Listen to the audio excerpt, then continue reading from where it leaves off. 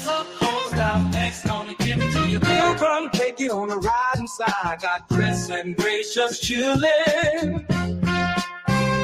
Hutch in the back bar, smoking on a fatty. Mr. Brian yelling, baby, dropping knowledge on the show. Pimps up, hose down. Pimps up, hose down in the chill zone.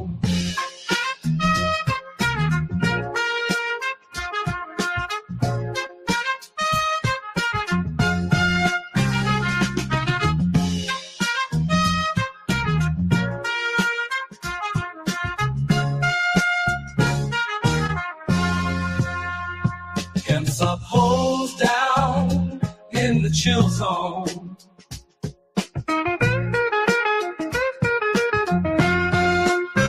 Pimps up, hose down in the chill zone.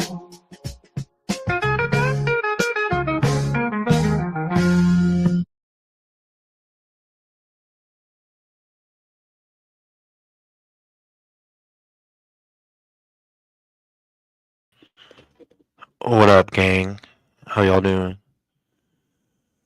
We are gonna go ahead. We're gonna stream all day. We might stream to 12 o'clock tomorrow morning. Might do a 24-hour stream. I'm not gonna be at home all day though. About to be going to the doctor here soon. Go check on that. Like I told you guys, I've been feeling like absolute shit. Feeling a little better, but I want to get down to the bottom of what's going on, and I want to try to get some extra help. Yeah. But I hope y'all enjoy some John Steele adventure. This dude's pretty dope. I've been studying into him. It's old time radio. John Steele adventure. He first broadcast in 1949. All right. It was a thriller drama. It wasn't considered a major force in the world of radio, but it is considered to have offered great entertainment, from what I've gathered. Jungles and deserts are the sounds of John Steele adventure. All right, and Don Douglas was the voice of John Steele. I guess Don Douglas was a pimp, and he was a roving adventurer, thrill seeker. He had various jobs, different locations. His career paths were he was a country sheriff in Alabama. He was a special agent in Turkey and a ship's captain. Yeah, they're narrated by a friend of Steele's, with Steele making cameo appearances throughout. And at the end of each story, John Still's voice would command you to have a life. He'd say, "A life of adventure is yours for the asking, but don't look for it. It may find you. Happy hunting." So he was cool. What up, G Nana? What up, Anthony? What up, 231 Pimp? What up, Gypsy? Yeah, go see the doctor, and hopefully everything should be chill. I still owe my They'd cut an excess from me. I owe them $50 for it. A little tumor type of deal, non-cancerous. I'm gonna go back and pay him, get checked out. My head. This has this little ache to it. But without further ado, I give to you guys John Steele Adventure.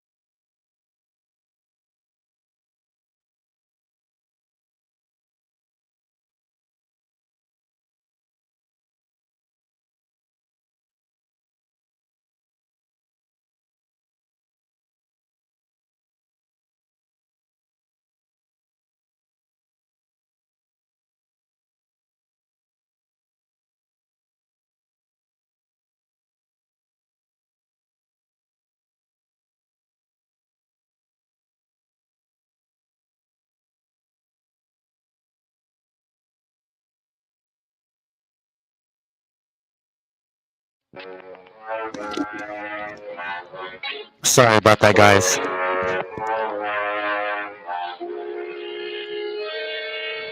Do we got sound now? Take one little man in a small town who makes the startling discovery that he holds the greatest power on earth. That's the story of Awakening, taken tonight from the files of John Steele, adventurer.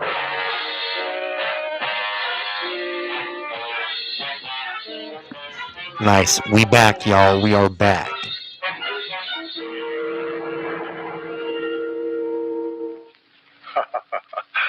Hello, friends. This is John Steele. And how are you this evening? I know you're interested in another story of adventure. And tonight, I have one I know will make you do a lot of thinking. And serious thinking, too. No. It isn't about me. There are so few of us who can tell of many adventures. At best, in a lifetime, we experience one exciting moment that makes for a real story. Yet, each one of us has had one such happening that stands out above all the rest.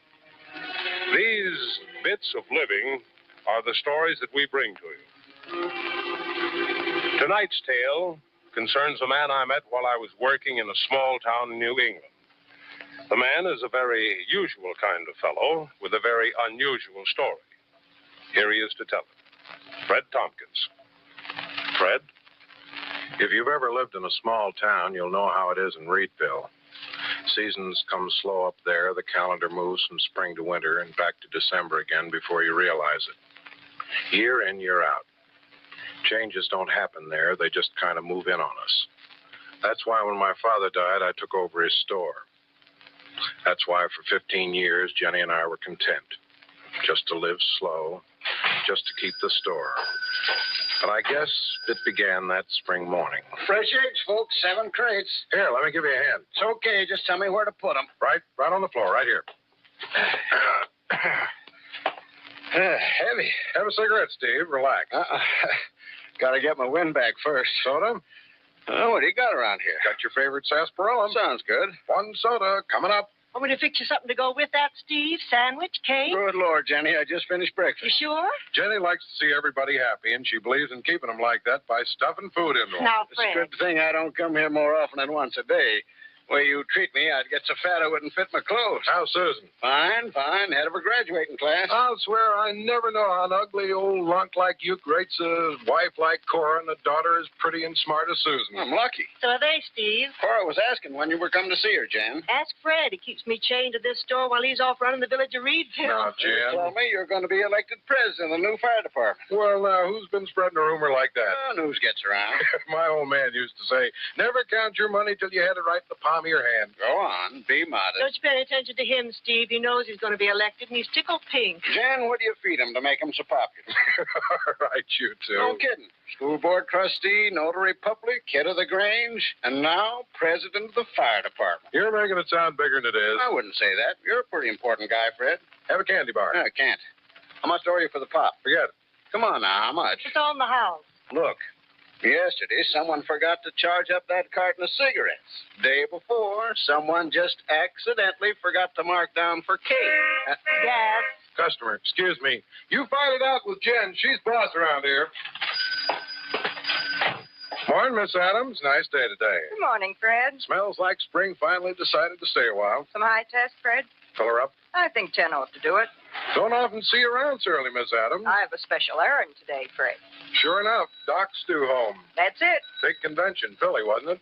Now, how did you know about that? Don't worry, Miss Adams. You'll make it. That 10:35 is always late. Oh, you know he's on the 10:35, too? Listen, Miss Adams, you keep a store in a town like Reedville as long as I have. You be postmaster and notary public.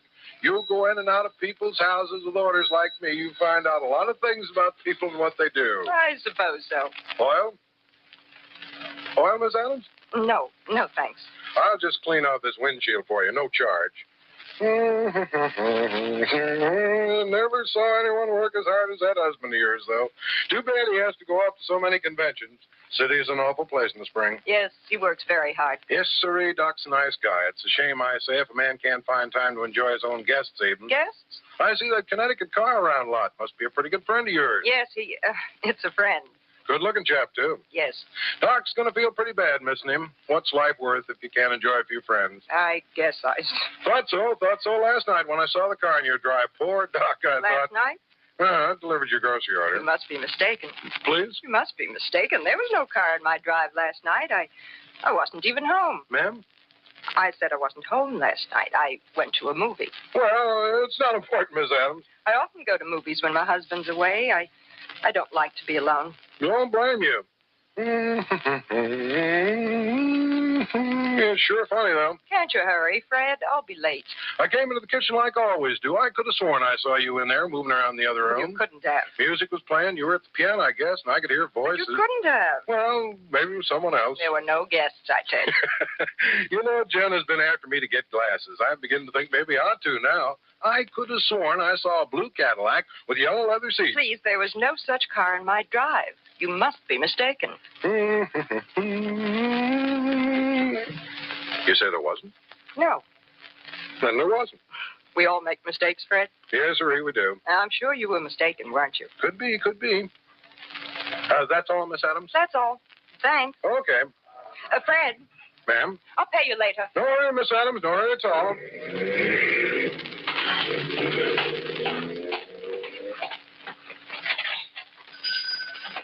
Steve gone? He went out through the kitchen. Said to tell you he'd see you at the inaugural dinner for the new fire department president. She sure did. Honey, I wish you wouldn't talk when your back's turned. I said that's a funny way to act. What's funny about it? Steve often goes out through the back. I wasn't talking about Steve. Oh? Laura. What about her? She acted like something was worrying her. A doctor's wife has a lot to put up with, I guess. Jen, Yes? what's today? I mean, what day? Tuesday, of course. I had to go to the bank and... And yesterday was Monday. Naturally. And on Monday, the movie's closed, isn't it? You know that, Fred. Monday's Jim Porter's night off. Then why did she say that? Oh, for goodness sake. What? Mighty strange. Strange.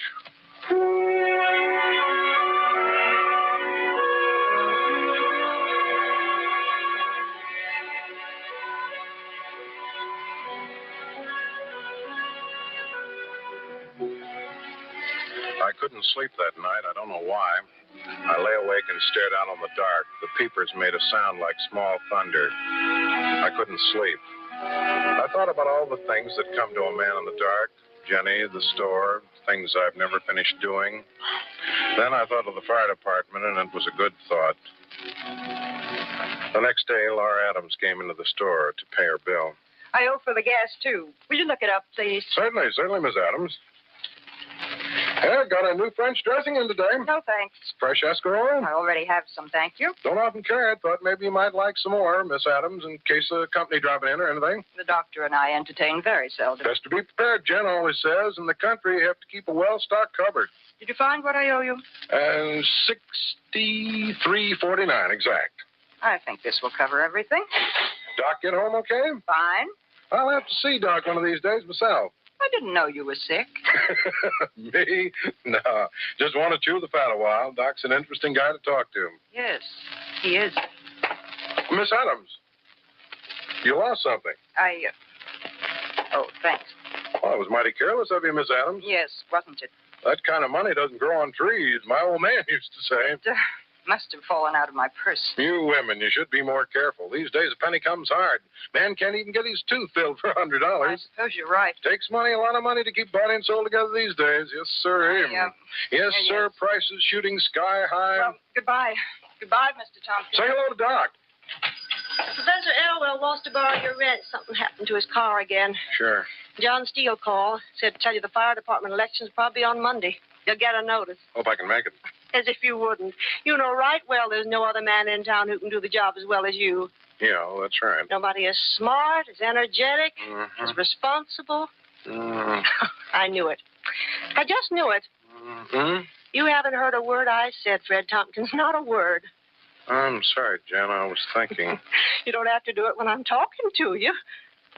Oh, my goodness. Jen, how long the Adamses lived in town? 8 or 10 years? About? Why? Just thinking. They keep pretty much to themselves. Some people like to be alone. Some people might have reason to. What'd you say? Strike you there's anything odd about his wife? She's prettier than most women around, that's all. Beautiful women always stand out. Left alone a lot, too. I feel sorry for the poor little thing sometimes. With her money, you feel sorry for her? Money isn't everything. Sure it is, Jen. It's power. If we had Laura's money, if we had any money, we wouldn't have to work 7 days a week, sweating to make ends meet. If I could...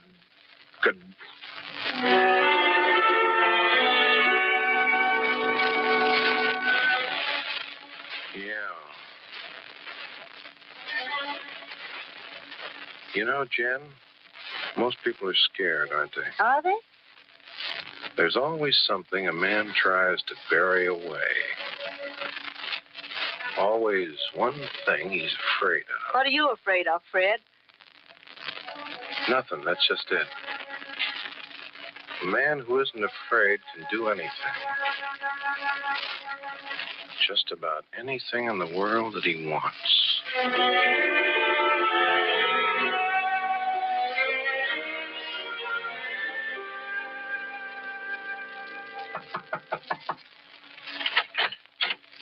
Oh, Fred, Morning, Miss Adams. did I order any groceries today? No, ma'am, you didn't. I came on business of my own. Come in. Nice house you have here, Miss Adams. Thank you. Yes? One of the nicest in town. We like it very much.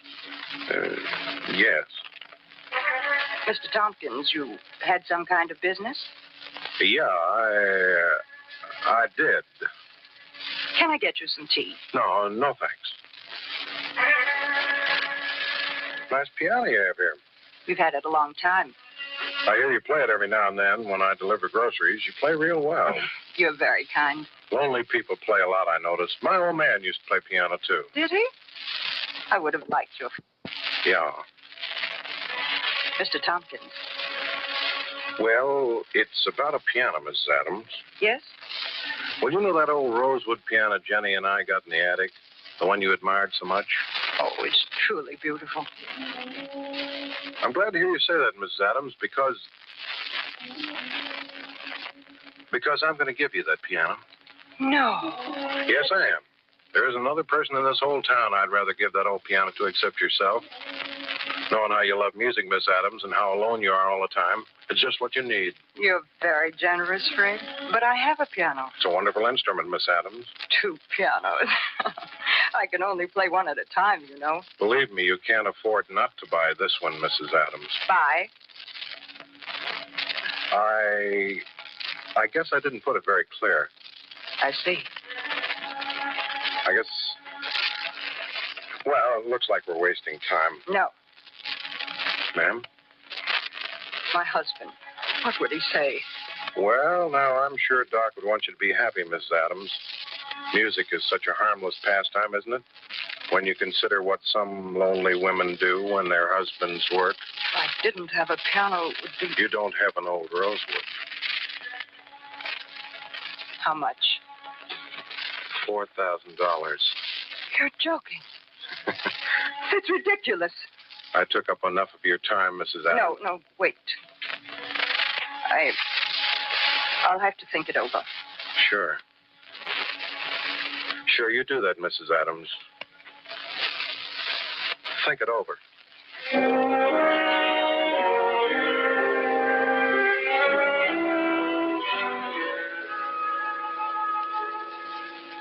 Look at it, Jen. $4,000. I see. 4,000 fat dollars, and it's ours. Why should Laura Adams buy our old piano? Maybe she wanted it. All of a sudden? Why not? It's been up in our attic for years. Why didn't you buy it before? Maybe one of those city visitors of hers told her it was valuable. Nonsense. Laura's no fool. It is a good piano. No hunk of wood is worth that much. That's a fine thing. The minute I try to do something to get ahead a little, you have to pick it apart. Customer. All right. Coming. Morning, Fred. Jenny around? She's out back. Dropped in to see if any of the flowers came in yet. Cora's been kind of looking forward to spring flowers. I think Jen saved a box for her. Jen? Yes? Got Cora's flowers? I'll get them. Hello, Steve. Jen? How is Cora? Fine. Shame a woman who loves flowers as much as Cora should only see them from a wheelchair. I don't know, Fred. Way I figure it, my wife and I have a lot. My farm, my work, Susan. Do you know Susan was voted the prettiest girl in the whole high school? No. Well, doggone, she should be. Mark me down some pop, will you? Help yourself. Think the world of Susan, don't you? Whole world.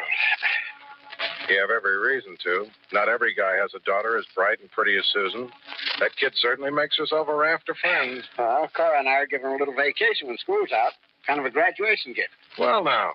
For long? Well, just about as long as she likes, I guess. A lot of people will miss her. Including her old man. Susan has a lot of friends. Hey, what kind of fancy stuff is this? Peppermint. They make it in all colors now. Oh, mark me down a box. Cora might like some. Or Susan. Well, Cora and I do spoil a youngster a bit. No, you don't. Of course, Cora's being an invalid so long, it kind of makes it hard on you, I guess, Steve. No matter how close you are to Susan, there are some things a kid like that has to tell another woman. What things?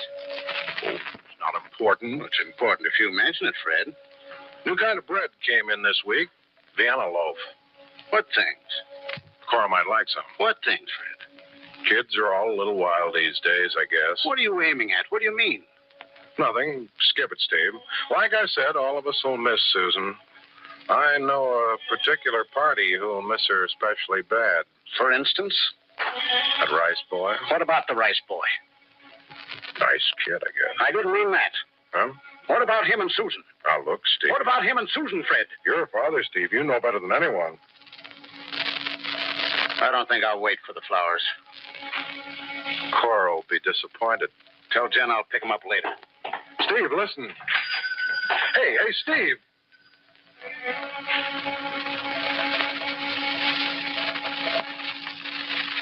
All afraid.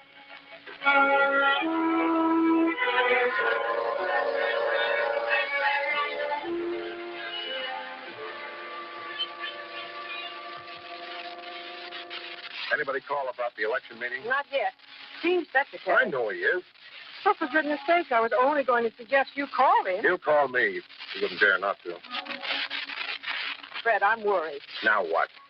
We're $300 behind this week. The store's losing money. Is that all? Forget it, Jen. We have money, a lot of money. Not if we don't earn it. That was my mistake, too. All along, I worked too hard. I should have used my head. Laura Adams canceled her account. What? I don't like it. Oh, well, we can get along without the Adamses. She's not the only one. The Harrises and the Brewsters and the Landauers. Laura Adams was the best customer. I don't like it, Steve. I don't like it at all. Hi, Professor. My goodness. Spring is certainly a messy season. Yeah. Those roads back to New School are literally a sea of mud. It took me literally an hour to drive back. One of these days, that old buggy of yours is going to get bogged down good, Professor. It's a sturdy car. Had it 20 years. All afraid. Beg pardon? Nothing. Hey, you should try conscientiously not to mutter, Frederick. Forgive me. I keep remembering you as a small boy who sat in my English class, blushing and stammering. Hey, you know, Frederick, my first accomplishment as an instructor was helping you to overcome that handicap. Thanks, Professor. Those were the days, Frederick. Oh, yes, yes, indeed. You've prospered. What's that? I see you did well for yourself. District school supervisor's quite an important person around here. Well, fate's been good to me, Frederick. Yes, indeed. Hear anything about the fire department elections? That word? How's your sister these days, Professor? Cynthia. Cynthia? Splendid, splendid. Glad to hear it. Yes, indeed, she's fine, fine. How nice of you to remember, too. Been almost 12 years since Cynthia left Reedville. My tempest does future. World's an awful small place, Professor. Yes, indeed, I always said. Not long ago, I ran into a friend who knows Cynthia. How? Oh, yes? Yeah. Chap's an attendant at one of those sanitariums. Indeed. Yeah. Well, I really must go. The roads, you know. These days, people who get too fond of the bottle are treated just like sick people, it seems.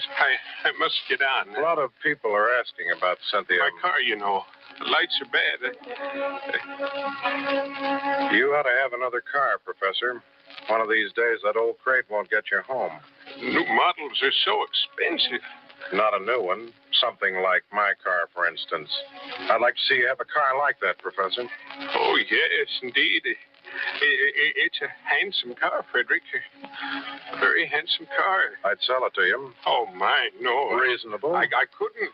Think about it, Professor.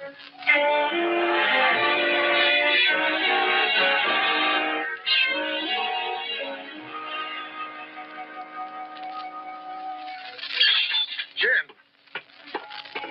It's all right. Jen, what is it? I just broke a bowl, that's all. Are you hurt? It's my grandmother's cut glass compote. I never liked it. What are you doing back here anyhow? You ought to be out in the store. Somebody has to clean the house. Doggone, Jen, you shouldn't be doing this heavy work. Where's all that help I hire for you? Susan didn't come. Oh, she didn't. Well, we'll just find out right now. Cora had a heart attack. Doc's there now. All right. All right, then. I'll get you someone else. You can't get help in this town. I'd like to know why not. Help's hard to get, and you know it. Susan only came over as a sort of favor. I paid her good money. Now Sue won't get her vacation. She'll have to nurse her mother. Okay. What's the matter with you? Can't you forget Cora Preston for just 1 minute? Just one? I've done housework before. I guess I can do it again. It's a pretty cheap trick Steve's pulling. Pretty doggone cheap. For heaven's sakes, Cora didn't have a heart attack just so I'd have to clean the house. I'll fix him.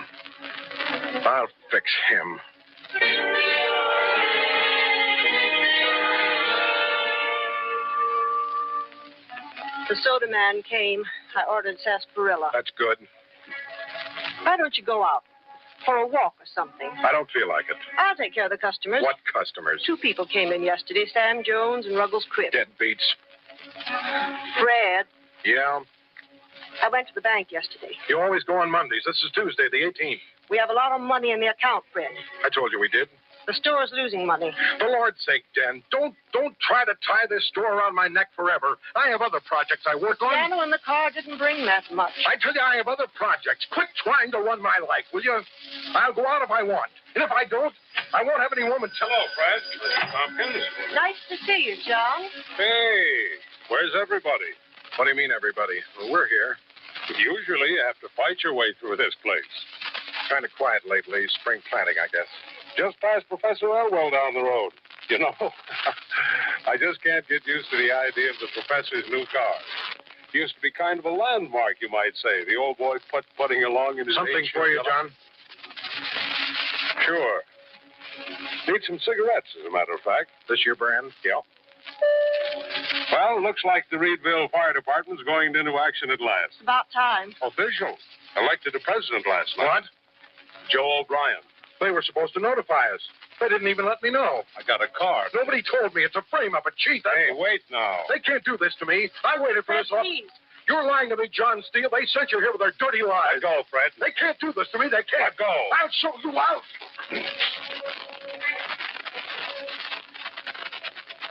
Sorry, Fred. Yeah. Goodbye. They can't do this to me, Jen. That office was mine. It was all set. Forget it. They're yellow, every single one of them. Fred, nothing's that important. It is to me, and they know it. They're yellow, and they're playing all their dirty tricks to pay me back. Pay back what? Nothing. Oh, what? Leave me alone. I only asked a simple question, Fred. Quit trying to poke into my business. Why don't you lock the store and go to bed? It's after hours. You could use some rest. The store stays open. You kept telling me you don't care one way or the other about the store, and now... It stays open. All right. They think they can threaten me. I'll show them they can't. Oh, stop this crazy talk. You're lost. Forget it. It's Steve. He engineered the whole thing, and the doc. Fred. If he wants his money back, he can think again. What money? Leave me alone. What money, Fred? Leave me alone! Shout at me, Fred Tompkins. Then quit running my life. I won't have you talking to me like this. No? No, I won't. I'll talk how I please, Not Jen. to me. You're just like the others. That's enough. Shut up, will you? Jen? Okay, then. Where are you going? Get out of the way. Put down that gun. I'm in no mood to argue, Jen. Put down the gun. I'll show the lousy little... Fred. Quit it. Fred, listen. Jenny, I warn you. Put it... Jen! Jen!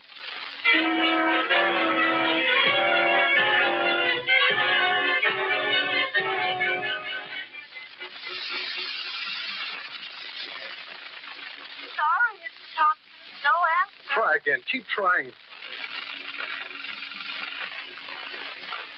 Hello? Mrs. Tompkins, Mrs. Adams. Fred Tompkins. Mrs. Adams. Mrs. Adams. Did you get your number? Ring again. Hurry. Yes, sir. Yes, Listen, Mrs. Adams. Where's Doc? doctor's out on a call. Where can I reach him? Can't you? I'm afraid I don't know, Mr. Tompkins. You don't understand. This is urgent. It's a matter of what? Listen. Oh, Number, please. get me Preston's. Mrs. Preston is sick, sir. They asked me not to ring after 9 o'clock. Steve's my friend. Well, Hurry. Hello? Steve, this is Fred. Steve, I need help. I need help right away. Sorry. It's not for me. It's... Goodbye. Steve, listen. It's Jenny.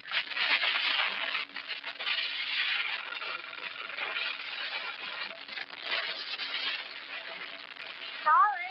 Professor Elwell doesn't answer. Try again. He answered before. A little deaf, Mr. Tompkins. Ring. Keep on ringing. Yes, sir.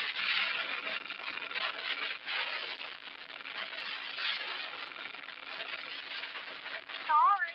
Oh, I'll keep trying to find the doctor for it's you. my wife. I can't leave her. Yes, sir. Try everywhere. Yes, sir. Wait. John Steele. Yes. Ring him. Hurry.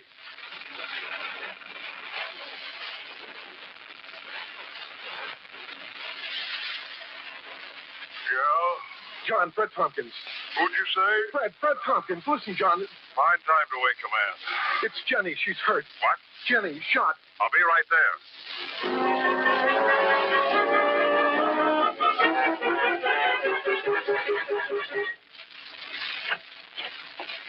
Jenny, take it easy. How is she?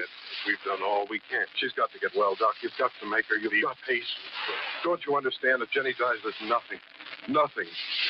She's all I got. Take it easy. I'll do anything. I'll give you anything. I never meant to harm you, Doc. I know everyone in town hates me. It's not true. But I never meant you harm, no matter what your wife says. If my wife and John Steele hadn't driven all over this country looking for me, there wouldn't be any question even of our waiting now. Laura? Yes.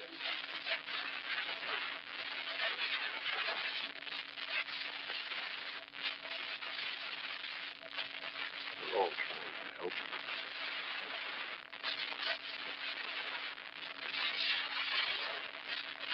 Yeah. Yeah, you are. Let's go, Tompkins. What? Just a minute, Sheriff. I got to get him booked. All right. Fred, don't worry. We all know you didn't shoot Jen. No. No. We'll get Mac on the case. He's a good lawyer. I'll do all I can for Jen. Don't be afraid.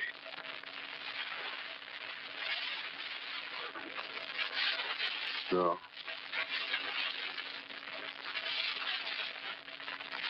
Oh, Fred.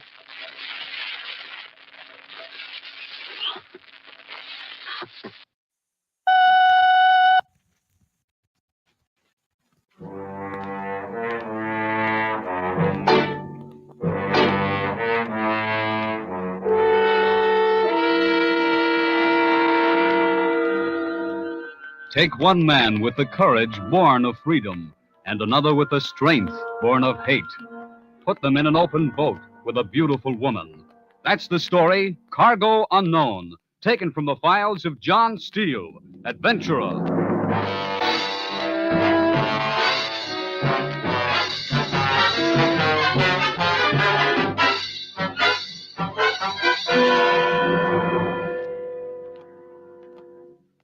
Hello, friends.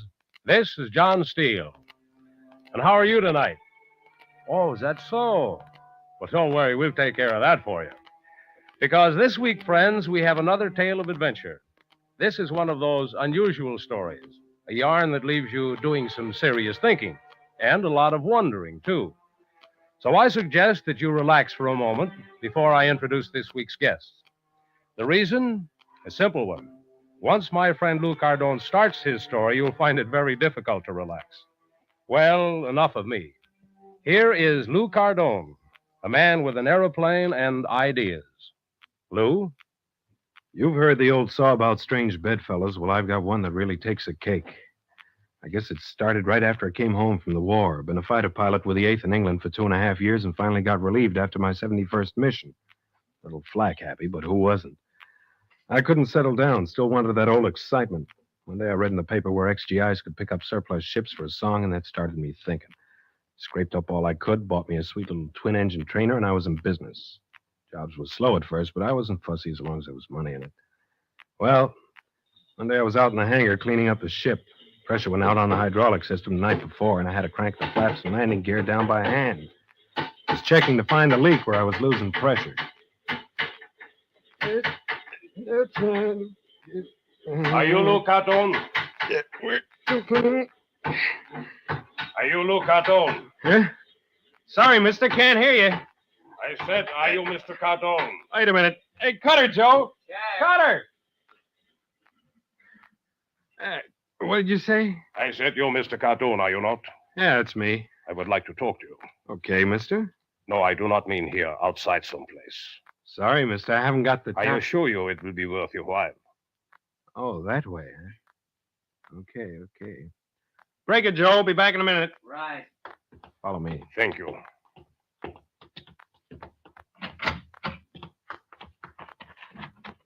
Didn't catch your name. I didn't say it. Well? Gunther, Joseph Gunther. Okay, Mr. Gunther, what's on your mind? I hoped we could find someplace more private. I've made a lot of deals standing right here. Very well.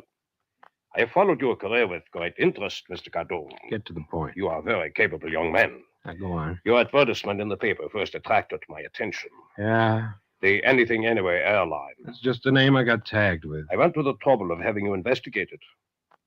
Well, By my own man, of course. We discovered several things of interest. such as? On March 2nd, you loaded a cargo of bowls of assorted materials. Your destination was recorded as Municipal Airport, Chicago.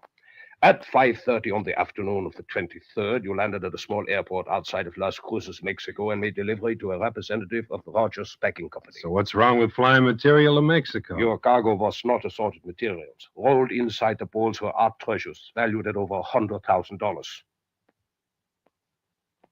Your men are pretty efficient. The order was placed to me. On the 18th, you loaded a cargo of canned food. Same destination and delivery. Another of your orders? Yes. Scattered through the cans and sealed inside them was over $1 million in jewels and precious stones. Shall I go on? You've made your point. What's next? We had to be sure of our man, Mr. Cardone. Very sure. The cargoes were delivered. And you were well paid. Well? The next delivery is to Argentina. Hey, that's a long hop. What's a cargo? A man. Will 10,000 be enough? Pretty important guy, eh? Yes. Why's he so hot?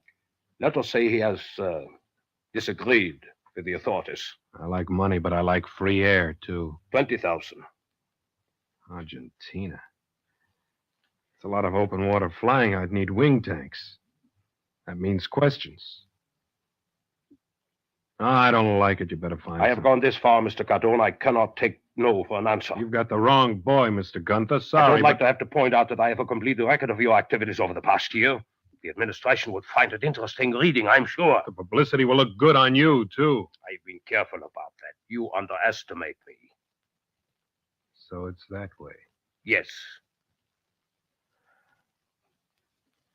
20 grand. When can you leave? There's a lot to be done. End of the week. No later. I will get in touch with you about the details. Okay. I knew you would see this my way, Mr. Cardone. Yeah.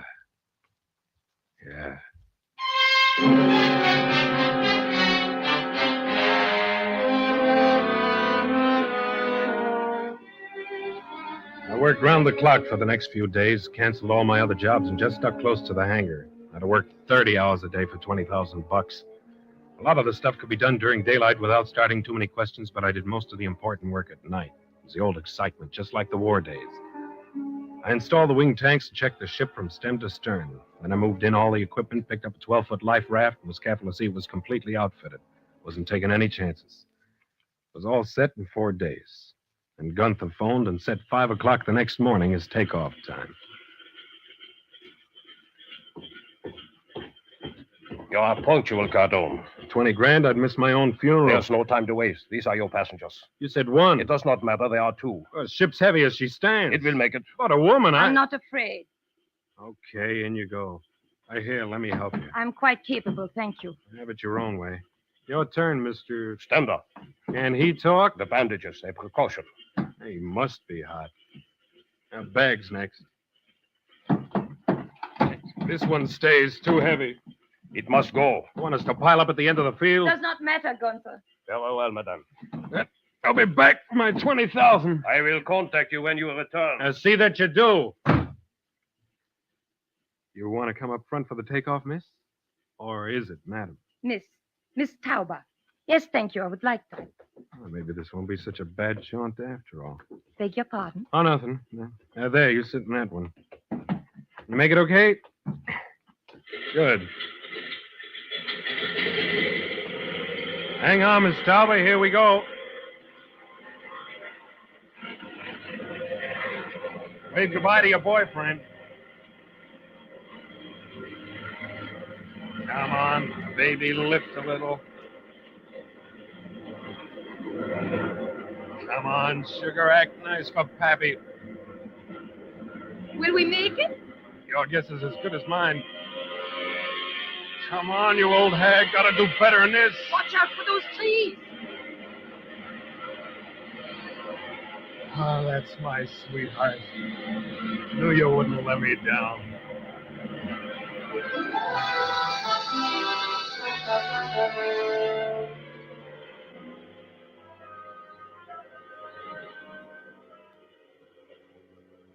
You ever have that funny feeling that you've seen or met a total stranger someplace before? That was my reaction to Stender the first time I saw him. I couldn't pin it down to any particular time or place. It wasn't anything as concrete as that. We'd been in the air for about 6 hours when I put the ship on automatic pilot and went aft. You comfortable, Mr. Stender? Right, Mr. Cardone. Must be a relief to get those bandages off. They serve their purpose. The water looks beautiful from up here, like burnished metal. I've seen that color before. Where? On the barrel of a rifle or a revolver, like Mr. Stender has under his jacket. You think I am armed, Mr. Cardone? The bottle's the only other thing make a bulge like that. You don't look like a drinking man. You object, then, to my carrying a revolver? Hadn't given it much thought. But you object? I don't have one. Very well. You shall keep the cartridges. I shall hold the weapon. How do I know that's all the shells you have? In the same way that I know you are unarmed. Okay. You have done a great deal of flying, Mr. Cardone. Enough? You flew during the war. Yeah. Combat. 71 missions. Pacific? Europe. So. Then you are responsible for the destruction of a great many German cities. Not directly. I was a fighter pilot. So? You have shot down many aircraft? 16 and 2 probables. Probables? Not recorded by my wing cameras. You must have been well rewarded by your country. Never thought of it that way. I always found your army system of awards and decorations a bit amusing. We did all right. But then you weren't professional soldiers. We won the war, didn't we? Yes, you did. The motors. Sounds bad. If I can just get her to catch again. Gotta set her down. Back to your seats. Fasten your belts. But I Try to lay her in easy. Can you land Get over? back to your seat. Lucky water's smooth. Hold her up a hair. That's it. Now easy. Now easy. Hang on.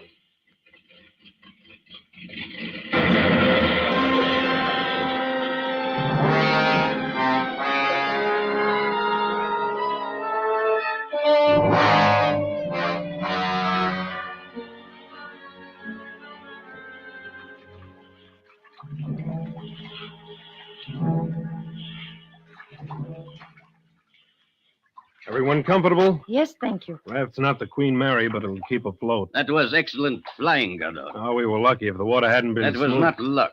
That was, what is it? Fate. Maybe. Did you have time to radio our position? No. But surely a ship will pass this way. Regular shipping channels are about 150 miles west of us. I figure we're drifting about due southwest. The sail will help some. Yeah, if the weather holds, we might drift into shipping lanes in 10 to 12 days. Have we enough food? I stocked the raft for 2. What does that mean? Have to be careful. It won't be like the stork. The stork? Oh, nothing. Do many aircraft fly this route? Can't count on that. No, I suppose they follow the shipping lanes, too. That's right. Well, we'll just have to make the best of it. The sun is terribly hot. Oh, I'm sorry. Here, let me rub some ointment on your face. You've thought of everything. It's part of the crash equipment. Is there enough? We have 1 tube. It is not very much. Faces get tough in a few days. Won't need it then. It is cooling. You have a lovely face. Cup it with oil. Even that way. You should use some. I don't need it. Very charming, Mr. Cardone, if somewhat foolhardy. Mr. Cardone was not trying to be charming. Gallantry is a luxury he cannot afford. That is contemptible. The truth is often contemptible, Lisa. You'd better use some, Stender. Thank you. Your face is quite white. What do you mean, Cardone?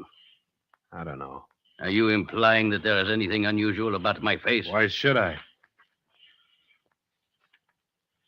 Hey, when'd you eat last, beautiful? 4 o'clock this morning? It's 12 hours. Yes. Okay, time for lunch, I huh? can wait. We'll eat now. Won't be much, though.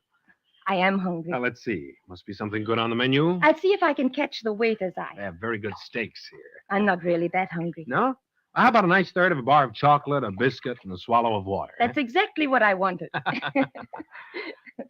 Stender? Thank you. Oh. How's it taste? Wonderful. I love that musty taste in the chocolate. Army specialists work years to develop it. You're not eating, Mr. Stender. I may have greater need of it tomorrow. Maybe you won't need it at all. Tomorrow.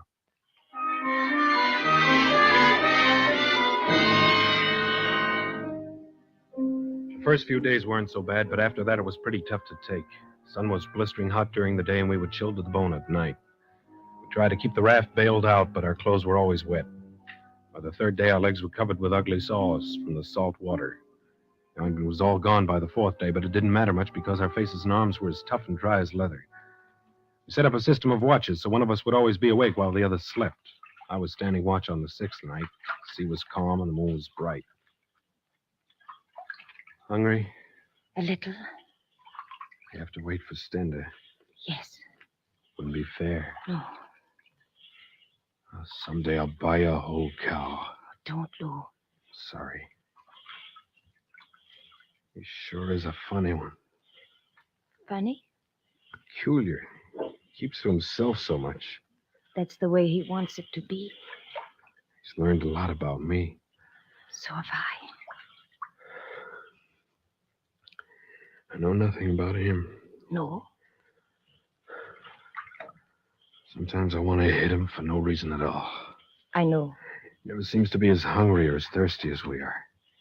He's more careful with his food. Yeah. How can he sleep so well? I don't know. The minute he lies down, he's asleep.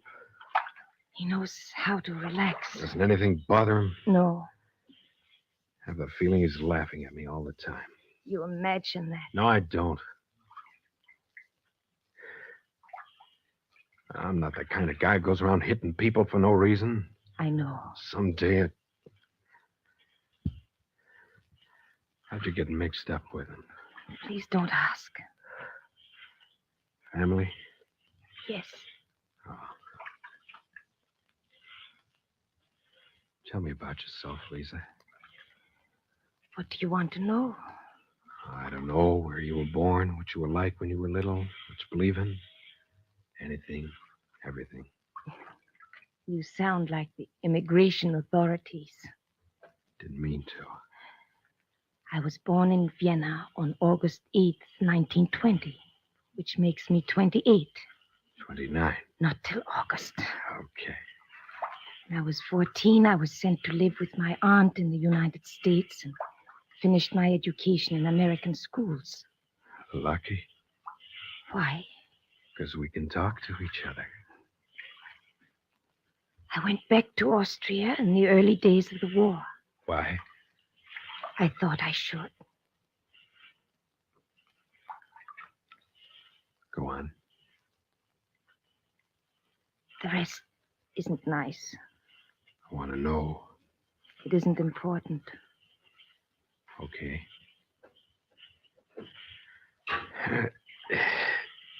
What do you believe in? Myself, That all? I don't know. Okay.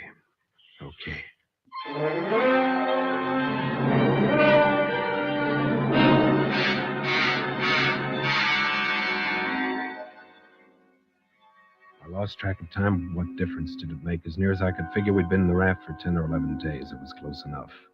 Our water was almost gone. Our food supply was running low. We used the fishing lines from the crash kit every day, but nothing ever happened. Lisa showed the strain more than Stender and me, and I began sharing my chocolate and biscuits without her knowing. Stender knew and smiled. It was Stender's watch on the 11th day. I was sleeping lightly when I woke with a start and remembered the cartridges from his revolver. I slipped my hand into my pocket. They were gone. I had no idea how many days they'd been missing. You've lost something, Cardone? No. I thought I saw you looking for... It was nothing. I must have imagined it then. Yeah.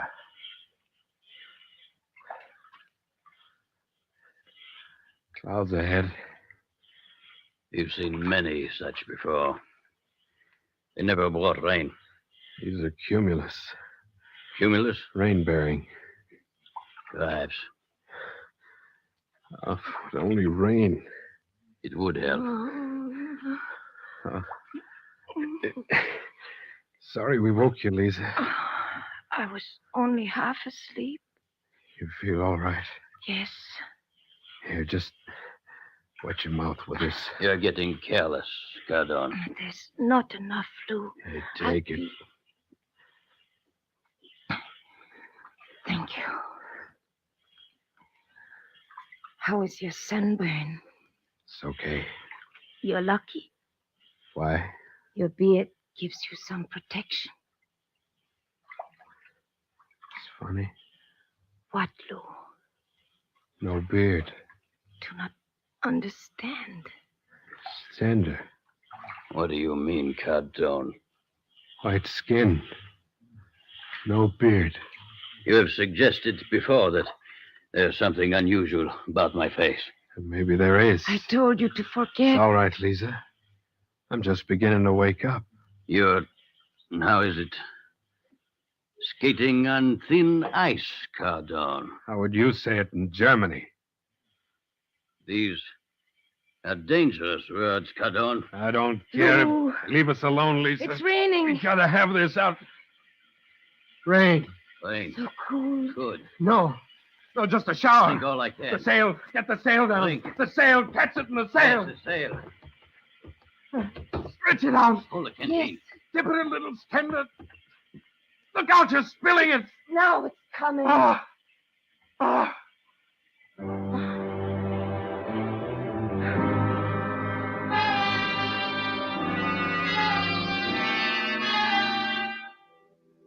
We were able to fill one canteen and a half, another before the rain stopped, but that was enough to keep us alive for a few more days. A lot of things were beginning to get straightened out in my mind. I was sure now that I'd seen Stender before. Peculiar whiteness of his skin and the lack of hair. Well, if that wasn't plastic surgery, I'd never seen it. I knew I had to be careful because he still had the revolver and the cartridges. It was the 14th or 15th day in the raft. I was half awake. Lisa was bending over me, shielding my face from the sun. Mr. Stender says you've been sharing your food with me. Huh? What'd you tell her that for? I hoped she would see you for what you are. True. It's true. Oh, don't waste your strength, Lisa. Oh, silence, both of you. Lou. Silence. What's the gun? Silence. Lou. The bird. What? Up there, a bird. Go. If I can just Don't get shoot yet. getting closer. Wait. Circling. Looking for food. Coming down. Not yet. Sees us. Yeah. Coming for the raft. Wait till he lands. There. Right on the raft. Don't. Careful. One shot. If you hit the raft. I am an excellent shot, Cardone. Got him. Got him. No. Food, Lisa, food. Never any doubt. Yeah, lucky you had the gun. Superior mind must do as it thinks best. Got to take care of the bird. I thought I detected a note of alarm, Cardone. Huh? Yeah, you thought perhaps I had some other use for the revolver? No. My imagination, perhaps. You know what this means, Stender? Means Yeah, the bird. you're safe for another few days. Besides that, Well, we're getting near shipping lane, Stender. so? We may get through this. Yes. First thing I do will be turn you in. So? One thing you can't stand. Be beaten. You're talking bravely. Considering I have the revolver, my captain. Oh, was it Major? Colonel Private. Or was it Corporal?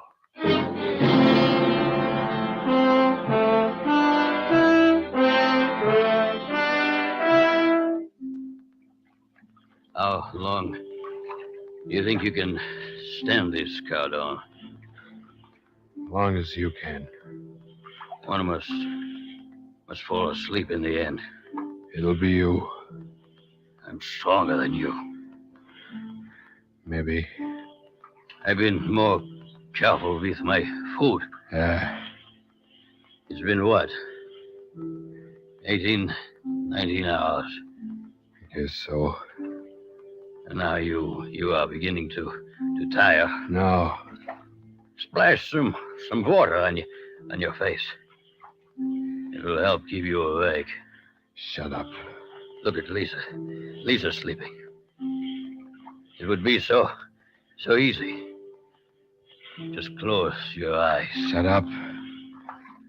Your patience is wearing thin, Cardone. You can't last forever. You should not allow yourself to become so upset. It uses valuable energy. I don't get it. Get it? This cat and mouse business. Perhaps I am enjoying myself. How? Proving to you conclusively that I am your superior in every way. So this is what it was all about. About? The war.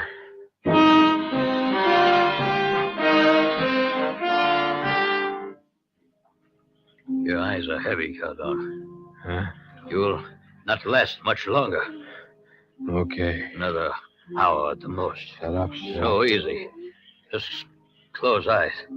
Never wake up. No, you can't. It's all right, Lisa. Give water. Here, baby. Drink this. Give food. Give You water. could use that water more than she. Give food. Give water. Can't last forever.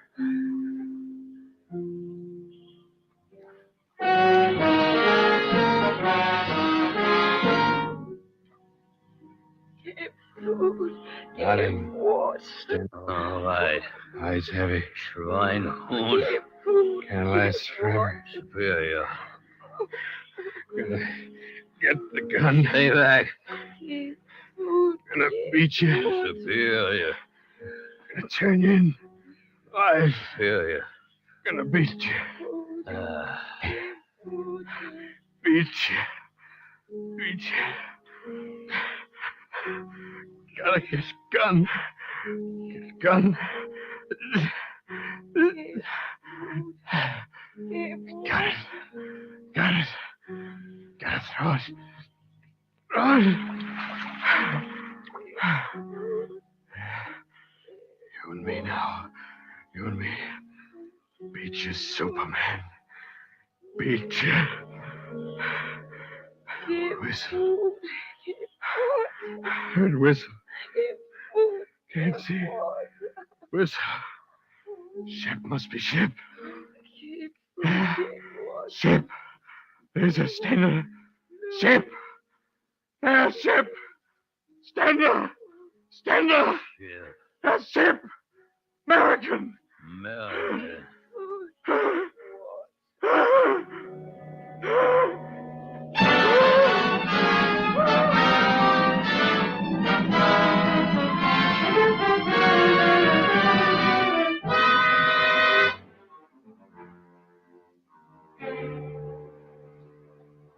He's coming out of it. Take it easy, son. Here. Drink this.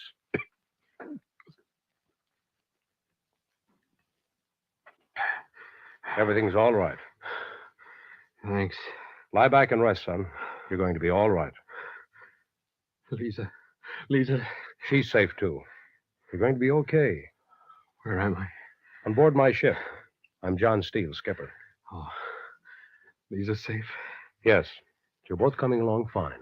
Both? Lucky we picked the two of you up when we did. Two? Yes. You were both unconscious when we got to you. Two? Yes. It's a funny thing. When I first picked you up with my glasses, I thought I saw 3 people in the raft. When we got close enough to lower a boat, there was just you and the girl. Couldn't take a beating. Pardon? Nothing. Yes. Now, you just lie back and take it easy. Yeah. Oh, just one thing more. Yeah? I've been holding up my radiogram till you came around. Yeah? Any casualties to report? No. No casualties. No, I didn't think so. By the way, we found this in your pocket. Thought you might like to have it. Oh, what is it? A ring. Oh, thanks. Indian good luck charm, isn't it? Yeah. Yeah. Superman.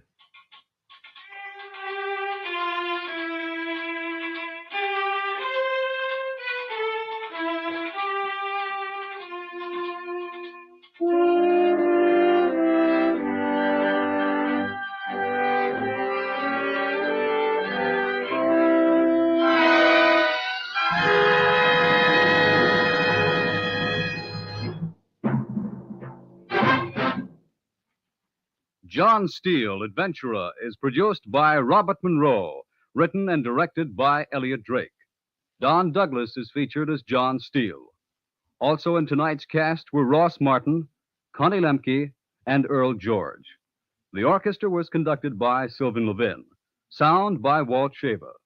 Remember, next week, Mutual presents Kid Brother, another story of suspense and action from the files of John Steele, Adventurer.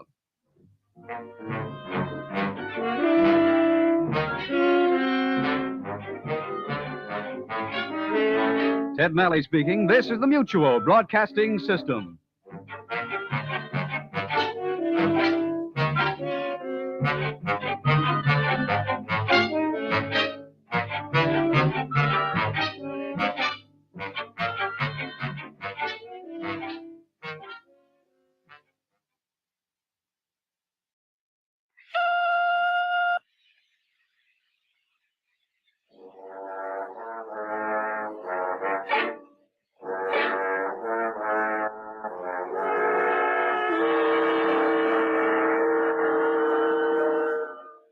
Take one man against an angry crowd.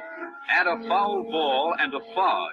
That's the story, Play Ball, taken this week from the files of John Steele, Adventurer.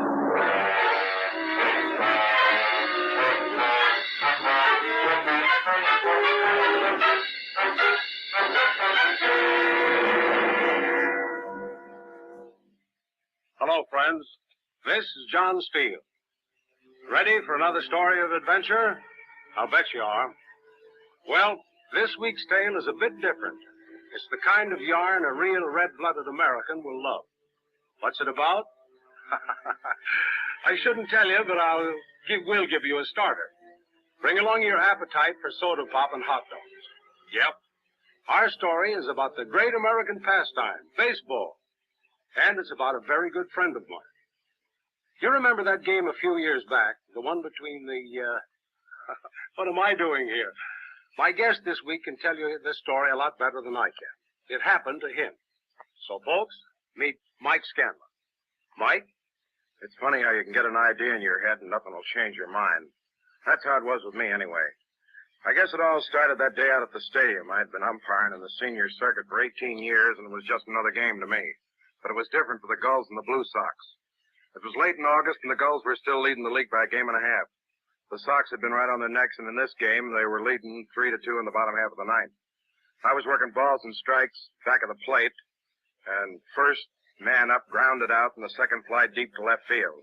Holmes, the utility infielder from Danville, got a pinch hit single and took second when the Sox third baseman threw the ball away. The crowd was hollering for blood as Galatelli walked up to the plate. Okay, Pappy, this is the ball game. Just burn it in here, baby. Just whistle past the green hair, boy, Pappy. That's the muscle. Go ahead, baby. Why don't you go take your shower now, Pepper? The game's as good as over. Says the game's over, Pappy. Just burn it in here, baby. We'll show 'em how the game's over. The first pitch clean into left field stand, boy. First ball hitting, Pappy. First ball hitting. Just the bush swing into the first pitch, baby. Walk over this ball game, my friend. Okay, Galatelli, quit your jawing and step in there. Crowd's late for supper now. Hey, take it easy, Scanlon. Gotta give the customers their money's worth, don't I? Big man treating the crowd, Pappy. Gonna send 'em home happy, baby. Step in, Nifty. Let's put this thing to bed. Okay, Mike. Gotta give the crowd a little excitement. Okay, baby, let's see that high, hard one in here. And here it comes, boy. Here it comes. Here it comes. Oh! That's it, baby. That's okay, baby. Got him to win. Where's that home run, big man? Where's that home run? I'm just gonna put one where I can reach it, boy. Green kid says he can't reach him, Pappy. Okay, baby, right down the old middle. Just blow right past the big man, Pappy. And here it is. Here it is. Hey, glasses or something? You heard me, Nifty. He's trying to dust me. Right one I It was said. up to my ears. Step in, Galatelli. Got him singing, baby. Got the green kid singing. Give him the old floater, Pappy, the old floater. And swing, swing, kid, swing. That's okay, baby. Could have counted the stitches on that one. Got him to waste, Pappy. Got him to waste for the vicious swinging here. Ball scuffed, Scanlon. Let's see the ball, Pepper. Ain't touch the ground, hide it, Scott. Okay, let's get going. I tell you, it's scuffed. It's hopping, coming up to the plate. Could be he's pitching. Keep your eye on him, Mike. He'd dust me if I wasn't so fast. Step in, Nifty. Got him singing like a seagull, baby. Give him the big rainbow, Pappy. Bend the big one. Here it is. Here it is now. Yeah! Lookity blanket, boom on next week, Pappy. Hello, Texas Busher. I gotta swing at a bad ones or he'll walk me. What to hit himself on, baby? What to hit himself on? Hello, you dusty The train. next one out of a what, wise guy? Step in, Nifty. What's the count, Mike? 2 and 2. Okay, baby, we're way up in front of him in the catbird seat, Pappy. Gotta swing it this one. Let's have that big bender again. Gotta swing. Gotta swing. Yay! Hey, Reedville in there. One up the stands for sure. Hey, watch it, watch it. Oh, ball. What's the idea, Mike? That was fair all the way. Sorry, Billy, that was foul, but You blind to something? Call him as I see him. Foul ball. Man caught it up in section 23. Gotta be fair. Going back to the bench, Billy. You crazy Scanlon? Never hit one fair in my life. Going back to the bench, all of you. Foul ball. What are you getting old? Hit that ball right on the lane. Went straight as the die, Mike. Foul ball, I said. What's the guy gonna do? Hit straight away to center field to be fair. Careful, Nifty. Line is a bat right on the lane. Foul That's ball. Connie. He could see. Back to the bench or I'll throw you all out of the game. Okay, Scanlon. But I'm not forgetting. Shut up, Nifty. Not forgetting this. Shut up, Galatelli. I don't want to throw you out. And even if it's a left. You're going to step in or not? Okay. Zero. Okay, Pappy, we got him now, baby. Green kid so rattly, throw the bat away. Underhanded, baby, you can't see for the red. Just toss it up here, toss it up. Swing, kid, swing. Strike 3. That's the game. That's my baby, old Pappy, old Pappy.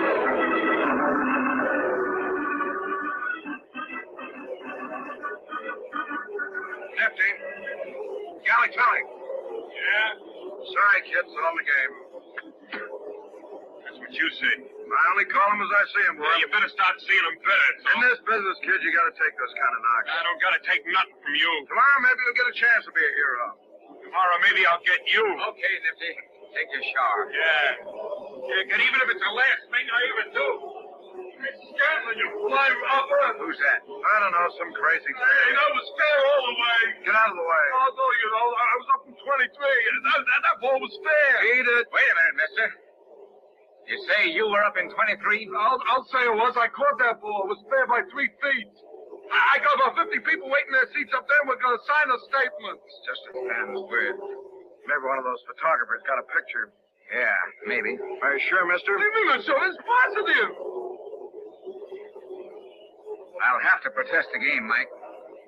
Never had a game protested on my decision in 18 years. Yeah, I know. Sorry, Mike. Sure. Sure.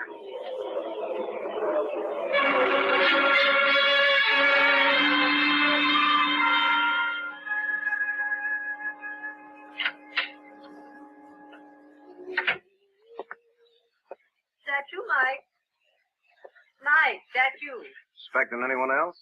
Well, if I was, I wouldn't tell you. You know, sometimes I think you're spying on me the way you sneak around here. When a man's married to the prettiest gal in the state, he's got to expect to do some spying. Oh, you're just saying that because it credits you. You're going to be an awful shock to your pride someday when you take off those rose-colored glasses. Yes. Mm-hmm. Now, I got too many things to do to stand here lobby-gobbing with you all day. Okay. The paper's on your chair and it'll be ready in about 15 minutes. Okay. Have a hard day? Didn't you listen? I always do. You know that. Sox needed that game today. Yeah. You know, I think George McCrae's the best sports announcer in the business. Yeah. Must have been a very exciting one in the seventh when Galatelli tied that score. Yeah. You listening to me, Mike Camden? Sure, dear. But you certainly don't sound it to me. No, I'm listening, honey. Kind of a boy is Nifty Galatelli. Fresh kid. At all? Well, no. Well, for his second year in the majors, he's doing all right. Yeah. He's the spark plug of the girls. Got the temper to go with it, too. He'll learn. Maybe. Girls wouldn't be in first place if it wasn't. Do we have to talk about this all night? No, of course not. What did McCrae say about the ninth inning? Yeah, he said it looked fair to him. Oh, he did he? When's he going to learn a sports announcer is supposed to report the facts, not give opinions? Well, he's entitled to one. He's not entitled to prejudice a million radio listeners. Well, we're having corned beef and cabbage tonight. Good. Your favorite dish, and all you can say is good. I'm sorry. Made it special for you. I said I was sorry. I understand. Do you? Of course I do. Why, that dirty note. What's the matter now? Well, listen to this. In the Daily News, umpire Scanlon was guilty of the most flagrant misjudgment when he called Galatelli's blast in the ninth inning foul. Our staff photographer's picture clearly substantiates the opinion shared by some 30,000 fans that this blow was fair by at least 3 feet. There comes a time in the life of an umpire when he has outserved his usefulness to the game and is no longer capable. Who's he think he is? What, Jimmy Powers? I'm going down there first thing in the morning Now, and Mike. tell him off. Anyone can call him when they got all the evidence in front of them. He's just doing his job. His job to hold people up to public ridicule? No, his job is to stir up interest in the local team. I'll beat down his door That's until something more important than making a big scene. What? What's it mean to you? What do you mean? Well, will they protest? Yeah, Billy will have to protest to keep the fans happy. Oh, kind of token. Yeah, Well, what'll the president of the league do? support me, I guess. You sure? That's not the point. Sure, he'll support me. Can't change an umpire's decision once it's been made, even with photographic evidence. Billy knows that. Well, It's the principle of the thing. of course. Been in the game for 18 years. I know. What's the use? How've you stood it, man? Stood what? This life, living in hotel rooms 6 months out of the year, knocking around from town to town. Yeah, you love the game, don't you? Well, of course I do. Wouldn't be in it if I didn't. Well, that's enough for me. Suppose now I am all washed up. You stop that kind of talk, I Mike seen it Gavin. happen. What? A guy loses his nerve or something. Stop it this minute. Did you ever have 30,000 people booing at you? You know what it feels like? Well, do you? How'd you know?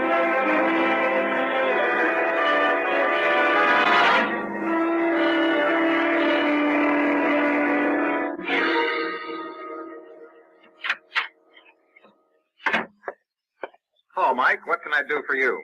I read your column last night, Powers. Well? I didn't like it. No? No. Well, I'm sorry if you took offense. Yeah, I'll bet. I mean it. There was nothing personal about that column. Nothing personal. Who do you think you are, wise guy? Now, take it easy. Make me look like a jerk to the Wait public. a minute. Spend 18 years in the Carter? game, and some joker with a typewriter Mike. I don't care. Mike. That's better. Just cool off for a minute. Okay. Mike, why have you been mixed up in baseball for so many years? What are you trying to do? Because you love the game, right? Go on.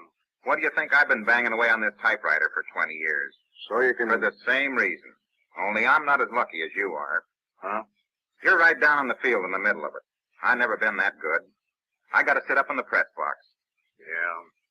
But I think maybe I can do as much good for the game up there as you can right down on the field. What do you mean? Only one thing interests me, Mike. Keep the game clean. Yeah. I would have done just as much squawking if the decision had gone against the Sox. Oh. Now, there isn't much more a sports writer can do except report the facts and beef like crazy when he sees an injustice done. Yeah, I guess you're right. I don't like to say this, Mike, but maybe you need a rest. Huh? I don't know. A guy reaches a point, I guess, when his reflexes aren't as quick or his eyes aren't as sharp. I don't know. I see what you mean. I'm sorry, Well, thanks, Mr. Powers.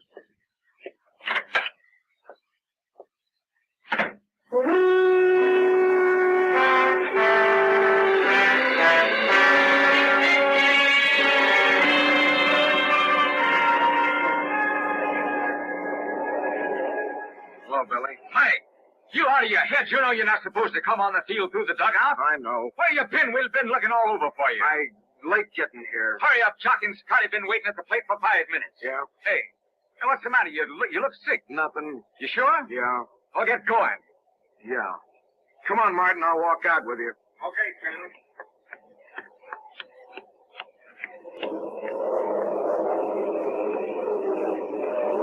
Stupid fans like a pack of sheep. Kinda giving you the business, Mike. Hey, where you been? We've been standing there. Pepper, where's your batting order?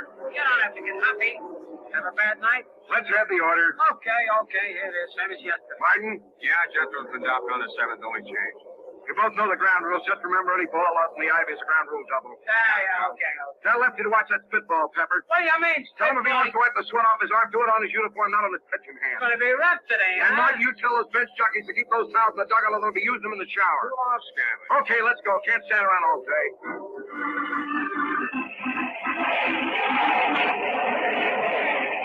Okay, Red Baby, loosen up that old wing. Hasn't he been warming up for 20 minutes? You got the jitters or something? Come on, burn in here, Redhead, when you got your stuff today. How many warm-up pitches does he need? Get off my back, will you? Okay, kid, now bend one of those big ones in here, baby. Let's get going, Martin. Okay, he's ready. Well, we're waiting on you, Scanlon. Yeah, the strap on my mask is loose. I gotta tighten it. Well, come on, Scanlon. You gonna say play ball, or ain't you? Yeah, I gotta fix my chest protector. Are you sick or something? No, I'm okay. I'm okay. Well, you gonna say it or ain't you? Yeah. I'm gonna say it. Yeah, gonna say it. I'm gonna say it. Gonna say it.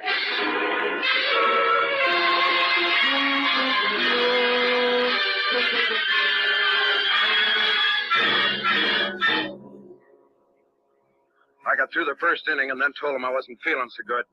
Scotty came in and took over balls and strikes, and I went down to first base. I was lucky and didn't have any close ones to call all afternoon. News, something like that, gets around the league pretty fast, and I had a rough time of it for the next few weeks. No matter what park I worked, the fans rode me, and I had the feeling the players were all laughing at me. I kept telling Scotty and Jock I wasn't feeling good, so I didn't have to work behind the plate. But I knew I couldn't keep it up. We were on our last swing through the West, and when we got to Chicago, where the league offices are, John Steele sent for me. Haven't seen you for a long time, Mike. No. Well, don't stand there. Sit down. Have a cigar. Thanks. Nice humidor. Managers gave it to me for Christmas last year. Being errand boy for the president of the league has its advantages. Light? Yeah. Thanks. Pretty good season so far. Yeah. Only club behind last year's attendance figures is the Leafs. Is that so? Yeah, and they're only under by 5,000. Oh. What's all this I've been hearing? Huh? About you. I don't know. What you been hearing? How long have we known each other, Mike? 10 years, I guess. Been pretty good friends, haven't we? Yeah. If you've got anything on your mind, you can tell me. Yeah, I know that, John. Well, go ahead, spill it. Don't know if there's anything to spill. I heard you hadn't been feeling so well. Nothing serious. Serious enough to make the boss ask me to have a talk with you. Oh. Need a rest? No. We can always bring up one of the... No need a rest, I said. Okay. Get over this by myself. Just thought I'd ask. We've been around this business for a long time. Yeah? Seen a lot of men come and go. What are you trying to say? I'm just trying to let you know that you've got a friend you can talk to. Why don't you stop prying if you're such a good friend? I want to help you, Mike. Don't need any help of that kind. I think you do. I'm sorry, John. I guess I'm sort of jumpy. I know. I don't know what's the matter with me. Does it go back to that foul ball? Yeah, I guess so. The president supported you when Billy protested. I know. Well, didn't that help? That's not the point. No, I guess it isn't. Something I gotta straighten out alone. Okay, Mike. Do it your way. Thanks, John. I'm going to be in New York over the 26th. Oh? The Gulls and the Sox will be playing 3 games while I'm in town. Uh-huh. You'll be working that series, won't you? Yeah. I want to see you back at the plate in one of those games. You'll see me. Maybe we can have another talk then. Yeah. Maybe.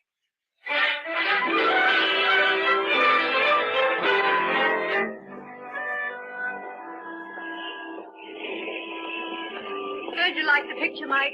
Uh-huh. Oh, I thought Jimmy Stewart was wonderful. Yeah. Good baseball scenes, too. Mike, you're listening.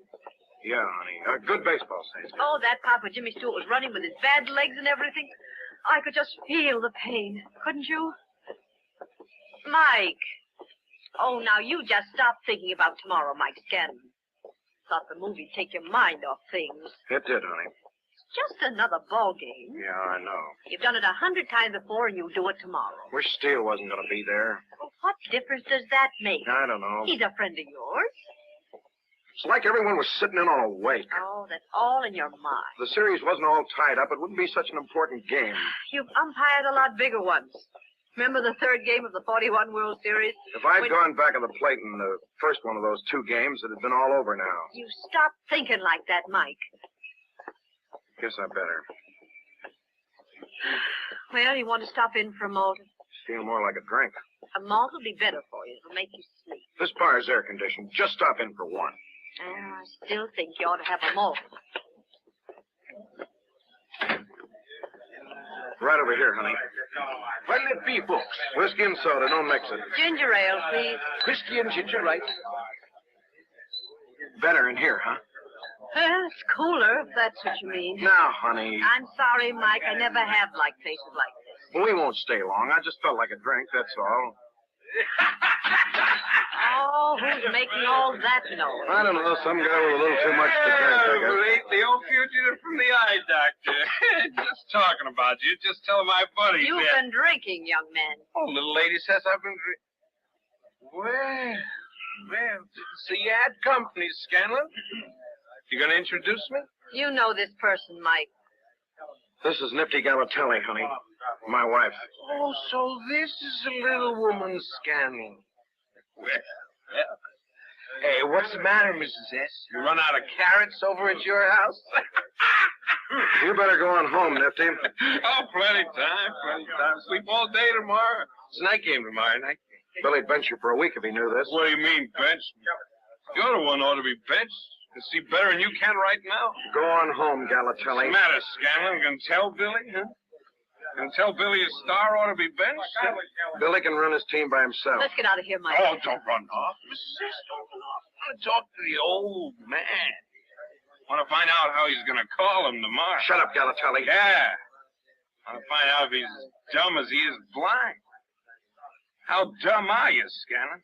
I'm warning you, Nifty. Because if you're smart, you're going to call him the right way tomorrow night, see? Going to call him the way old Nifty sees him. Okay, Nifty, you go. Mike, you out of your head? You want to play rough? Get off my arm! You call him right. Let go his arm. Call him Nifty's way, see? Cut that stuff out, you Let go his arm. Okay. Okay, Scanlon. Let you go. Don't forget what I told you. Galatelli, I could have you thrown out of baseball. Come on, Mike, we're going home. See you tomorrow night, Scanlon. Come on, Mike. Yeah. Yeah. Here's for the drinks.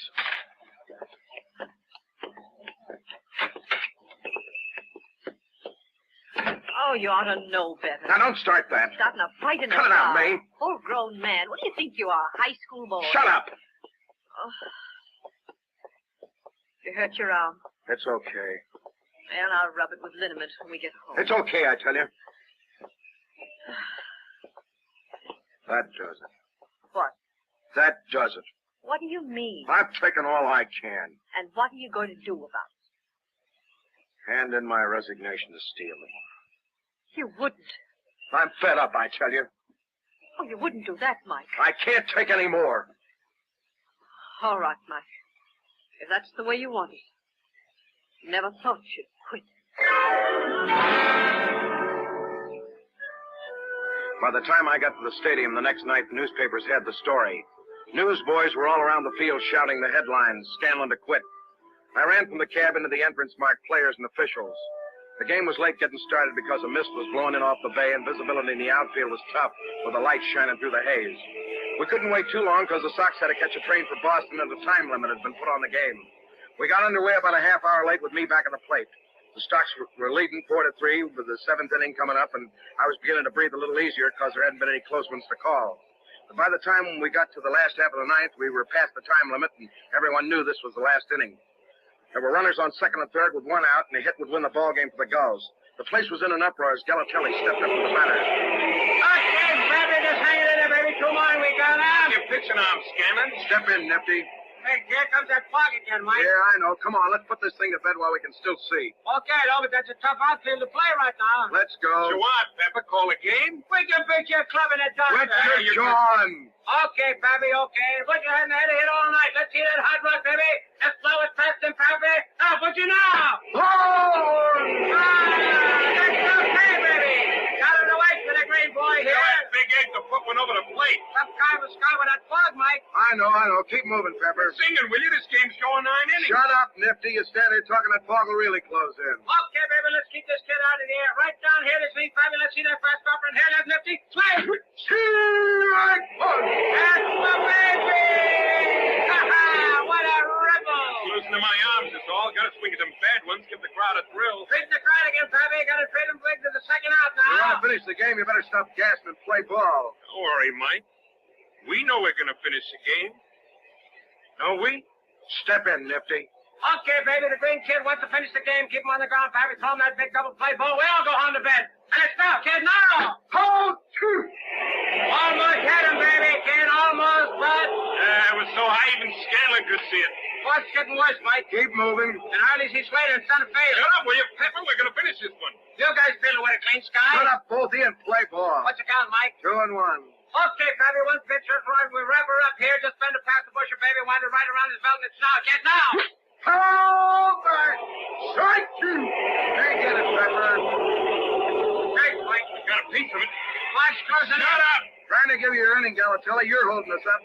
If he hits it up in the air, outfield won't even see it. Singing the blues, Pepper? You gotta call time, Mike. Maybe it'll blow away. We're over time already. What am I supposed to do? Boot the game to catch a train? Okay. Time out!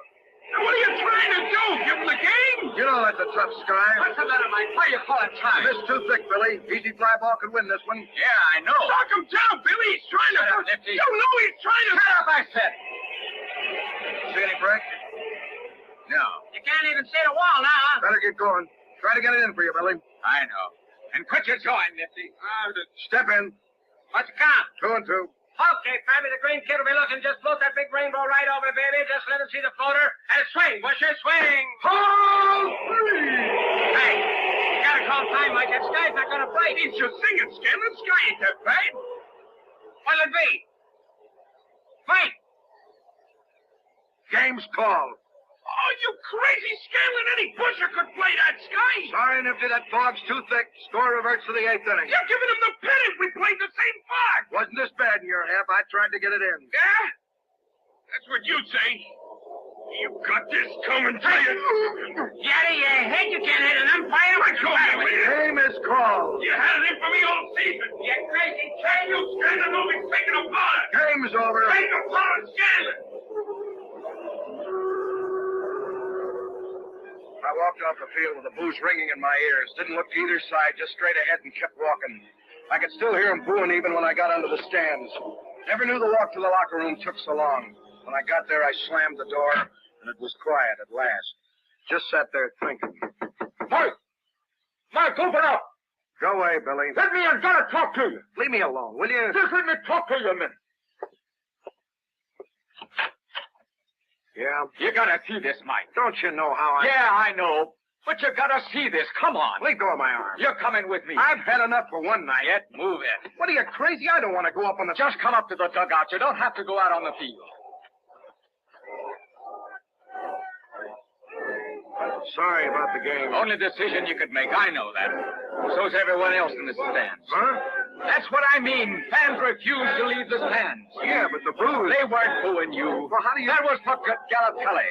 After you left, they kept booing till he was off the field. Now they're just sitting up there yelling. Are you sure that... Sure, I'm sure. Ain't never seen anything like it in my life. I want you to read my column tomorrow, Mike. It's going to be about a guy who has the guts to make a decision he knows will be unpopular. The kind of guy this game needs. Thanks, Mr. Powers. No, you're going to quit? No. Go on out there. They want to see you. Yeah.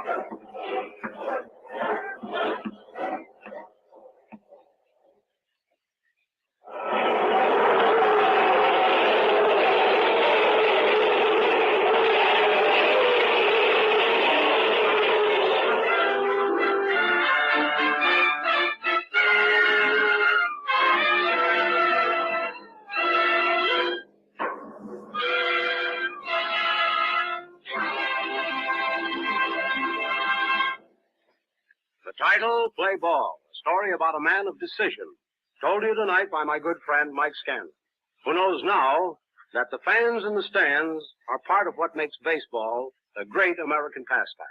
Yeah, Mike learned that people can make a person great. Well, if you like this story, why not visit with me next week, because I have a man I'm sure you'd like to meet. He had an unusual adventure with a Czech, a blackmailer, and a beautiful girl. I like to call it checkmates. So until next week, this is John Steele saying, a life of adventure is yours for the taking, wherever you find it. Only don't look for it. Well, good night and good hunting. John Steele, Adventurer, is produced by Robert Monroe, written and directed by Elliot Drake. In tonight's cast were Charlie Holmes, Grace Kelly, Ross Martin, Joe Houginson, and Al Patterson. Don Douglas is heard as John Steele, and Jimmy Powers was played by Jimmy Powers. The orchestra was conducted by Sylvan Levin. Remember, next week, Mutual presents Checkmates, another story of suspense and action from the files of John Steele, Adventurer. Ted Nelly speaking. This is the Mutual Broadcasting System.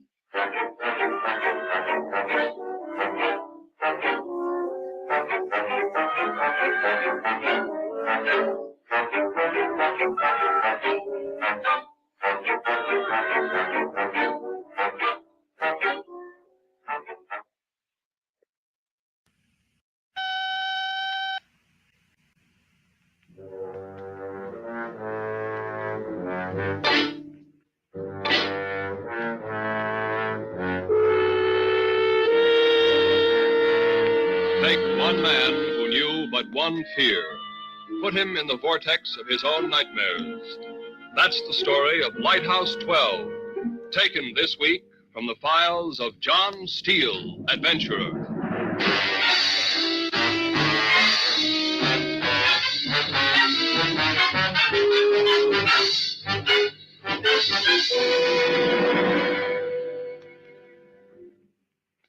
Hello, friends. This is John Steele. If you like yarns with a briny flavor, this week's tale will be right up your alley. It's a chapter from the life of a young friend of mine I grew to know quite well, shortly after he'd been discharged from the Navy. I know he's anxious to tell you this story because he feels, as I do, that was a period in his life which showed him the importance of looking a problem squarely in the face. I first met Peter Rawlings when I was running a supply cutter for the Coast Guard along Portland Bluff. But let's have Peter tell you about it himself. Pete? I guess plenty of guys came out of the war with uneasy thoughts that seemed too unimportant to talk about. Things a man just tries to work out by himself. That's the way I felt. Would have embarrassed me to make a big thing of it. My application for the lighthouse course at Coast Guard School came through right before I got out of the hospital, and I figured this is all blow over as soon as I got on a new job. Night doesn't last forever. It's the way I saw it. Jan had been writing, asking me when she could come see me, but I kept putting her off till I had this thing all squared away. Not that she wouldn't have understood. Jan's a bright girl, but being a woman, she'd have worried. But when she came up to school the day I finished the course, it didn't take much convincing on her part about getting married right away. My orders had come in, and there was nothing holding us back, so we got married at noon and took off right away for Lighthouse 12. The inlet was smooth as a baby's chin. Pete, I see it. Where? Look, over there. I don't... Oh, yeah. Well, can't we go faster? What's your hurry? Aren't you anxious to see it? Well, sure. Well, come on then. Make the spray fly. Okay. Love that on my face. You think it was a man-sized boat instead of this? What? Nothing, Dave. Hey, come on. You're slowing down again. We're almost there. Well, let's step on it. Right. Hold on. You sure are. The lighthouse. Wait a minute. I can't hear you. Well, here we are, honey. Now, throw me that line, will you? This one? That's a go. Good. All right, now watch it. Slippery. Oh, darling, look at it. Yeah. You like it? Yes. It's so by itself. Independent, sort of. Mm-hmm. I mean, standing out here so far from everything. Yeah. It's different what I thought. Disappointed? Oh, no, it's lovely. So wide and... Independent? Hey, you're not acting like a female at all. What? It's your new home, Mrs. Rawlings. Don't you want to see the inside? I'll beat you inside. Hey, now, wait. Well, catch me. Think I can't, huh? Trying to run home to mother already. Pete, let go. Now, who is master of this Honey, family? your back. Put me down. Oh, no. Gotta carry my bride over the threshold. Well. This is it. Cute. Cute, she said. Come here a minute. Where? In here. What? Look, right next to the bed. I don't see anything. A bay window. Pete, it's enormous. Yeah, it's big, all right. It'll be like sleeping in the middle of the ocean. Yeah, It's really swell, honey. We'll see the water first thing in the morning and last sure, night. it's fine. Oh, now I'll show you something. Can't be better than this. The beacon. Come Oh, on. sure. I've never seen one close, too. Let's see, now the stairs should be around here. Huh. Here they are.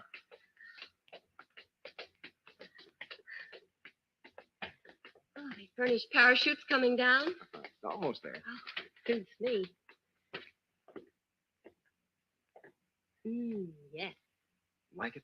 It's really something. Bother you being up so high? No, except for the water, of course. What about the water? It's so far away, you can't even hear it up here. Hmm. You happy, Princess? I approve of honeymoons. Not much of a honeymoon stuck way out here. It's ideal. Just you and me and the ocean. Yeah, I guess you're right.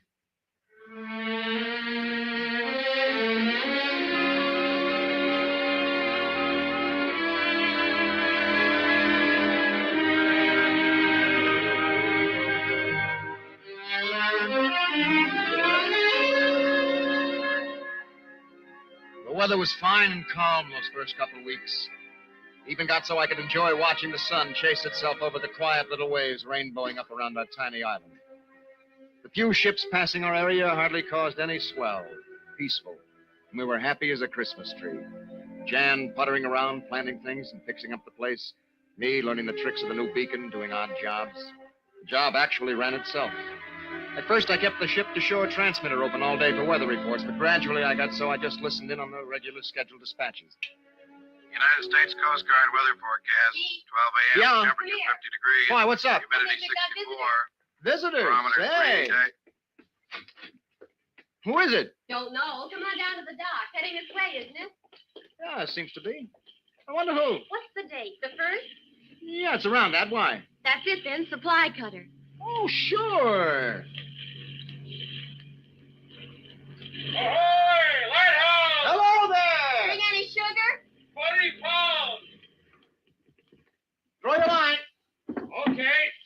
Thanks. I'm John Steele. Be bringing you supplies every month. Yeah, Peter Rawlings, my wife, Jan. Glad to know it. You're just in time for lunch. Well, look now. Oh, there's Lowe's. I'll get it ready while you two unload. She's the boss, you know, Mr. Steele. Don't let him get away, Pete. He's going to mash the potato. Oh, now I know you're staying. That's usually my job. Oh, here, let's get this stuff off. This your first lighthouse? Yeah. What do you think of it? Oh, it's okay. Not exactly what I'd expected. Why? What did you expect? Oh, I don't know. More storms, for one thing. You've only been here a few weeks. Why? This inlet's known for its heavy weather. Is, huh? Just give it time, son. You'll get your fill of storms soon enough. Yeah, I'm sure you're right.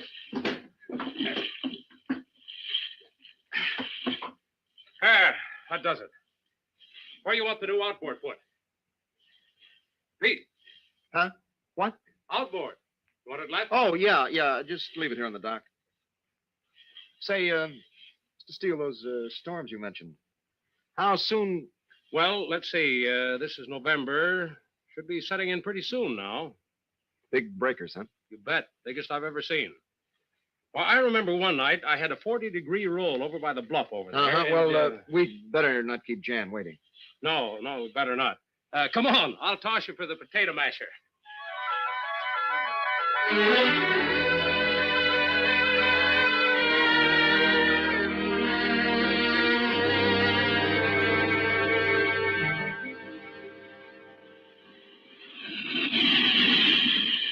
Beautiful out here tonight. Yeah, it's quite a moon. Wish Mr. Steele could have stayed longer today. He's nice. Well, he has other stops. I know. Love the sound of the breakers on the rocks. Yeah. Bet it's good swimming. Honey, let's. What? Go swimming. It's swell at night. Oh, you go ahead. I don't Oh, feel it's like... no fun alone. What do you say?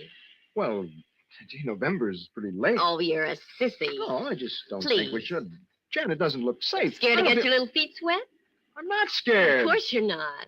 Just don't like it, that's all. It's okay. Mountain out of a molehill. Forget it. No, look, baby, if you really It's want not that important. Yes, it is important. Pete, I really We're don't. going in. Get your suit. But Come on. We're going in the water.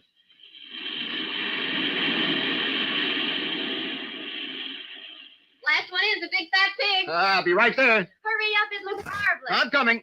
Want to die from here? It looks pretty jagged. No, it's perfectly all right from this ledge. Well, say, don't you think the dock is a lot The safe? dock's no fun. It's too calm. You know, I was thinking maybe we ought to wait. What for? Well, if this wind keeps up, it might rain. And That little wind isn't anything. The moon's still out.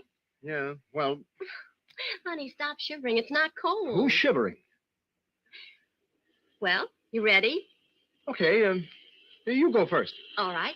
Here goes. Oh, it's wonderful. Come on in. Yeah, looks good. You don't know what you're missing. Aren't you coming in? Yeah, sure. I think I'll grab a quick smoke first. Well, hurry up or I'll push you in.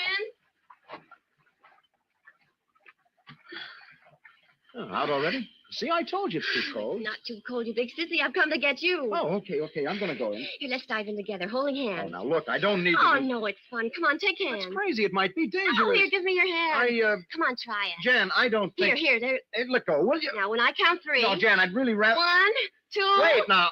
3. Oh, Jan, isn't it wonderful? Jan, We should have thought of this before. I have to get out. Where are you going? It's cold. Turn around a little. You won't notice. No, I've had enough. I'm getting out. You don't. Hey, now, don't. Oh, you get away, huh? No, please. Running home to mother, huh? Jan, let go. Now we've headed this family. Jan, stop it. Jan, let go. Think I can, huh? Think I Let can. me go. Will you stop it? Stop it.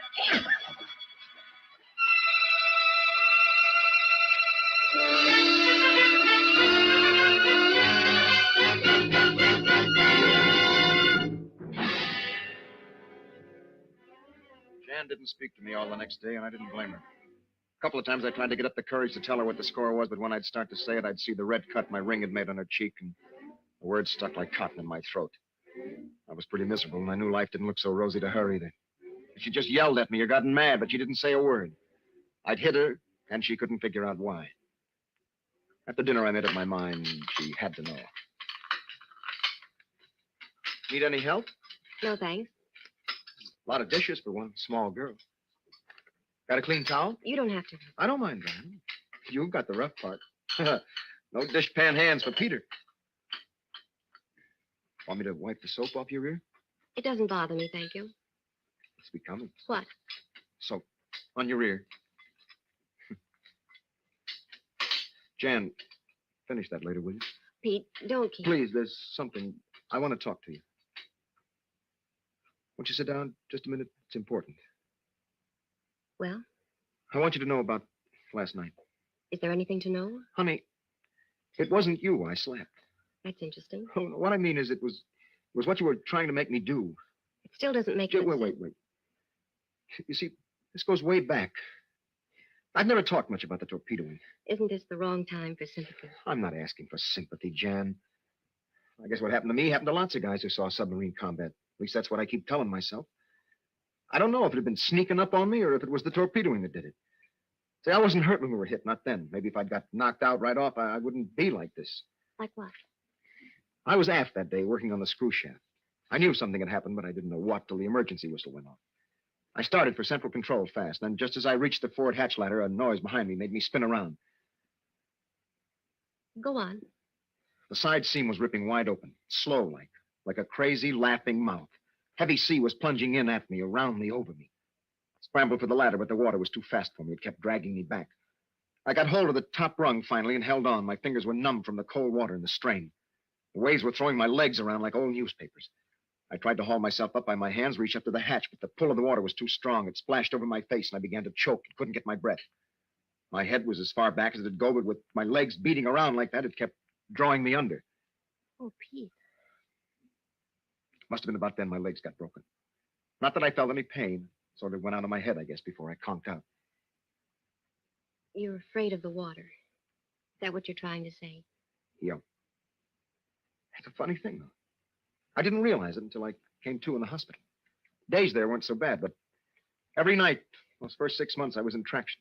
Foaming mountains of ocean exploded over my bed, left me yelling and sweaty. You don't have nightmares now. No, the nightmares went away. The water still bothers you. Yeah. Wish I'd known. Oh, honey, I didn't tell anybody, especially Dad. See, the men in our family have always been seafaring. I just had to get over it, so. I see. I never got A's in psychology, but I knew the best thing for me to do was to get right back on the horse that had thrown me and make it gallop. Head for the sea. Yeah. Only this was all I could get. The plate in your back. That and the discharge that read no active duty. You must have hated me last night. If you just told me. I didn't think I'd have to.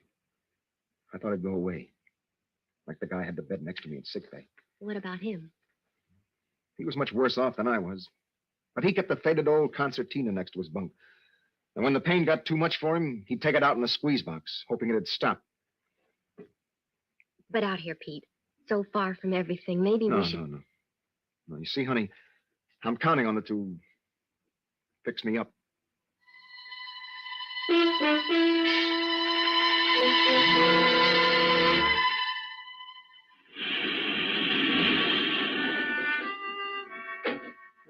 that's better. Pete? Huh? What time is it? It's about 3, I think. 3? What are you doing? I'm closing the window, dear. We should have air. Well, I'm cold. Oh. Jan, if you really want... No. I guess it is getting a little chilly. Yeah. Windy out there, isn't it? Yeah. Nights will be like this all winter, darling. All winter. Don't look at it, Pete. I don't know what you're talking about. Hadn't you better get back to... Oh, go to sleep. Will you go to sleep? Have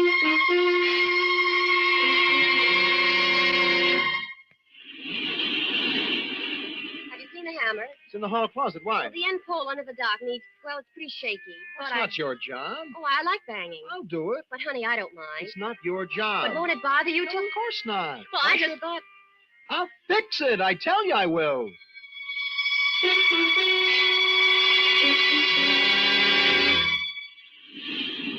Darling, that pole's going to collapse any day now. I'm going to do it, Jan. Don't worry about it. Well, maybe if we did it together. No. Well, I was just thinking you could hold it in place with the dock, and I could... No, I can do it. But, Pete, you've been saying that... I'll fix it. Well, it better be done soon, darling. I'll fix it. Now let me alone, will you? I'll fix it. Next week, sure. You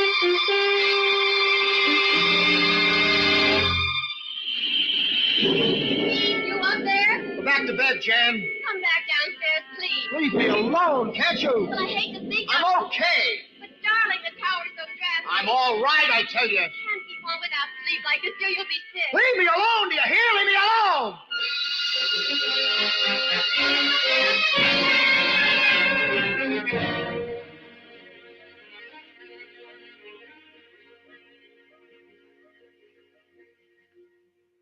Hey, how come the fancy fixings? Hey, it's a party. Why not? It's our 3rd month anniversary. Well, how about that? Old married folks. Even old married folks have parties once in a while. You bet they do. Do we dress for dinner, Lady Janet? Oh, quite. Your clean dungarees are laid out, my lord. You want me to light the candles? Yeah, everything's ready. All right. What are we having? Oh, it's a surprise. Oh, I'm going to look. I'll have your ears if you do. I spent all day at this party. I wonder why Mr. Steele didn't come today. Oh, I forgot to tell you. He's bringing the stuff tonight. Oh, he can help us celebrate. Yeah, I spoke to him this morning. He had engine trouble or something. You can't get music on the ship to shore, honey. Just a minute. LH-12, give us the weather, will you, fella? Please don't. Take a minute. Latest official weather report. Increasing wind with rain. Barometer low and falling rapidly. Wind south to southeast. Keep your rubbers on, Rawlings. Thanks. I'll do that. LH-12 out. Well, it's on the table. What do you say? Very nice, honey. Nice. Why, Peter Rawlings, It's after swell, baby. Wait just a minute, huh? I'll be right back. Pete, I think maybe I ought to check the beacon. you know the beacon's all right. Well, you can't ever tell. If you leave me tonight... Honey, this will just take a minute. Will it? Just a minute. You bet. I'll be right back. She knew I wouldn't come back. I'd done this too many times before. But a storm was coming, and there was that same hollow sickness in me, a need to get as far as I could from the snarling breakers spuming up outside the windows downstairs. I stood with my back pressed against the circular glass of the tower, looking straight ahead and never down. I thought of Jan and her party waiting for me, but I couldn't move. I just stood there, tense, afraid to go down closer to the sight and sound of that twisting water. I heard Steele's boat faintly through a lull in the wind. John Steele. He'd have to take me back with him this time. I don't use kidding myself anymore. I've been on this horse now for 3 months, but I couldn't make it go. And then I knew I couldn't even get to the mainland. I couldn't even face the trip across. I don't know how long I stood there before I realized it was quiet outside. The wind had let up, but the sky was still a heavy gray. Gray. I'd been in the tower all night. Steele's boat was gone from the dock. Then I remembered Jan's party. Jan! Coast Guard calling. Coast Guard calling. Honey! Hey, where are you? LH-12. That's still made up. LH-12, come in, over. Jan! Answer me, Jan! Coast Guard calling. Coast Jan! Guard calling. Jan, answer me! LH-12. Jan! Are you getting me? Calling LH-12. Jan! Are you getting me? Calling LH-12. Come in, please, LH-12. LH-12, come in. Come in. LH-12 to Coast Guard. Over. Where you been, man? Things happening upstairs. Low barometer dropping fast, 29.25 already. Wind southeast. Looks rough. Keep your eyes unzipped. Rough. Sure, will do. Nail your head on, Buster. We got a hurricane on our hands. You getting me, LH-12? You getting me? I said there's a hurricane. Yeah, I got you. How is it? Moving fast? Like an antelope, already up to 80 an hour. Down the coast, picking up across the Connecticut Valley. Your beacon in good order, Rawling? Yeah, it's okay. Is that all? Yeah, for now. Better keep in touch, though. The door banged open. The wind rushed in like a hungry demon. I put all my weight against it. The lock had broken. It wouldn't catch. I didn't have to look in the bedroom to know the big window had broken loose, too. The whole place was alive. Curtains ballooned against the ceiling. Lamps lay like uprooted trees. I tried to push the couch against the door, but the wind was too strong now. The angry water was volcanoing up outside breakers 15 feet high. My shirt was ripped and the wind was cold on my back. LH-12.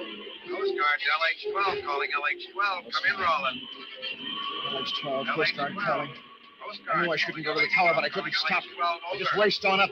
My footsteps echoed metallically in the narrow stairwell. Fight downstairs had left me winded. I was only halfway up when I had to stop, catch my breath. I could see better now, closer to the beacon. Yeah, there it was, turning, slow and sure, good old faithful, dependable. I stood there 1 foot ready on the next step up. Dependable. Come in, lighthouse 12. Coast Guard calling. LH-12, come in, LH-12. Urgent. Come in, lighthouse 12. Coast Guard calling. LH-12 to Coast Guard. Over. Rollins, this is urgent. SOS from the supply center. Yeah. He's out in that mess. Need help quick. You can reach him faster than we can. Over. My boat, it's pretty small. Can't you do better with a lifeboat there? All boats out on other jobs. Look, fella, I didn't want to tell you, but your wife's on that cutter. Janet. Rollins, I said your wife. Where? What direction? Don't know now. Wind like this. Steele's radio went cold about 10 minutes ago. Better get on your horse, boy. Yeah. On my horse. The little boat was jigging up and down so hard I could hardly grab the mooring line. Big combers crashed around me, beating at my face. The line stretched hard as steel wire. I tugged at the knot, but I couldn't get it loose. I couldn't waste any more time. Jan was out there somewhere. I slashed at the stiff rope with my knife. Salt water stung my hand where the knife had slipped, but I kept hacking at it till it gave way. I barely had time to jump in the boat before it was tossed out into the breakers. I crawled back to the stern, found the starting cord, wound it on, and yanked. The sky was black as night. I'd lost my direction bending over the motor, and then the beacon swept slowly around, and I was headed straight for the reef. The rock shelf gleamed up sharply through the turning light path. I tugged at the tiller, but the boat heaved forward with the great bursting swells. I could hardly see through the panic that gripped me. The light passed on, blotting out the reef, but I could still hear it coming closer, the surf getting louder against the rocks. It was sucking me backward in long, powerful sweeps. Suddenly we seemed to stand still, poised in midair. Then a tower of water scooped us up and threw us outward away from the jagged rock, and I headed for open water again. I lost all sense of time, just kept going. Pictures streaked through my mind. Jan clinging to an upturned boat. Jan choking and gasping for breath. I shouted her name into that wild blackness, but the wind muffled the words and threw them back in my face. But I kept yelling into the storm. The waves seemed fiercer than ever now, but I had to keep going. Find Jan, had to find Jan. And then the motor stopped. My hands were stiff with salt and cold, but I managed to wind the starting cord. It wouldn't move. I grabbed it with both hands, but the thing was jammed. I lay on my stomach over the stern. The water washed over me into my mouth and eyes. I tugged at the motor, trying to lift it up, but the water held it. A piece of screening was caught in the propeller, but it was too far down to reach from there. I'd have to get under the boat to free it. Go down into the water. I crouched against the gunwale, trembling. She was broadside now, rocking hard, shipping more and more water by the second. I couldn't go down, not into the water.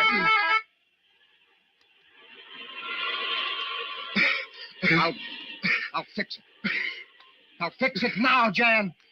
Right now! I can't see. The water is so strong. If I could do... Free! It slipped. It's gone. All right, go under again, Jan. Got it. I've got it. Now, get in the boat. All right, cord. Where is that cord?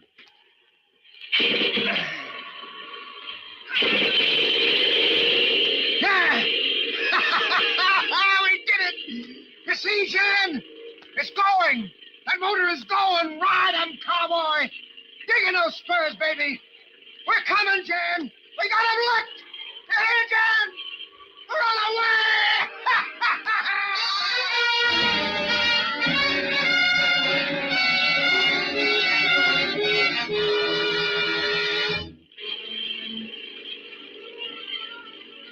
I kept on out there all that long day, straining through the storm, but I didn't find them. And then the hurricane suddenly shifted out to open sea, and the sun came out. The wind was gone, and the loud, ugly waves that had run amok were gentle ripples lapping quietly against the side of the boat. A seagull floated by. I stood up, looked across the new bright inlet. I'd have seen them now in that flat calmness. There's no sign of life anywhere.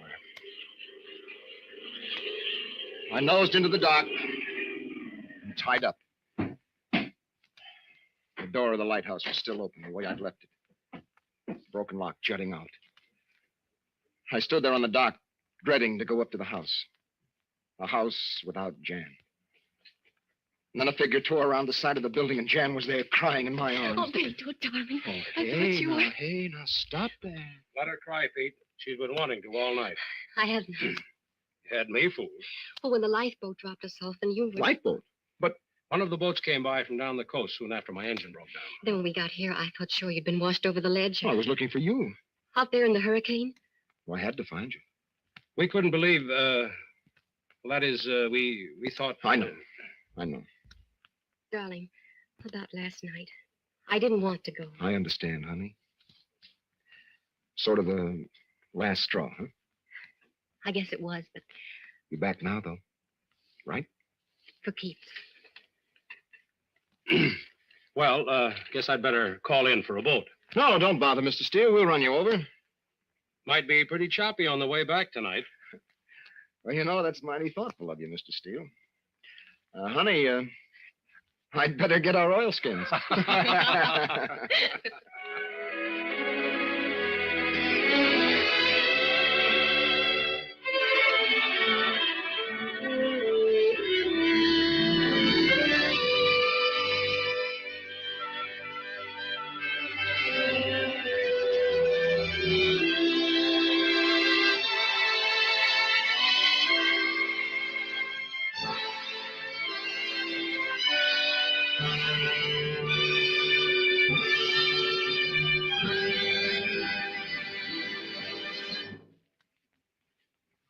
The title, Lighthouse 12, the story of a man who learned to overcome a demon of his own creation. Well, if you like this story, why not visit with me next week? Because I have a man I'm sure you'd like meeting who found himself in a net of political intrigue in the Near East with a mysterious and beautiful woman. I like to call it The Mission. So, friends, until next week, this is John Steele saying, a life of adventure is yours for the taking, wherever you find it. Only don't look for it. It may find you. Well, goodbye and good hunting. John Steele Adventurers, produced by Robert Monroe, directed by Elliot Drake, and written by Lois Landauer. In our cast were John Larkin, Eva Marie Saint, and Charlie Holmes. Don Douglas is featured as John Steele. The orchestra was conducted by Sylvan Levin. Remember, next week, Mutual presents The Mission, another story of suspense and action from the files of John Steele, Adventurer. This is the Mutual Broadcasting System.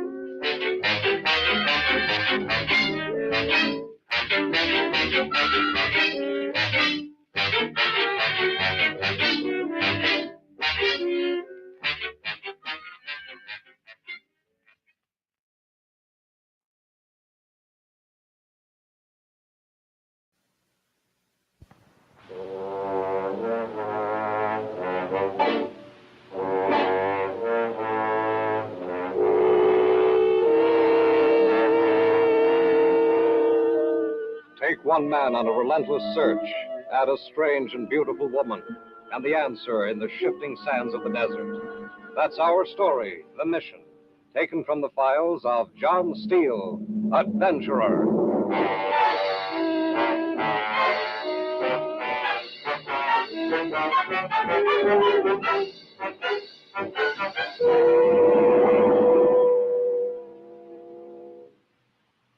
Hello, friends. This is John Steele. We're back this week to bring you another story of action and excitement. So sit back, relax if you can, and listen. Because this is an unusual tale of far-off places. As I've said before, these stories are not mine, but those of friends and people I've met on my travels. Our story this week happened to Mickey Banyan, whom I came to know while I was working overseas for the State Department. I've asked Mickey to come over and tell the tale himself. So here he is. Mickey? Excitement. Brother, that's something I've been living on all my life. Things were never going to settle down for this baby. And that's why when I got in the Army, I signed up for the OSS, Office of Strategic Service to the highbrows, action and excitement to the guys that were in it. After the war was over, I stayed on with the State Department as a special agent, and I'd had several assignments, mostly routine stuff, and life was getting kind of dull. I just about made up my mind to move on to something else when I was ordered to Ankara. Ankara, during the war, a hotbed of political intrigue where enemy agents rubbed shoulders in the many cafes and where the dirtiest, most unscrupulous politics in the world were played. This assignment I liked. My orders read to report to Steele at the consulate, so I checked in at a reasonable hotel, cleaned up, and beat it over to Steele's office. Hello, Banyan. Hi. I expected you 2 days ago. Well, I got held up in Paris. Your papers out of order? Well, call it whatever you like. Oh. Okay, how many times does a guy get to Paris? Washington said you were the best they had. I must remember to send him an orchid. There won't be any time for that kind of stuff from now on. This is a business with me, Steele. When it's time to play, I do it. When there's work to be done, I'm pretty good at that, too. We'll see. Well, what's it all about? Remember an agent by the name of Lockridge? Yeah. He was sent out on this assignment 3 months ago. When did he last check back? He didn't. That's what happens when little boys don't eat their spinach, huh? Something like that. Okay. Come over here and take a look at this map. Yeah. The area shown here is most familiarly called the Near East. Amazing. And since the war, this entire area has been in political ferment. Go on. Many of these countries have resorted to free elections to determine their political future. Yeah. There are a group of powers that are most interested in seeing these elections go in any direction other than democratic. And they shall remain nameless. It goes without saying that we are just as interested in any political future other than totalitarianism. Obviously. So far, we've batted about 500. That's not good enough. Not when compared to the political character of this area before the war. I see. Well, that's the background. Here's the specific problem. My job. That's right. An election will be held in this area here within the next 3 weeks. It is vitally important that it go democratic. Well, what's it look like? Ordinarily, it would look very good. Its past history has been democratic. It's the popular choice. Well, then what's the problem? In these small countries, government structure is often weak, being largely an Arab population. Power has been seized by a strong few. Go on. These powerful few have their own standing armies, have the power of life or death over their subject. They're actually feudal lords. Even today? Yes. The strongest of these lords is Rashid Sayed. Rashid Sayed. He controls approximately 20,000 votes in the coming election. That's more than Gallup gave Truman. Just recently, old Rashid has shown signs of fabulous wealth, such as he never had before. And we believe the powers unfriendly to the democracies are buying off those 20,000 votes. Any idea how? Certainly not in cash. Rashid is a sly, wily trader. We believe there is some connection between the sudden wealth of Sayed and the increased supply of hashish in Egypt and Palestine. You mean there's that much money in drugs? Hashish can be bought for $20 a pound here and sold for $200 a pound in Egypt. How's 1,000% profit sound to you? I could manage to exist. Well, that's it. If we discover that Rashid makes his money in narcotics, we can remove him before the election. That's all that's necessary. Without his direction, the election will be honest. That's all, huh? Well, except to point out that obviously there are others who would prefer that Rashid be left alone. They may feel rather strongly on the subject. Yes, I can understand. Banyan, this is not international politics as the folks back home know it. We throw the book away on this game. When you're being dealt that way, you deal back the same way, only a little faster, or you don't survive. This is buy and sell. Compromise here and win a hand there and try to outthink and outsmart the others or get out of the game. This is the hard, cold, practical side of this business. Well, when do I leave? Tonight. I just got here. You've got 3 weeks. All right, I'll be back in 2. And have the most beautiful blonde in Ankara waiting. I never worked more than 2 weeks without play. Good luck. Good luck to you. You've got to find a blonde in Turkey. I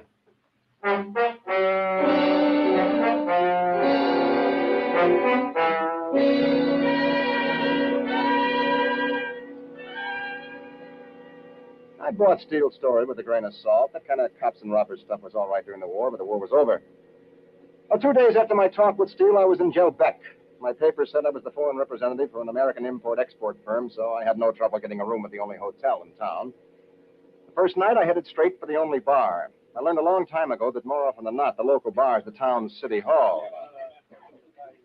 Good evening, Effendi. A table, yes. Yeah, I'll take a table. Follow, please. Okay. Here, please. No, I like that one by the wall. Yes, Effendi. Ah, that's better. Eat, yes. Yeah. What do you got? Effendi. Oh. Look, I don't care. Just bring me the best. Best, yes. Oh, and waiter. Yes, Effendi. Bring me a drink. Drink? Yeah, you know, drink in a glass. Drink. Drink? Why, whiskey. Yeah. Yes. Hassan does the best he can. What? Hassan. Your waiter. Oh. You are the American? Hmm? News travels fast in Jelbeck. Especially about strangers? Yes. You are staring, Mr. Banyan. Was I? Surprised, perhaps, to find a European in Jelbeck? I guess so, especially one so beautiful. You're generous. I'm honest. Whiskey, Effendi. Oh, yeah, one for the lady. Yes, Hassan. Wine, please. Ah. Well, now, you know my name. I don't know yours. Everyone calls me Maria. Is that how it's listed in the phone book? Pardon? I said, what's the last name? Maria will do. Okay, Simone, Maria, Why not? Americans have a strange sense of humor. Well, we wear well. I've heard. Wine, Effendi. Oh, thanks, Hassan. Okay, that's all. I'll beat it. He is waiting to be paid. Ah. No credit in Jelbeck? There's an old Muslim proverb that says bad debts make bad friends. Yeah. All right, here you are, Hassan. Thank you, Effendi. Well, here's to a very There you beautiful... are, Maria. What? Looking all over for you. And now you've found me. So I have. Obviously enjoying yourself. No doubt I'm intruding. Don't be foolish, Philip. Captain Arnold, Mr. Banyan. How do you do? Hi. Mr. Banyan is an American. Obviously. Just arrived in Jelbeck. Charming. Oh. Captain Arnold commands a mobile unit. No, I didn't know That there were British forces still on duty in these? No, that there were still mobile units activated. The captain commands a laundry unit. Oh. Do you mean no, Banyan? One doesn't just pick Sit up... down, Philip, and stop explaining. Yes, of course. I, stop by your place. I wasn't expecting you until Thursday. I see. Care for a drink, Arnie? I won't be here that long. Oh, just being neighborly. You're here on business, Mr. Banyan? Yeah. I, thought perhaps you might be just passing through. No. My firm is interested in importing tobacco. Oh? If we can get the right price. Are you, feeling ill, Mr. Banyan? No, I'm okay. Oh, there's a guy named Rashid Syed. You are pale, Mr. Banyan. Name of Rashid Syed. I gotta see him. Trying to stand up. Air. I gotta get up. Hassan. Gotta get air. Oh.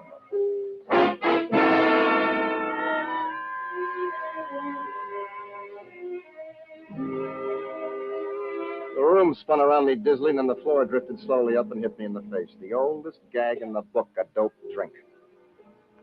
The next thing I knew, a pinpoint of light shot through the darkness and grew until a white glare burned my eyes. I tried to force them open, but my head throbbed with the pain, so I rolled slowly over on my stomach, and the light disappeared. Get up, Mr. Banyan. Huh? Get up. You will feel much better. Oh, no. Help our guest up, Hassan. Oh, let go. I can get... Hospitality, my friend. Oh, leave me alone. As you wish. I can get up alone. Yeah. That's better. Oh, where am I? It is not important. You're Syed. Let me first apologize for my too enthusiastic supporter. Yeah. I asked only that you be brought to me. Oh, what a sucker I was. The manner in which it was accomplished was entirely their own idea. It lacked the finesse of a craftsman. Well, that makes my head feel a lot better. You are recovered now. Well, I can think anyway. That is good. This is quite a layout. It is enough. A cigarette? Yeah. One of my own, you know. Whoa. Hassan the waiter here is one of your men, huh? His entire family are trusted followers. Eh, Hassan? Yes, Effendi. Okay, Syed, what's on your mind? You are to the point, Mr. Banyan. You didn't bring me here to swap smokes. Pardon? Oh, nothing.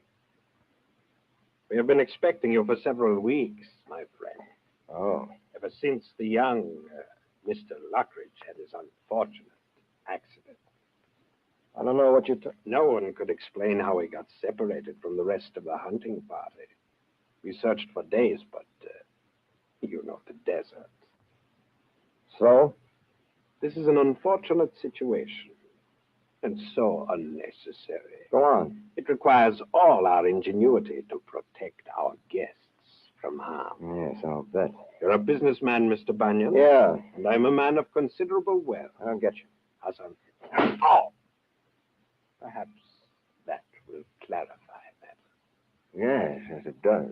You can see how concerned I am for your health, my friend. So that's the score.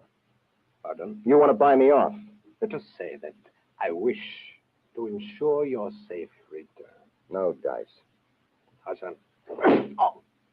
This could be settled so peacefully. No. I am a very patient man, Mr. Bunyan. You can... Perhaps we can persuade you to change your mind. Never in Hassan. in a million years. Help our guests. Oh, let go of me. It is unfortunate. You didn't figure this out alone, Sayed. You're taxing my patience, my friend. There's your peanuts in this game. Mr. Bunyan. No, there's an organization behind all this. I have warned you. The brain. You're just... Hassan. Front man. You are as stupid as the rest. Take him, Hassan.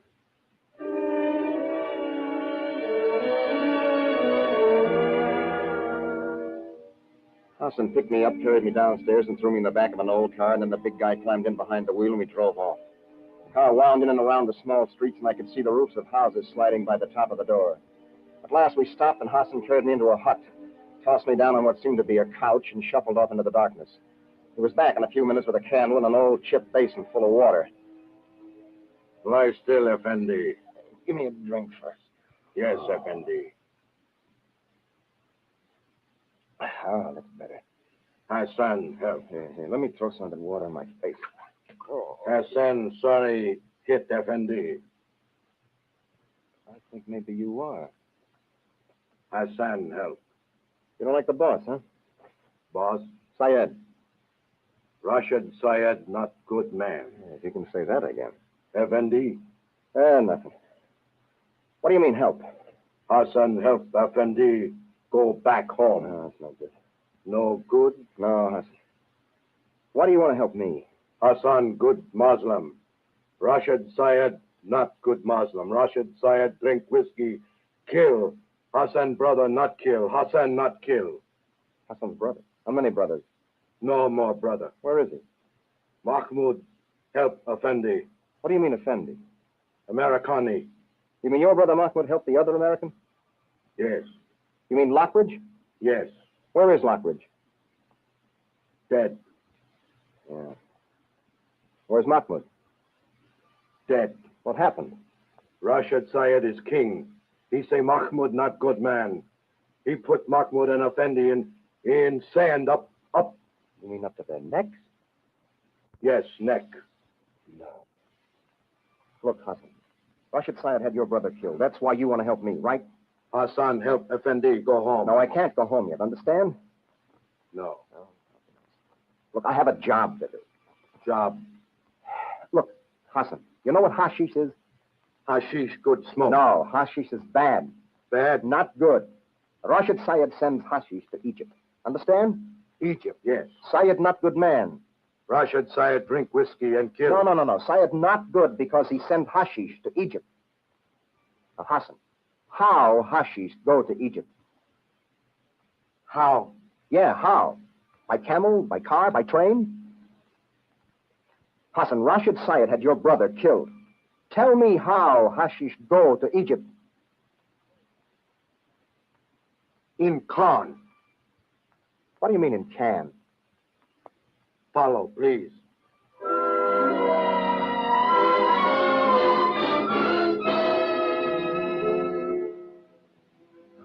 Hassan motioned to the door, and I followed him into the car. We drove out through the town to the desert, and after about a half an hour, Hassan pulled the car off the narrow road and hid it in the shadow of a dune. He motioned me to get out and follow, and we walked through the sand for another 20 minutes, keeping in the shadows as much as we could. Then Hassan stopped short of a big dune and put his finger to his lips. I began to remember Lockridge, and I wondered whether this big guy was on the level. I kept watching him for any quick moves, but he got down on all fours and started creeping up the side of the dune. See, Effendi. It was an Army Mobile laundry unit. Follow, please. Hassan put his finger to his lips again and started inching down the far side of the dune on his chest. We were almost into the shadow when we saw the sentry round the last truck. Hassan reached up, yanked me by the shoulder, and pulled us both down in darkness. The sentry stopped. Oh, who goes there? Lie still, Effendi. Hassan, come back. No shoot, Hassan! No shoot! Hassan, what the devil are you doing out here? Follow, Effendi. In truck. Hassan, help. Okay. All right, now you, come on up.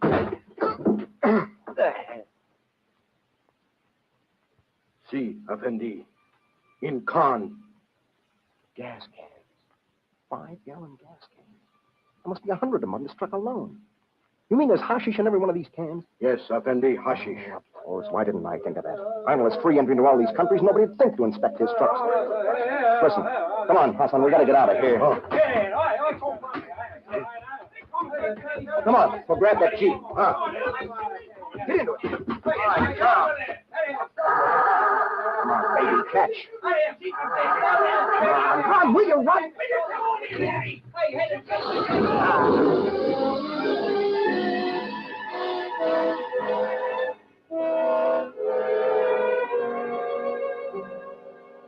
As soon as we were out on the road, I checked the gas gauge, and the needle read less than a quarter full, and I knew it was going to be close if we made it to Damas. Hassan showed me a road that skirted Jelbek. By dawn, we'd left Syed's town far behind. I'd had time to think, and as far as I could see, there was only one thing to do. Road not good. Yeah, and you can see this dust for miles, too. Effendi? Never mind. Captain Arnold will follow us, Hassan. Yes, Effendi. How many railroads around Jelbek? Effendi? You know, railroad, train, big car on tracks. Train? Yeah. Damas. No more? No more. Oh, I don't know. We're headed this way. This is going to be hard to make you understand. Hassan, understand. Look, I want the police to get Rashid Syed. The police, see? Yes. Now, I can't do it alone. Alone? Yeah, by myself. Need Hassan. Yes, Hassan, help. I don't have enough time. Time? Yeah, 10 days. Police got to have Syed in 10 days. Quick.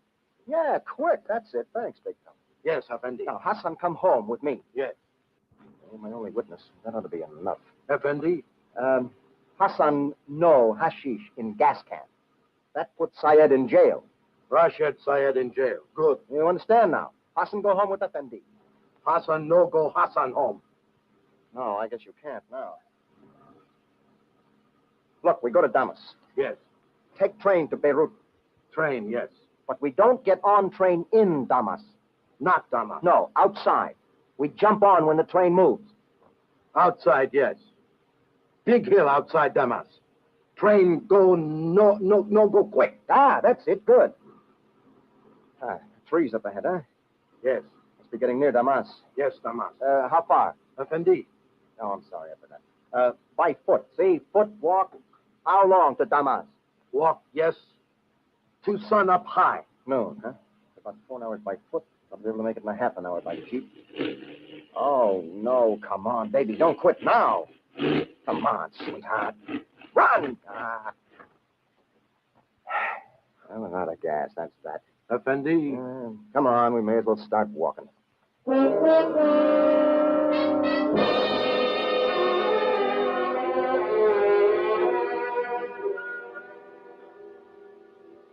made it to the outskirts of town by noon. Hassan told me the trains left for Beirut twice a day, and I decided to wait for the night express. We skirted the town, we reached the hill to the west that would slow up the train and settle down on a grove of trees to wait for darkness. We took turns sleeping, and toward mid-afternoon, Hassan slipped into town to get some food from a friend he said he could trust. When he got back, he told me that Rashid Syed was in Damas and had scoured the town looking for us. About 8 o'clock that evening, we heard the train pulling up the hill, so we waited at the edge of the grove till it got even with us and then ran for it. I watched Hassan swing on board, then I grabbed the rung and pulled myself on. We worked the door open and started down the corridor. I glanced through the window of each compartment looking for one that was empty. Then I found the one I wanted. Mind if we share your compartment? I beg your pardon. Don't play dumb, baby. Surprise, surprise. One on me, too. I don't know what you're... You helped slip me a Mickey once, remember? One meets so many. Banyan, baby. Mickey Banyan. Oh, yes. The American who became ill. Yeah. Come on in, Hassan. Sit over there. That's better. Nice and cozy. You mind if I pull down the shades? It's a little more private. No, not at all. That's better. Didn't think I'd be seeing you again. It's not exactly unpleasant. No, it isn't. I think I'll sit right here next to you. Be even cozier. If you do not mind, I think I'll... Sit down, baby. You and I are going to be traveling companions for a while. You know, it's too bad we didn't meet when I had more time. Gentlemen would make time. Yeah, I guess I don't qualify. You do. Thanks. One meets many little boys. Yeah? Very few men. You're not particular about the gentle part. That was unkind. Is there anything between a man and a woman that isn't? The right man and the right woman. Haven't met her. Are you sure? No. Sometimes we are too unwise, too busy to know. Yeah. Tell me, Mickey Bunyan. Once said I was beautiful. You changed your mind. No, you do.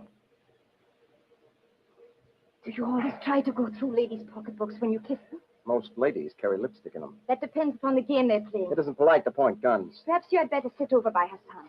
It's too bad I wasn't a little faster. This might have been an interesting trip. I don't get it. It's quite simple. Well, you tell me then. You hold all the aces. I was sent here to do a job. You upset our plans. I've straightened them out. You mean you? Yes. It's so strange that a woman should do a man's job. But in my country, women work on an equal footing with men. Okay. And why this cat and mouse business? I am a perfectionist. It's nice to know that I'll die artistically. Won't be long. Oh? Always tell when you're approaching Beirut. How so? The train in the tunnel will muffle the shot. The tunnel. Light switch. Down, Hassan. Keep down. All right, Hassan. Come on, out this way. Yes, Effendi. Gotta get this door open now. All right, as soon as we get out of the tunnel, jump. Now, jump, Hassan. Jump.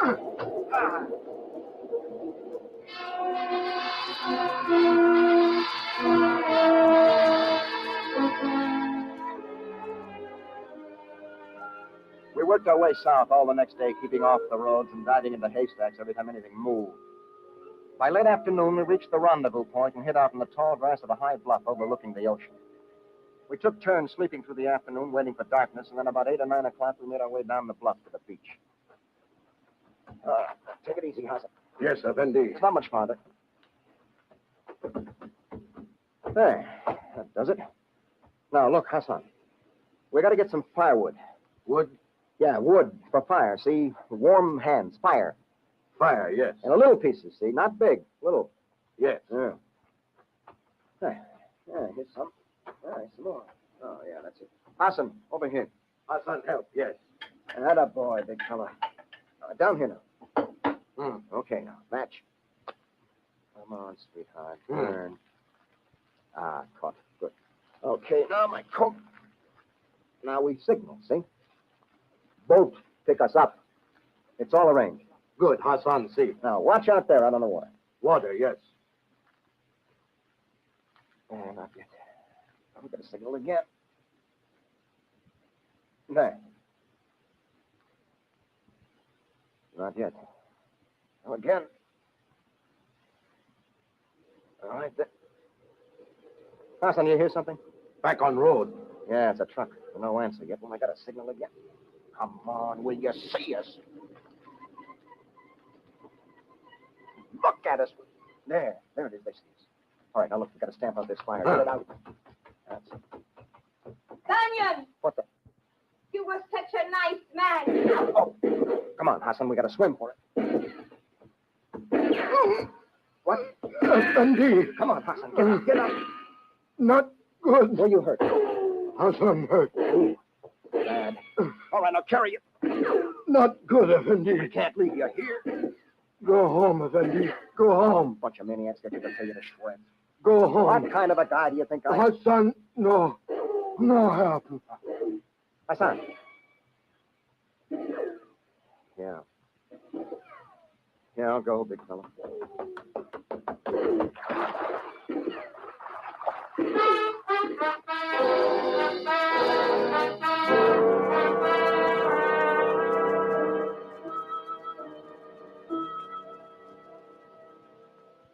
Well, at any rate, I'm glad you got back banging.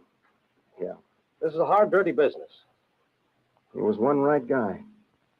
Stepped in the way of a bullet that would have got me. Yes. I'm sorry I muffed the hand, Mr. Steele. You can't win them all. I suppose that means we lose the election. I'm afraid so. Yeah. By the way, I had a cable from Washington. They want you on a job back home. Yeah? I thought that might be good news. Mr. Steele. Yes? I don't suppose you could pull any strings. Might be able to. Why? What do you have in mind? I'd like to stick around for a while. Oh? Somebody once told me that bad debts make bad friends. Well, I got a few I want to settle. I'll see what I can do. Thanks. About that blonde you asked for. I think that might be arranged, too. No, thanks. I got a date with a brunette. And this is one I'm going to keep.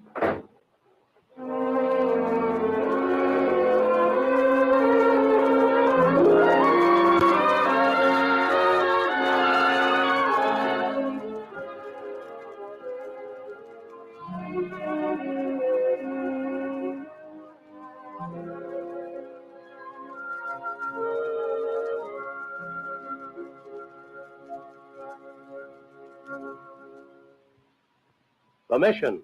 The story of a man who found you can learn even from defeat.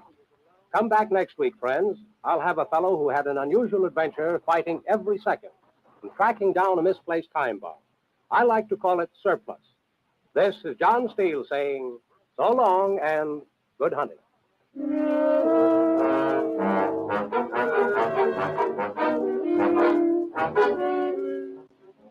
In our cast tonight were Connie Lemke, Ross Martin, and Charlie Holmes. John Steele was played by Don Douglas. The orchestra was conducted by Sylvan Levin. Remember, next week Mutual presents Surplus, another story of suspense and action from the files of John Steele, Adventurer. This is the Mutual Broadcasting System.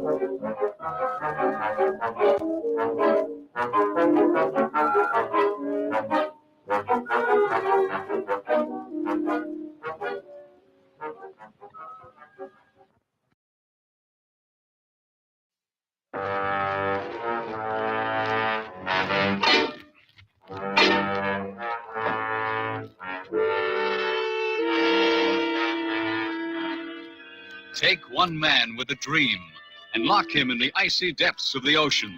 That's our story, Salvage, taken from the files of John Steele, Adventurer.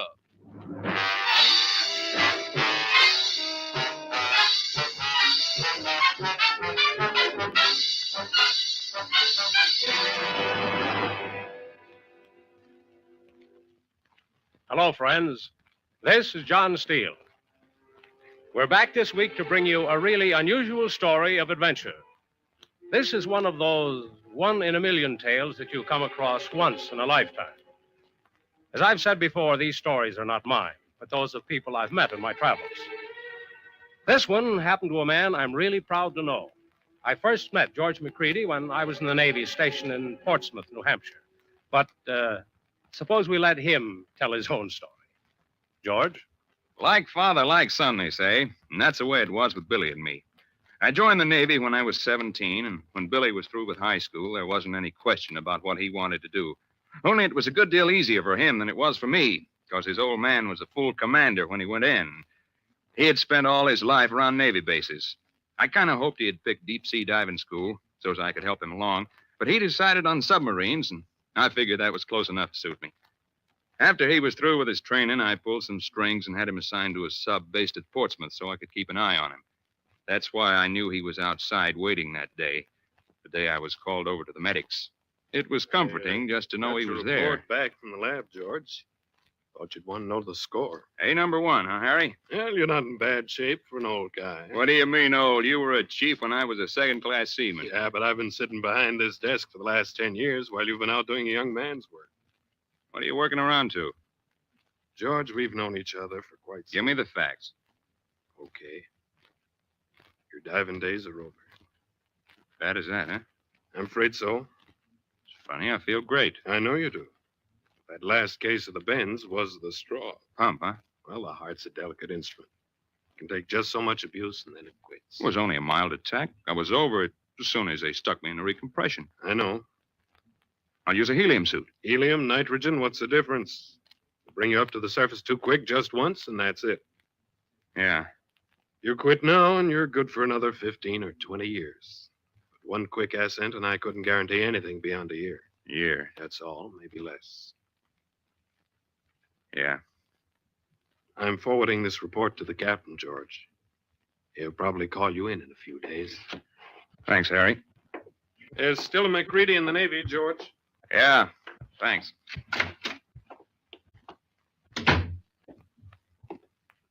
What's dope, Pop? Not good, huh? Not bad. What do you think you're for? Nothing serious. Well, I think I put Wait a till little... we get outside.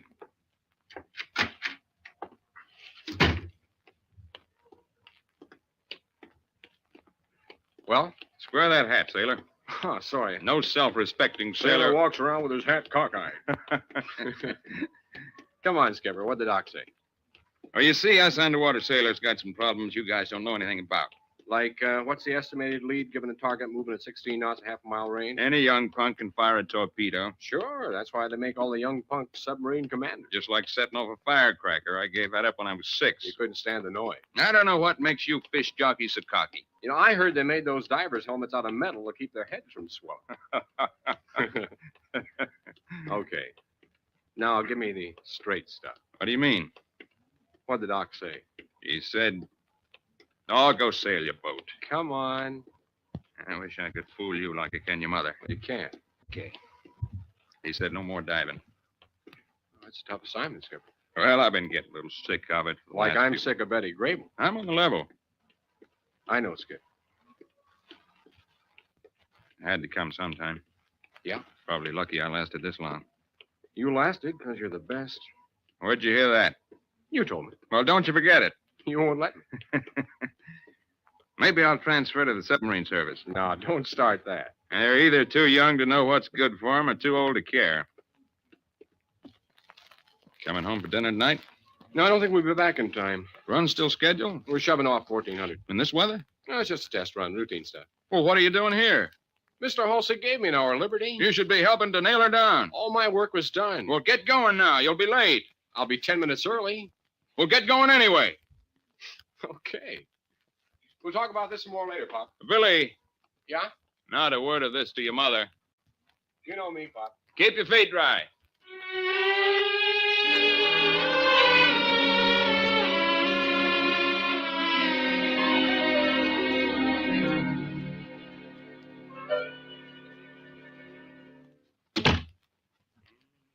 That you, George? Yeah, honey. Glad you got home before the storm. Real Navy wife. Barometer's been dropping all afternoon. You pay more attention to that barometer than you do to your old man. Meaning?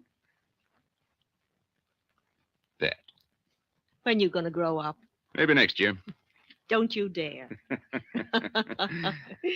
Saw Billy over at the base this afternoon. Will he be home for supper? Said not to wait for him. Probably be late. And I got double chops for him, too. Chops? When do we eat? Supper will be ready in 15 minutes. Papers in on your chair. Thanks. Radio.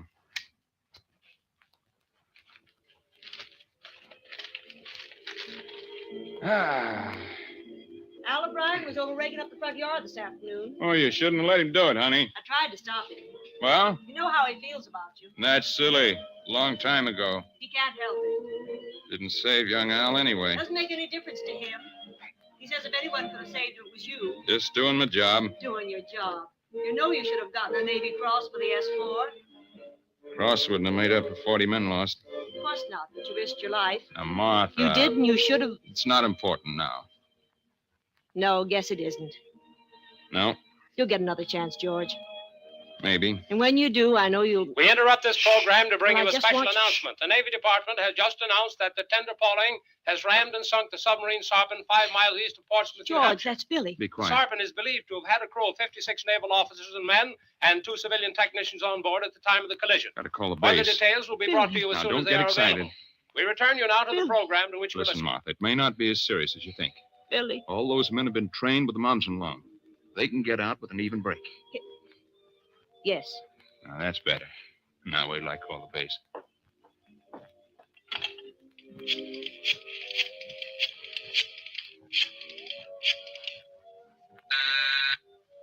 Line's busy. Keep ringing.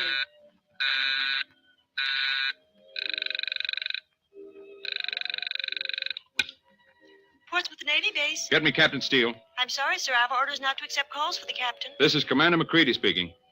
I'm sorry, Commander. My son's on that sub. Just a moment, Commander. I'll try to connect you. Go ahead, please. Captain Steele. This is McCready, Captain. Yes, McCready. Sorry, I have no news for you. No news? The Pauling stayed over her till her phone buoy came up, so we have a line on her. That's all I can tell you for now. Well, how deep is There's over 30 fathoms of water by the chart. 200 feet?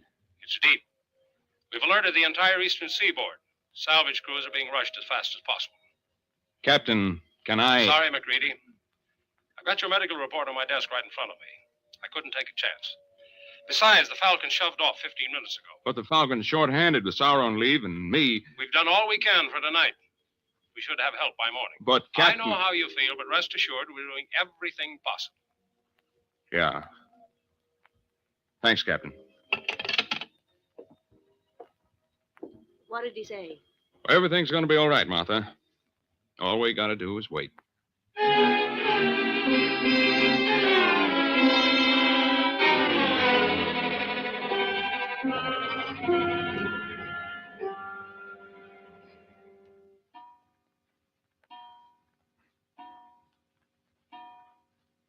Why don't you try to sleep, Martha?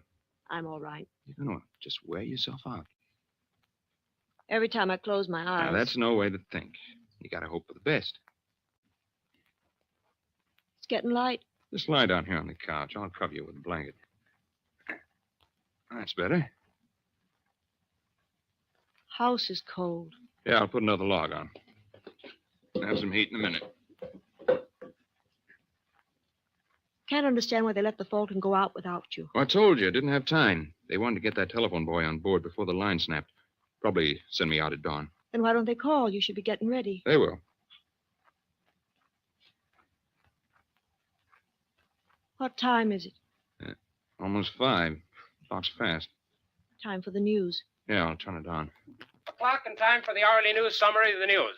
The Navy Department has released no further information on the fate of the 58 men trapped on the submarine Sarpent sunk yesterday afternoon in a collision off Portsmouth, New Hampshire. Martha. The interest of the entire nation is centered on Martha? the small Navy base at Portsmouth, where rescue operations were halted by darkness. Good. The Navy Department has been swamped by telegrams and telephone calls.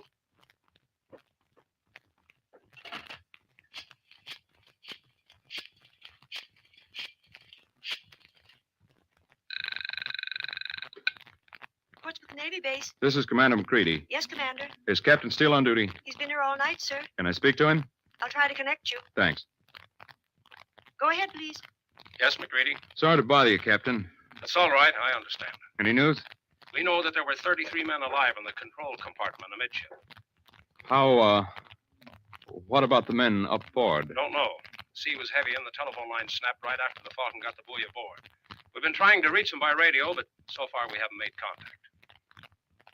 Captain. No, McCready. Couldn't I just go out in 10 lines or something? I know how you feel. Let me go, Captain. Be here at 7. Thanks. Thanks.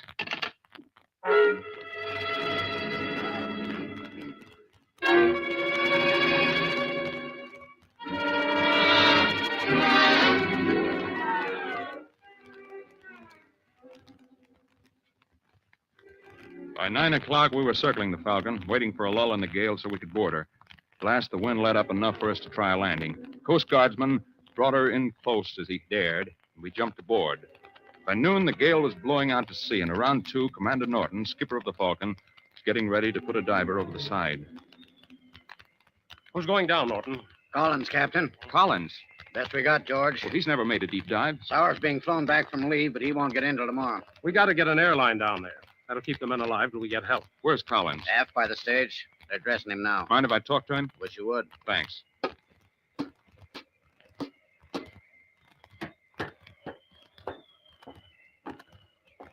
Hi, Collins. Hello, Mr. McCready. How do you feel? Okay, I guess. Nothing to worry about. Sea's still rough, but we'll be able to handle you okay. Yes, sir. We don't know where the grapnel caught, but the first thing you do, unlock that grapnel and tie it securely to the sub. Yes, sir. You got to do just one job. Get those airlines connected. I know. One more thing.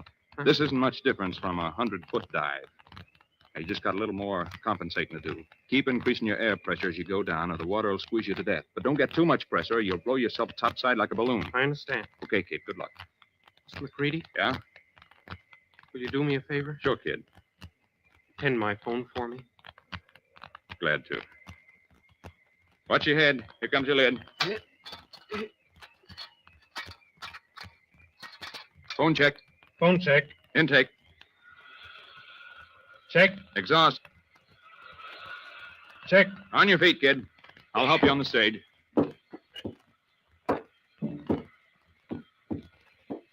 Hang on. Put him over.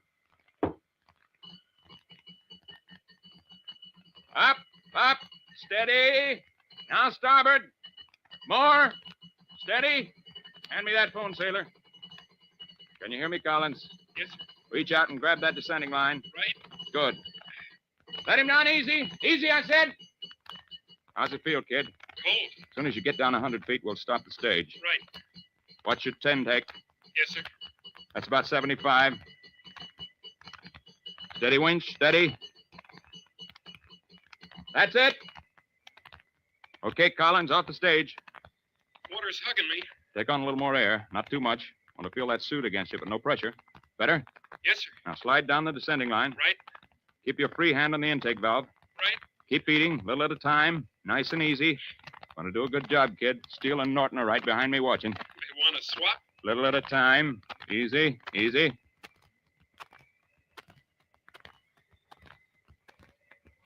Down. Where are you? Can't tell. What's your visibility? About 3 feet. Secure that descending line. Doing it now. There. She heeled over? No, she's sitting up straight.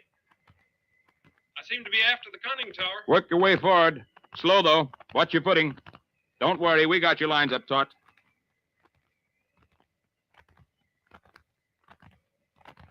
You're using your light? Yeah. See anything? Not yet. Did you say it was going to be cold? Just pretend you're taking your Saturday night bath. Yeah. Something ahead. Looks like the tower. Give her a couple of raps, kid. Let them know you're there. There.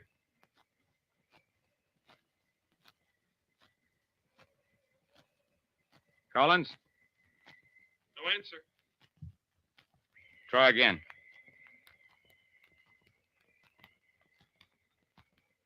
Nothing. Let's get that air into him. Right. Work around to the port side. Yes, sir. You find the high-low hatch? Water's hugging again. Take on more air. Yeah. Just bleed it in. Want to feel the suit? Okay. Yeah. There's a hatch. Work off the cover.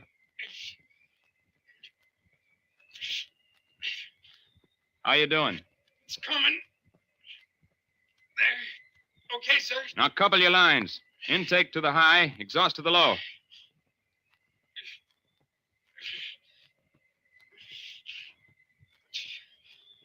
Take it easy, son. You're almost done. It's cold. I know. Water's hugging. Better not take any more air. Can you work? Yeah. Okay, intake's connected. Try for leaks. Start your intake pump.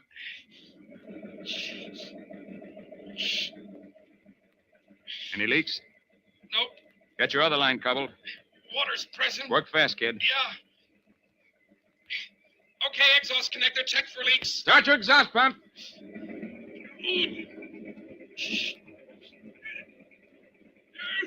Any leaks? Collins. Collins. Pull him up. Quick, pull him up.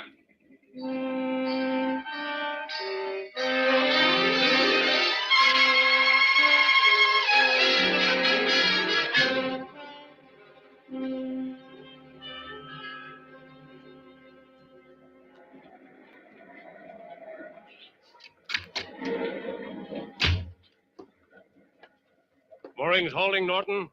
Seem to be, Captain. Hope they'll last till morning. Yeah. Bad break this weather closing in again. Blowing worse than before. Yeah. How's Collins, Captain? Won't be able to dive for a month. Where is he, George? Left him in the sick bay. He was resting comfortably. Any radio contact? No. You know what the litmus test showed? That exhaust air had 7% carbon dioxide. It's not fatal till 10%. 7 is over the critical line. They could just be unconscious. Yes, they could be. Then the fresh air'd revive them. It could. Captain. Yes, McReady. I have to go down. Those men have been down there for 36 hours. It's 32 degrees Fahrenheit at the bottom. They'll die of exposure unless we get them out. I can't risk your life on what may be a hopeless mission. They can't hold out much longer. Sowers grounded in Chicago. The carmen put in at New London. Help won't get to us for 2 days. That'll be too late. Yes. If we get 1 hour of diving weather tomorrow, that's all I need. Norton? A diver's job's easy, Captain. McReady could do it blindfolded. You know what the medical report said? 1 more case of the bends and you'll be... I know. All right. On 1 condition. Yeah? When you get down, you rap on the sub. If you get an answer, you go ahead. If you don't, we pull you up right away. Thanks, Captain. The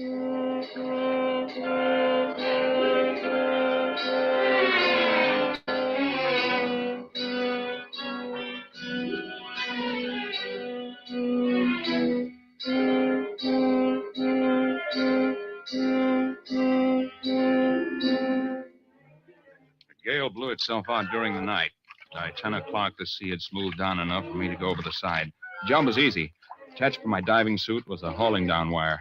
All I had to do was secure that wire to the center of the hatch from the sopping. Then the rescue belt could slide down the wire and seat itself on the deck of the sub right over the hatch. The last thing I saw as I went over the side was Captain Steele taking my telephone line. I guess he didn't trust me to keep my end of the bargain. How's it feel, McReady? Cold.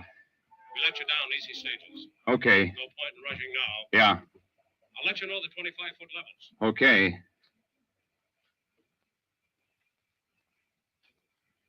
There's your first one. Right. If you start to feel dizzy when you get down, stop working till it passes. I'm okay. No oxygen jag with a helium suit. Just be careful. Okay.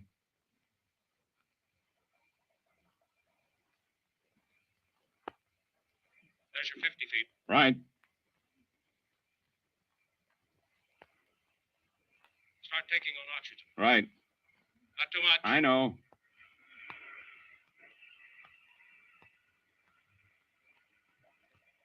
There's 75. Yeah. Too fast? No. When you get to 100, take a rest before you leave the stage. If I need it.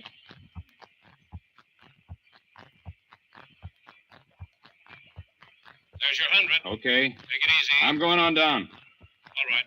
Visibility's getting bad. Your line's free of the stage? Yeah. I'll keep calling your depth. Okay. There's 125. Right. Start breathing your oxygen. Right. How's the temperature? It's all right in the suit. Hands are cold.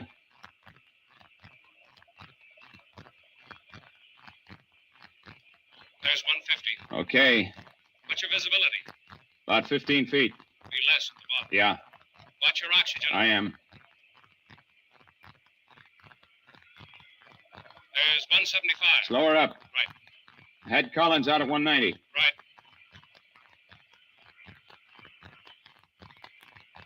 You hit yet? No.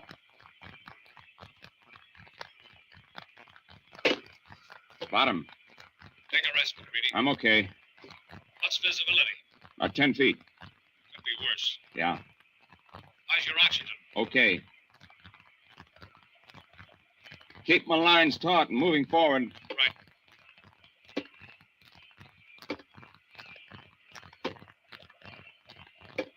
She's still upright? Yeah. See the tower yet? Not yet. Take it easy. Right.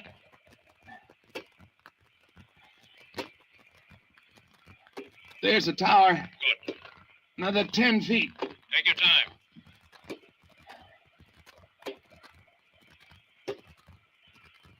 There's Collins Airlines. Okay. Give me a little play on my lines. Right. When I say hello.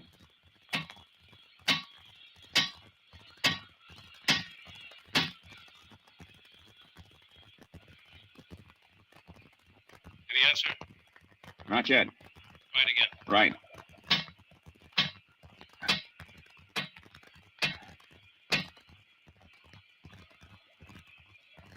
Ready? No. Again. Yeah.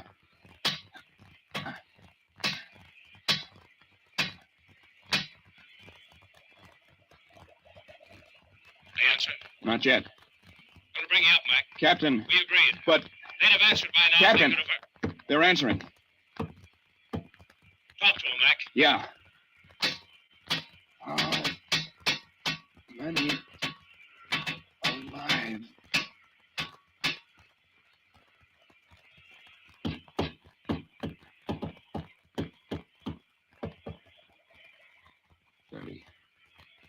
Still 30 alive. Good. Get to work with that wire, Mac. Yeah. Just a minute, Captain. How are men forward?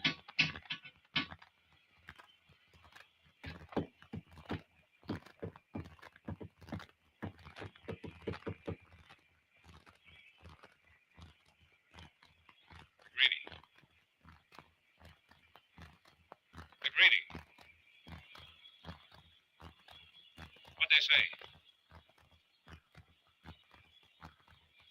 All hands forward. Lost.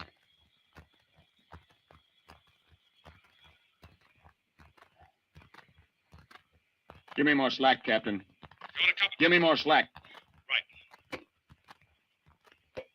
That's where she was hit. Near the hatch? Just forward. Can you secure the wire? Yeah. Take your time.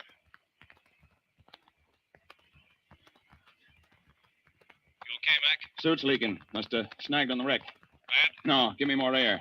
Pressure will keep the water out. Careful. Yeah, give me more. If you take any more, you'll blow yourself topside. I'll hang on with one hand, work with the other. More air.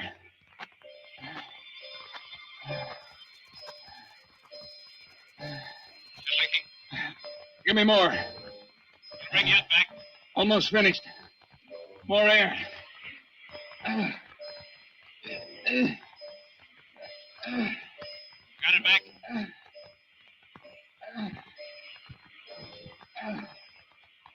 Got it?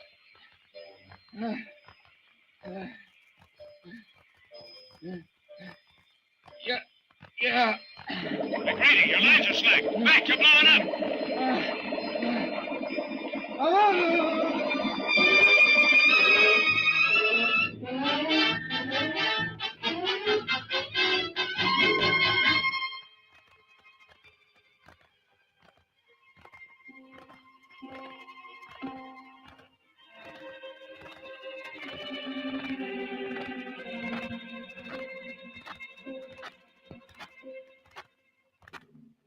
Rescues the submarine sergeant.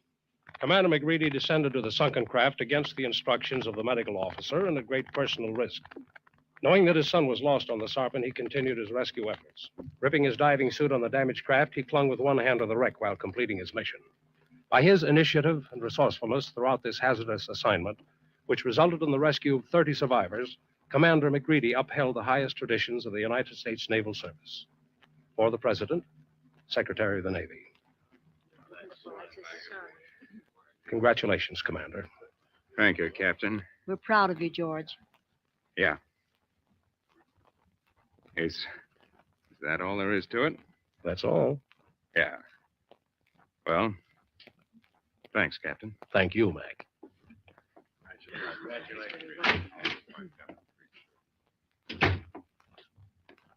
See? That wasn't so bad, was it?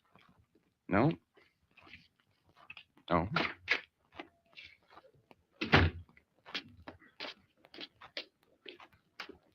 Hi, Mr. McGreedy. Oh. Oh, hello, Collins. Meet Mrs. McCready. Hello, Collins. How do, ma'am? Heard about the cross. Been waiting to say congratulations to you. Oh. Yeah. Thanks, son. Doc says I'll be ready to dive in a couple of weeks. Good.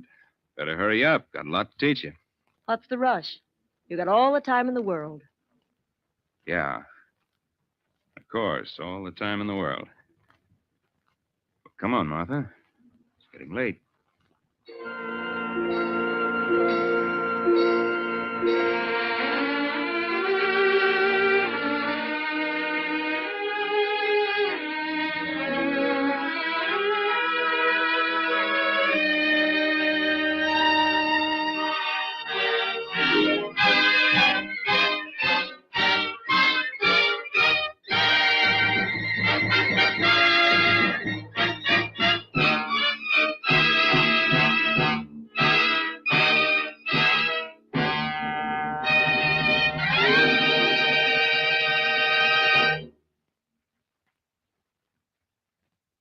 The title, Salvage. The story of a man who made a deal with the sea and traded one for 30. And if you like George's story, why not come back next week, friends?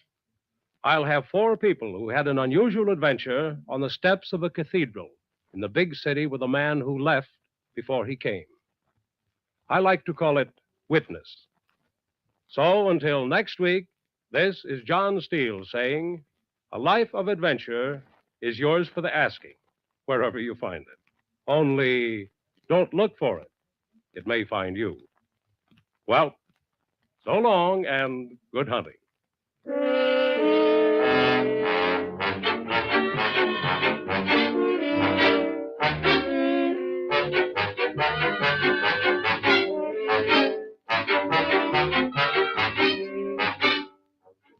John Steele Adventurer is produced by Robert Monroe, written and directed by Elliot Drake. Jim Bowles was heard as George McCready. Also in our cast were Abby Lewis, Ross Martin, and Jack Orison. John Steele was played by Don Douglas. The orchestra was conducted by Sylvan Levin. Your announcer, Ted Melly. Remember, next week, Mutual presents Witness, another story of suspense and action from the files of John Steele, Adventurer.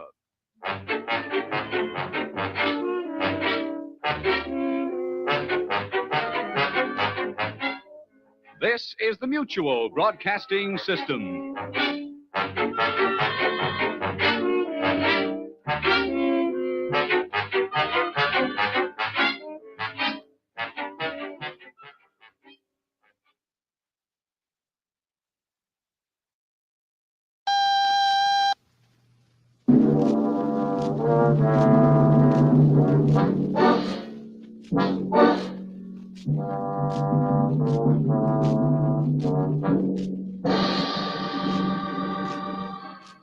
Take one man caught in the web of his own frustration.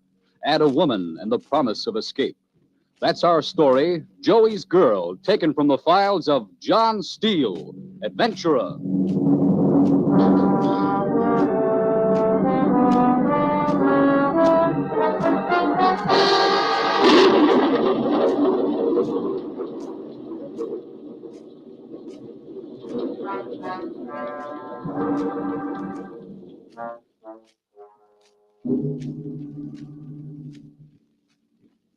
Hello, friends.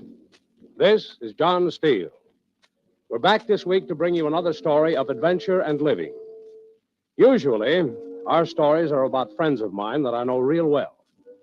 But this week's tale is about someone that I met quite by accident in one of those queer coincidences of life. I saw him for a brief instant, and then he was gone. But I couldn't forget the expression on his face, so I went about finding him again. Believe me, it wasn't easy. Well, you just go ahead and tell it exactly as you told it to me, Joey. It's hard. It's real hard. You look back on something, try to figure out when it started, and you can't. Can't even tell the day or the week, what's more, the hour or the minute. It's too mixed up. One day was just like the next to me anyway, so what's the difference? I'll tell you the whole story. Mike's bar was just a joint where we all hung out when we didn't have nothing better to do. I was there a lot. Spend all your life near a bridge, and it does something to you. I've been waking up every morning, sometimes afternoons, looking out of the window at it, and there it is, Manhattan Bridge. Looking big and rich and sticking its stinking feet down here where we ain't got enough room to turn around anyways. When you're a kid, you go to school because your old man beats you if you don't. 6th grade, maybe 7th, and then you hit the streets. From there, you don't come home till you're tired or hungry. And you get tough and you learn how to take care of yourself. When you're older, you say, yeah, what's that difference? So you hang out in joints like Mike's. Hello, Joey. Mike? How's the cuff? You're clean. Well, let me have a beer. Okay. Beer. Thanks. When'd you get back? This morning? Seems like a long time. A year's a year. Yeah. Flo's been asking for you. You can tell her that... I did. Dirty, squealing little... It was her or you? Yeah, I guess so. So who's around? Usual mob. Be glad to see me back? Maybe. What do you mean, maybe? Nothing. Okay, what's up? Nothing, I tell you, Joey. What's up? Greeks kind of taken over while you was away. Just don't start nothing here, Joey. Run a nice, respectable drink. You want to know something? Yeah. I don't care no more. Hmm? That's what I said. What do you mean? I mean, I don't care no more. Yeah, but you're used to it. I know. Everyone's been saying, wait till Joey gets back. Yeah? Sure. I don't get you. What's the difference? Huh? That's what I mean. What's the difference? Oh. Yeah, I see what you mean. What's eating you, Joey? Nothing. Got something on your mind? No. You changed. It's nothing. Hey, hello, Joey. Oh, hi, Benny. I've been waiting for you. Yeah? Sure. I knew you was getting out today. Don't give me I that. ain't lying. On the level. How's the paper business? Okay. You want yours now?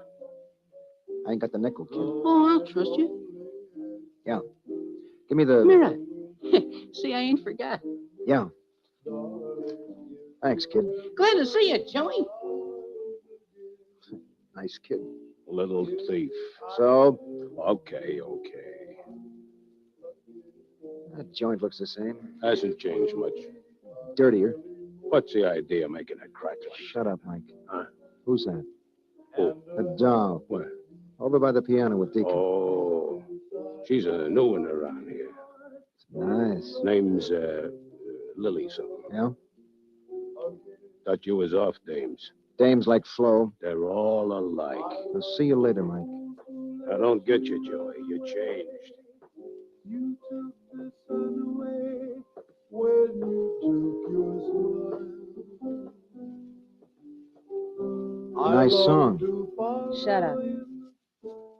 Hi, Joey. Aren't you going to finish the song for the lady? Yeah, sure. If you're ever in my arms again, it will be a different story then. I will whisper I love Pretty. you, Beat it. and you say you love me too. If you're ever in my arms. When'd you get back, Joey? Today? Looks like I'm just in time. Meaning? Whatever you like it to. Okay, it means you're a clumsy jerk for horning in on a good song. Depends. On what? If you think a song's better than a man. Maybe I do. Tonight. Okay, baby, I'll see you around. No, wait. Yeah? Buy me a drink. I'm broke. Okay, I'll buy you one. It's more like it. What's your name? Lily, for the flower. Who are you? Joey, baby. For nothing.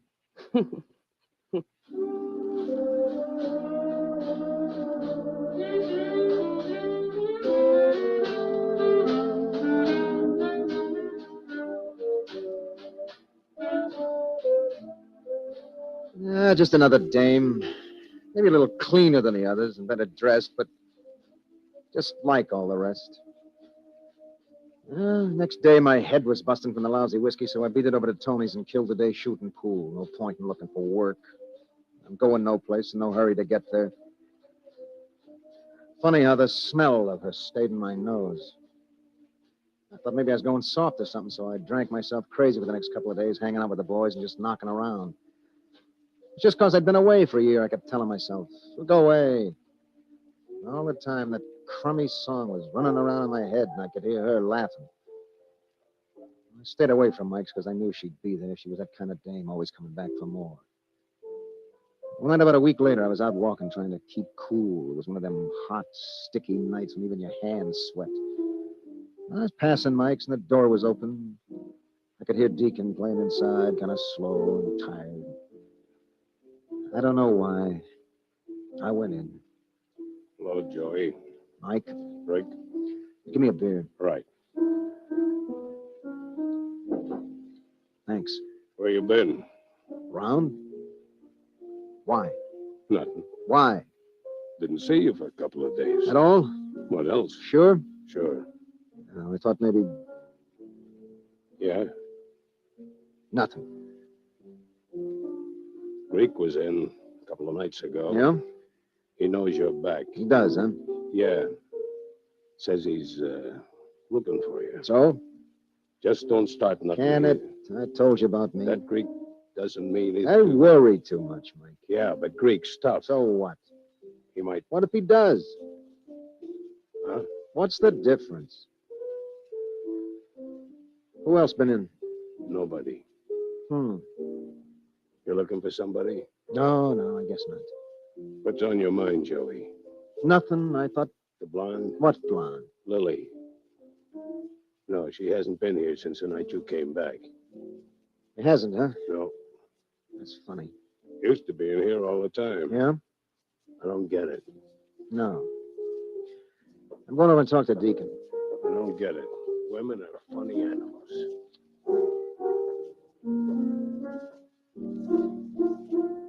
What to say, Deacon? Hello, Joey. Didn't see you. I've been busy. Good way to be. Yes, sir. Good way to be. Yeah.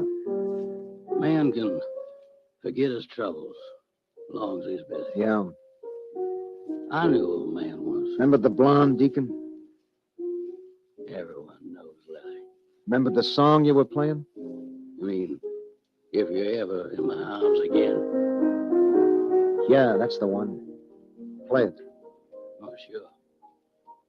If you're ever in my arms again, it will be a different story then. Hello, Joey. Hello, baby. Been a long week, huh? Yeah. Long week. Didn't think you'd be here. I'm here. What now? I don't know. Gonna buy a lady a drink? Yeah, sure. Stick that one in the corner.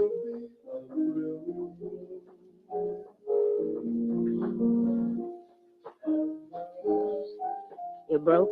No. Working? So, hocked my watch, built it into a roll at Tony's. Oh. What'll it be? Couple of beers, Mike. Couple of beers. We shouldn't be here. But we are. Yeah. What you been thinking for the past week? Nothing much. No? Gotta get working soon. Oh. That's about all. What have you been thinking? I've been... Nothing. You said it was a tough week. Just making talk. At all? Yeah. 2 beers. Thanks, Michael. Ring the bell when you want me. Yeah. That go for you, too, baby? Cheap jerk.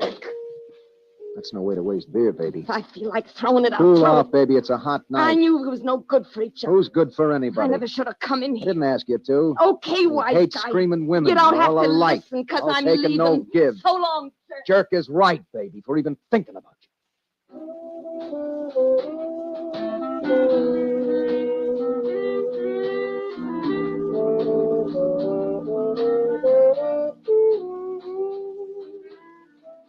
Now, that was that.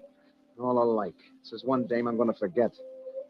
I looked for a job for the next couple of days, but all the old boys treated me like I was poison or something, so I gave it up. Friends. You come back from a year in stir, and everybody gives you the big freeze. Deacon was right. Man can forget his troubles as long as he's busy. I hung out at Tony's for a week, maybe, but all the time I was thinking about her and hearing that song. When I couldn't take it no more, I beat it over to Mike's, but she wasn't there. I went back for the next couple of nights, but she never showed. Then one night I was walking past her place, and there was a light in the window, so I went in.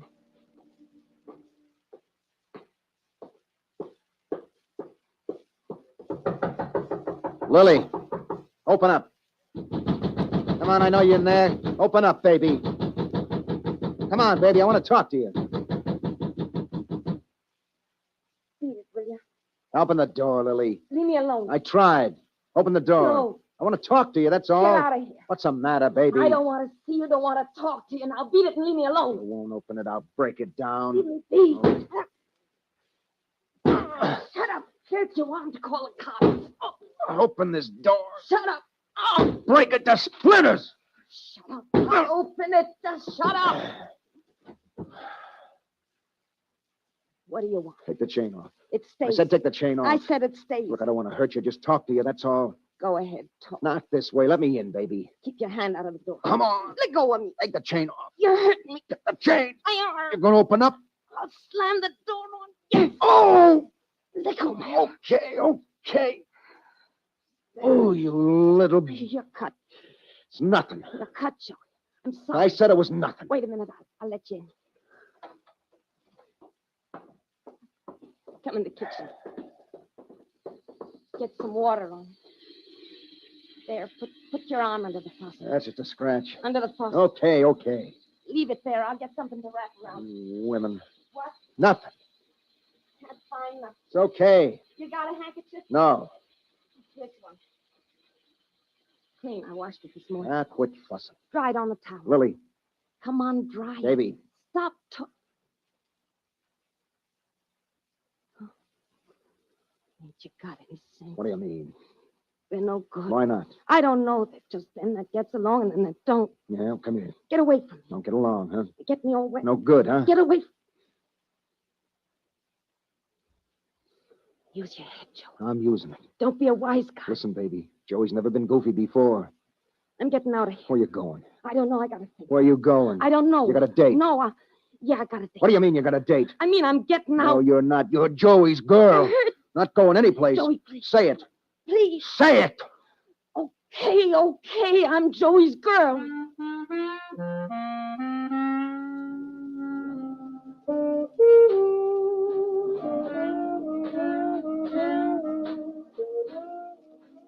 That's the way it was. Sometimes we was up and sometimes we was down. Sometimes we'd fight like cats and sometimes we didn't, but we always came back. I kept looking for work, but every place I went, I got the freeze. It didn't make sense. Guys have been up before, and when they came out, they got a break. Nobody kicked them around the way I was getting it. Then one night, 2 and 2 made 4. We'd been at Mike's. We were just leaving when we ran into Benny, the newsboy, outside on the street. Sports final, bums beat the cards in the 11. Get your sports final. Hiya, Benny. Paper for Mr. Hey, Benny. Benny, I said hello. Oh, hi, Joey. What, do you give me the brush? Well, no, Joey. Oh, Willie. What's the matter, Ben? Nothing's the matter. Okay, give me my paper. Sorry, no mirrors. What's it under your arm? What? Oh, yeah. Well, come on, give. Joey. What, no credit? Well, it ain't that. What's the matter, kid? Well, Joey, please. Don't you like my dough no more? Quit teasing the kid. You know I'd sell you if I could, Joey. What do you mean if you could? Well, I mean... Out with it, kid. The Greek says I can't. Greek? He says he'll take my root away from me if I do. He does, huh? You understand, Joey? Sure, kid, Well, sure. it ain't that... I know. You better beat it. Yeah. Here's the nickel anyway, kid. Oh, thanks, Joey, thanks. Evening paper, get your evening paper. So that's it. What you gonna do about it, Joe? Nothing. Nothing? You mean... That's what I said. Yeah, but... People just don't understand. What? I don't care no more. Okay. That's the way you want it. That is. You know what they'll say. I know. You don't care. What's the difference? Where are we going? I don't know. Let's go down by the river. Okay. It's hot. Yeah. Cool us off. Yeah.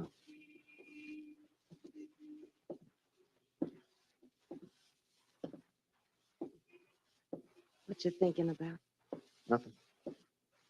You want to talk? It's okay. You're awful quiet. Well, I guess I was thinking. It's okay with me. I used to play on this street when I was a kid. Yeah? Wasn't so much traffic over here. What'd you play? Kicked the can, won a cap, and we could find a ball. I was going to be a big ball player. What happened? Kid from the next block I'd run over one day, so the cops kicked us all off the streets after that. What do you want to be then? Cop. Why? So as I could kick kids off the street. I saw a cop get shot one day. I didn't want to be a cop no more. Ever want to be anything else? Yeah. What? Used to come down here by the river at night. Just watch. I know. I always wondered where they were going. Looks so clean. Yeah. So big. Wanted to be a sailor then. Maybe someday be captain. What happened? I don't know.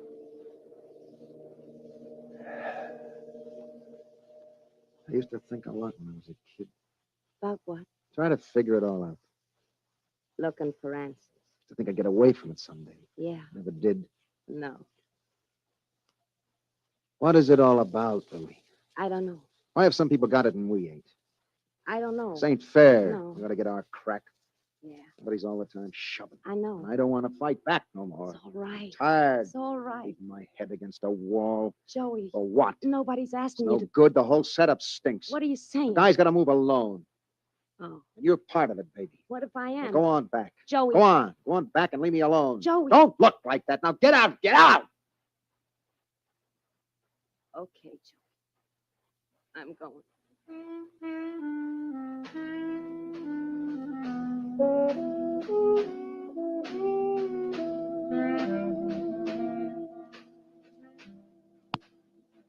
I stayed away from Mike's for 2 weeks after that. She'd blown her stack and walked out before, but this time it was different.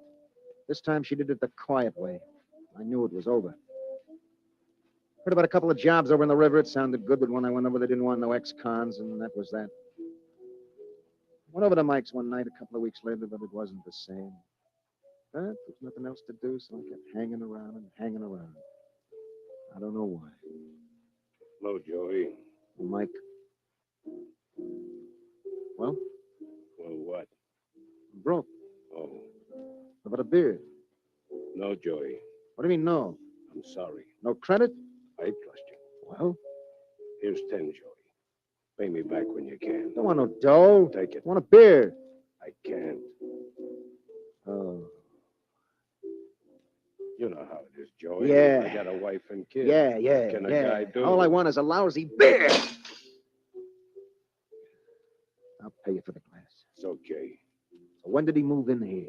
This morning, he bought the joint. He left a message for you. Yeah? He said, tell Joey if he sticks his face in here again, that's it. That's it. He meant it, Joey. I guess he did. Now, come on. Beat it. He'll be back soon. Okay.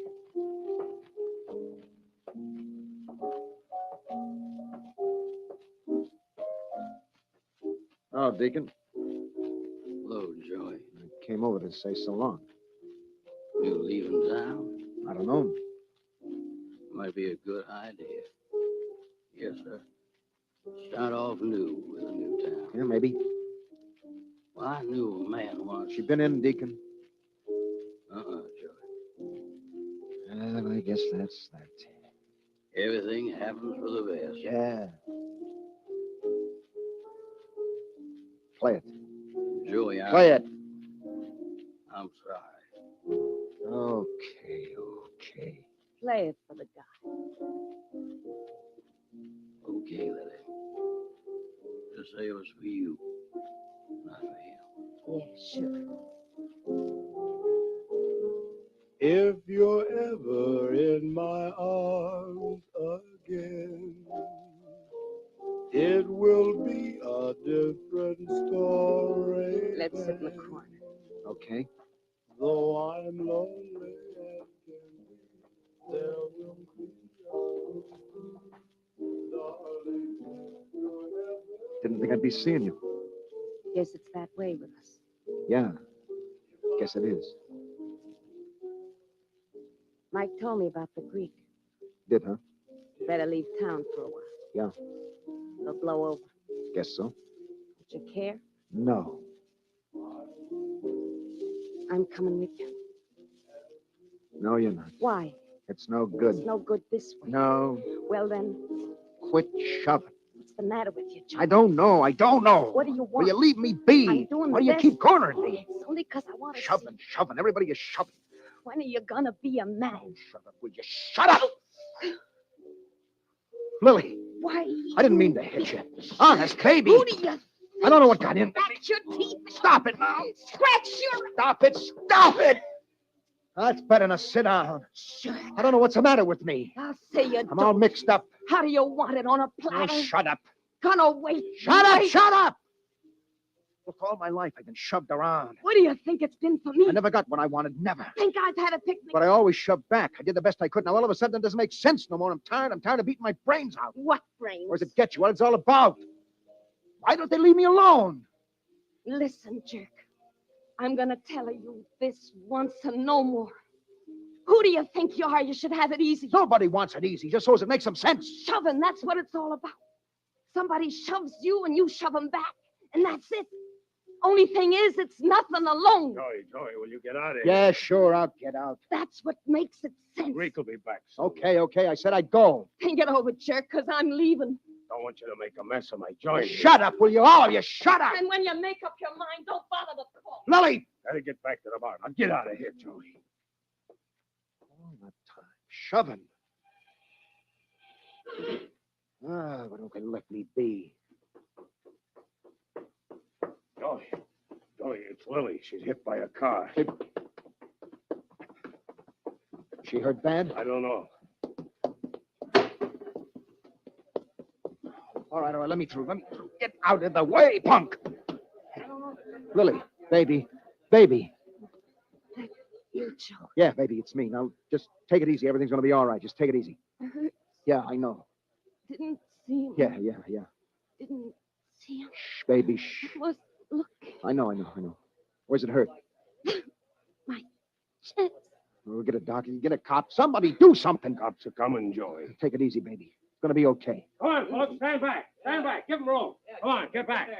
Hello, Mike. Hello, Steele. Hey, copper, look, get a doc, will you? Alarm's turned in. She's hurt. Be here in a few minutes. Joey, Yeah, baby. lift my head with Oh, here. I'll put my coat on. There. Now, don't talk. Sorry, I sounded off. It's okay, baby. Wanted to hurt you. Yeah, I know. Sorry. It's okay. We ain't gonna get a crack at it. Now, don't talk like that. Shut up, baby. Shut up. Look, all my life I've been waiting for a dream. Just putting in time. Will you shut up? Will you shut up? I'm trying to tell you, Lily. Oh, I'm sorry, baby. I forgot. I always do it wrong. Okay, Joey. Go on. You're it, Lily. You're it. What, Joey? You're the dream, baby. I've been... Joey. I love you. Oh, didn't think you was gonna say. I love you. I love Joey. Yeah. Joey's girl. Yeah. As soon as you're better, we're going to take off. Get away from it all. Start all over. And then we'll...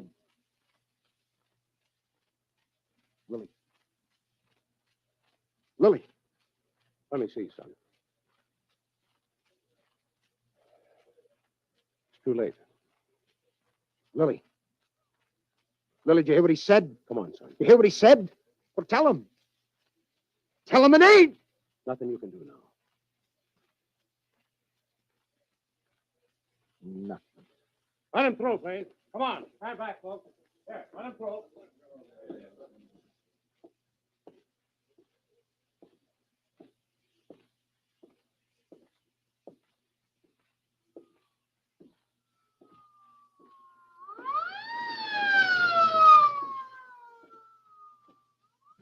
Too late.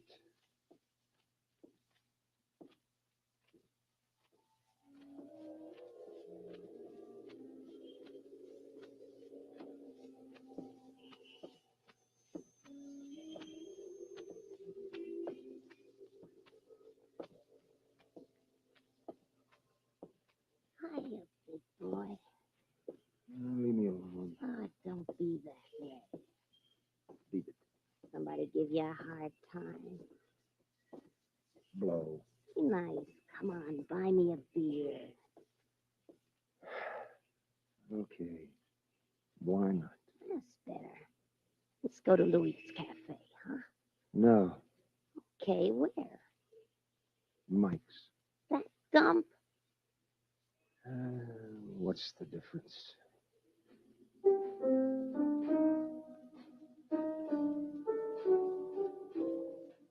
I will whisper I love you, and you'll say you love me too, if you're ever in my arms again.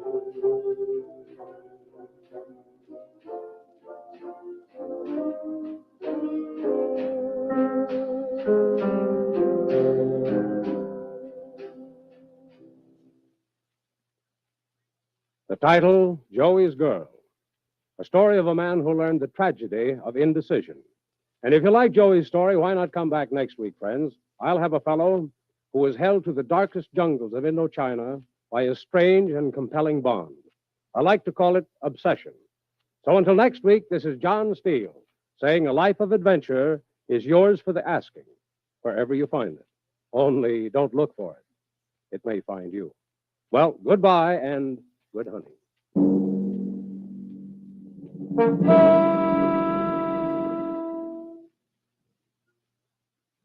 Remember, next week, Mutual presents Obsession, another story of suspense and action from the files of John Steele, adventurer. This is the Mutual Broadcasting System.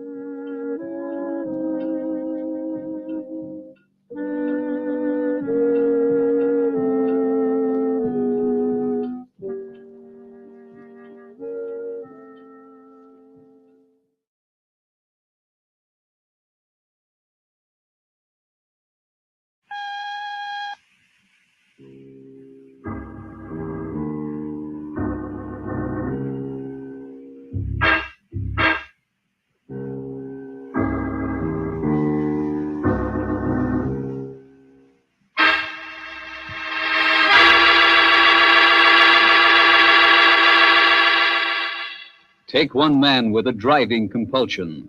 Give him his chance to destroy it. That's our story, Captive, taken from the files of John Steele, adventurer.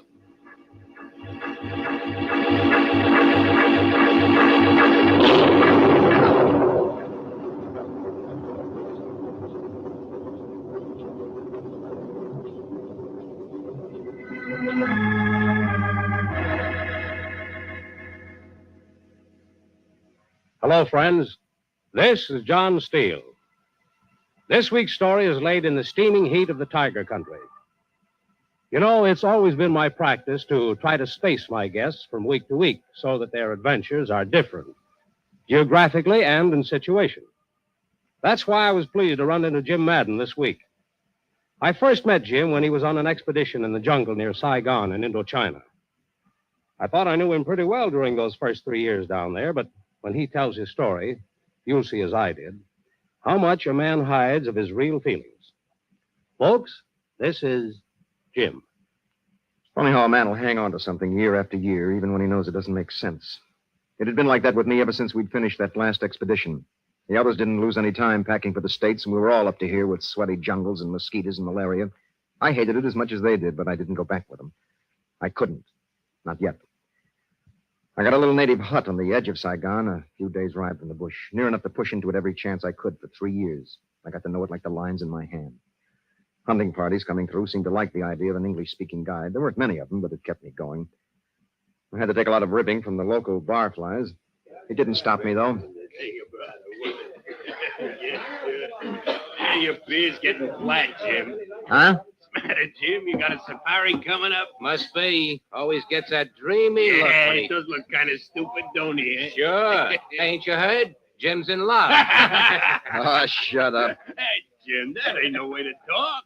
Now, if I knew a beautiful Hey, maybe babe- it's the American dame over there with the little guy. Them two came today?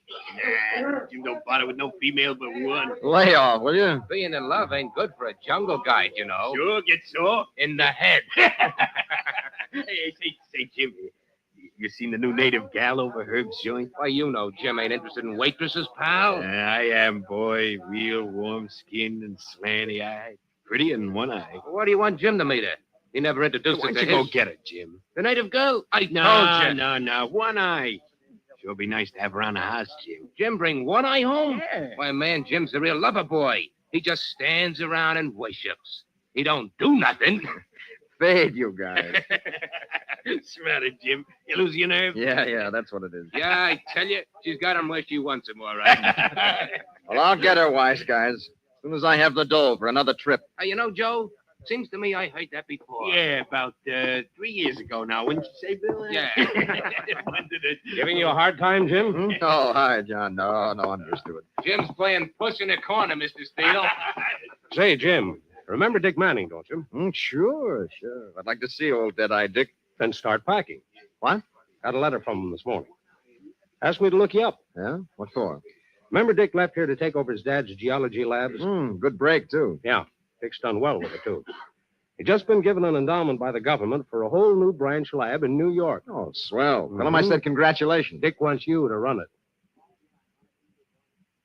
I'm sorry. I can't make it. But good night, man. It pays $10,000. Sorry. You could use $10,000. I know, John. Tell him thanks anyway. One eye, huh? Well, I'm... Okay, Jim. I won't be answering his letter till the end of the week. Think it over, son. A week. 2 weeks, 2 years. I'll get her or nobody will. You sound very sure of yourself, Mr. Huh? Madden. You are James Madden, the guide, aren't you? Yeah. I'm Danny Master. Pat, Miss Dennis, and I are down here to do a story. She takes pictures. We're from Rifle and Line magazine. I know. No kidding. It's not so surprising, Danny, considering the New York papers. We don't get New York papers, Miss Dennis. Really? News about me gets around faster News than... about any visitor moves fast down here. Your local gossips tell you my father owns Rifle. I'm impressed, Miss Dennis. What I was trying to say, Mr. Madden, is that I'm prepared to pay you. Oh, well. That puts you on another plane. Oh, Pat means, Jim, we'd appreciate it if you'd be our guy. Oh, stop bowing and scraping, Danny. We're hiring Mr. Madden. What kind of animals are you looking for? I don't know, sladang, wild elephants, tigers, whatever we have. Have a credit card for me at the hotel desk this afternoon. Well, sure. Thanks, Jim. That's swell. I'm quite sure the gratitude is on Mr. Madden's side, Danny. How so, Miss Dennis? It's your job. Yeah. And I believe I overheard you say if you had the, dough, you'd... Yeah? This, what did you call her? One eye. She must be very unusual. Oh, Pat, he doesn't want to... You know, Mr. Madden, I'd really like to see the kind of female you're so wrapped up in. Would you? You'll meet her, if you're lucky.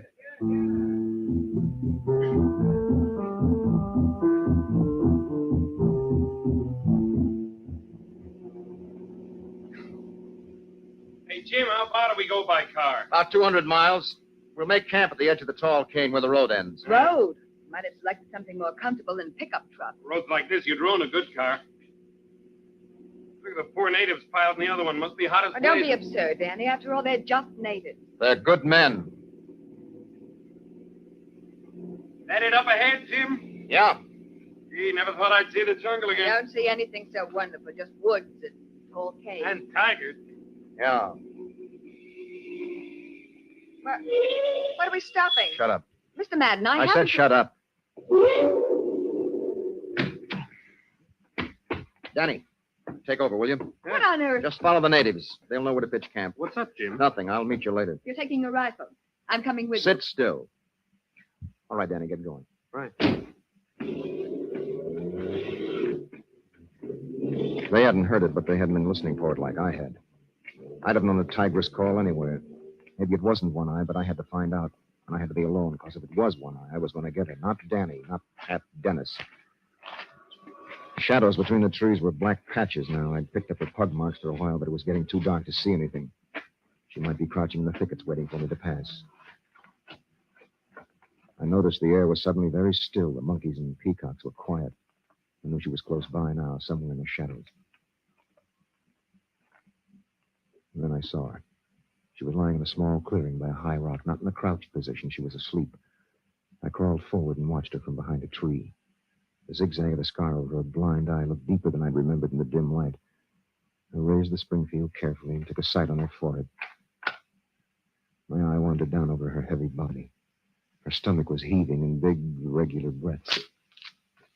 She was the most beautiful thing I've ever seen. I don't know how long I stood there looking at her, my finger on the trigger of the rifle hard against my jaw. My hands felt sweaty on the cool barrel. 3 years I waited for this. But I didn't shoot. Next time, maybe. I stood up slowly and headed back for camp.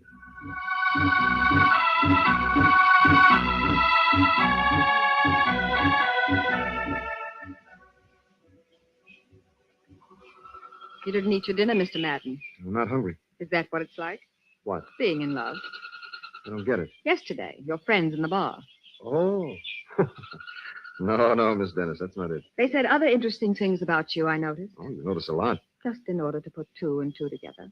Get 4? Only about 3.5. It's a good average. The missing half is one eye. I'm not very good at fast repartee, Miss Dennis. Slowly, then. This one eye is an animal, isn't it? So? A cat? Tigress. I thought so. Why? I like seeing people react. This is a new kind of stimulant. I'm a guide, not a guinea pig. Why, Mr. Madden, you're upset. You mind your business, I'll mind mine. It's a very pleasant program. I like it. By the way, speaking of animals, We weren't. what was that you heard on the road today? Why? A tiger. You're telling or asking? That's why you wouldn't let us go. You're crazy. You went alone to scare the tiger Had off. it all figured, huh? Yes. So you wouldn't have to You're kill. nuts. I don't think so. Killing animals bothered you a great deal, doesn't it, Mr. Madden? Hey. You think... you think I've got buck fever? Exactly. Oh, no, forget it, lady. I'm the bloodthirstiest... Are you? Sure. Sorry. I don't think you're much of an actor. No? Well, frankly, Miss Dennis, I don't care what you think.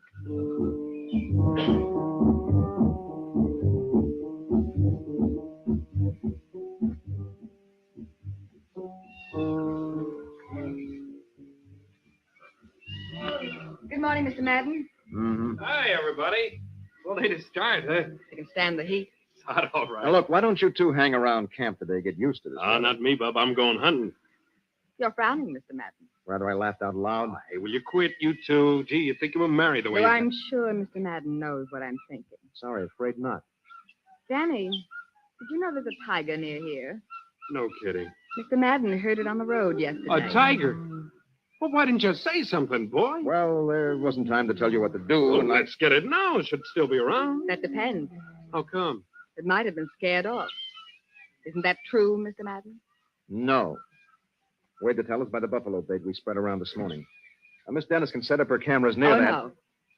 I'm going in myself. You want pictures, don't you? Of course. Well, wild animals don't pose, Miss Dennis, not even for you. Why? Sure, Pat, that's the way. Just set up cameras with string traps. Animal goes to bait, snaps his own picture. I only have 2 cameras, and I'm not getting them smashed. Get better pictures if you do it. I that way. believe I made myself clear. Okay.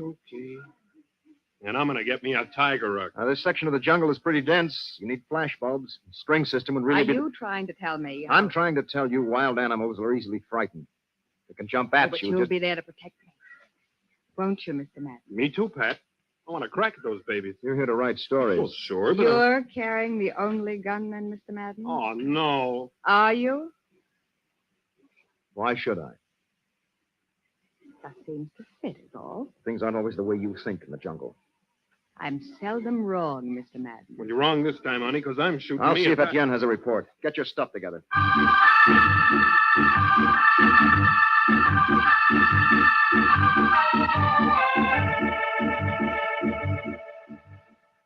I had to get away from Pat Dennis then fast, or I'd have clipped her one right across that beautiful, smug mouth. I'll let her think what she wanted. I couldn't tell her the real reason about one eye. I just doesn't say things I felt out loud. But I was going to get that she-tiger. She was my kill when I was ready.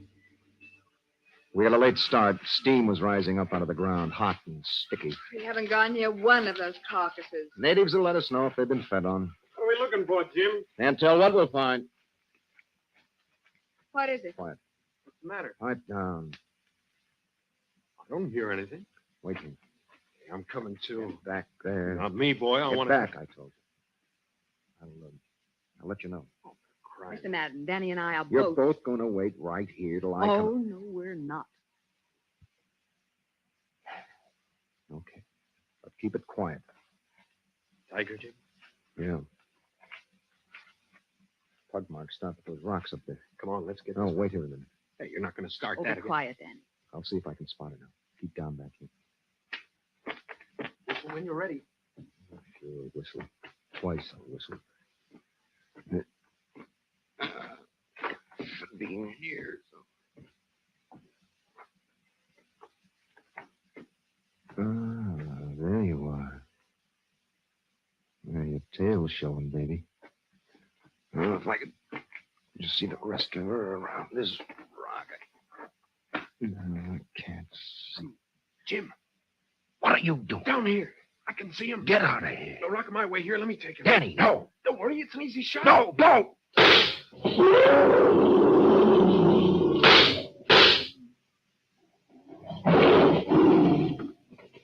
Got her. I got her, Jim. You killed one eye, you dumb jerk. Nobody could do that but me. What do you say? My tigress, you killed my tigress. Quit sucking me. Killed my tigress. Stop it. Jim, let go. Let go of it. Let go. Oh, all the disgraceful. Gosh, fella, what did I... Shut up. Could have hit you twice. You could have Shut struck up. him. Shut up, both of you. Monsieur, he is magnifique. Yeah, quite a guy. He killed me, monsieur. Jim, if you just Forget tell me it. what... Forget it. I still I don't said know. forget it. Don't you want to see Danny's kill, Mr. Madden? That's right. Let's have a look. Sure. Hey, look at that. I did that. Etienne, get ready for skinning. You're not even looking at the tiger, Mr. Madden. I've seen tigers before. Boy, look at those eyes. Eyes. Sure. Look swell over my Get out of the mantelpiece. way. But you weren't interested, Mr. What's Madden. the matter, Jim? It's not. It's not. Not what? Nothing. Nothing at all, Miss Dennis. Well, hey, Danny boy, this calls for a celebration. Your first tiger.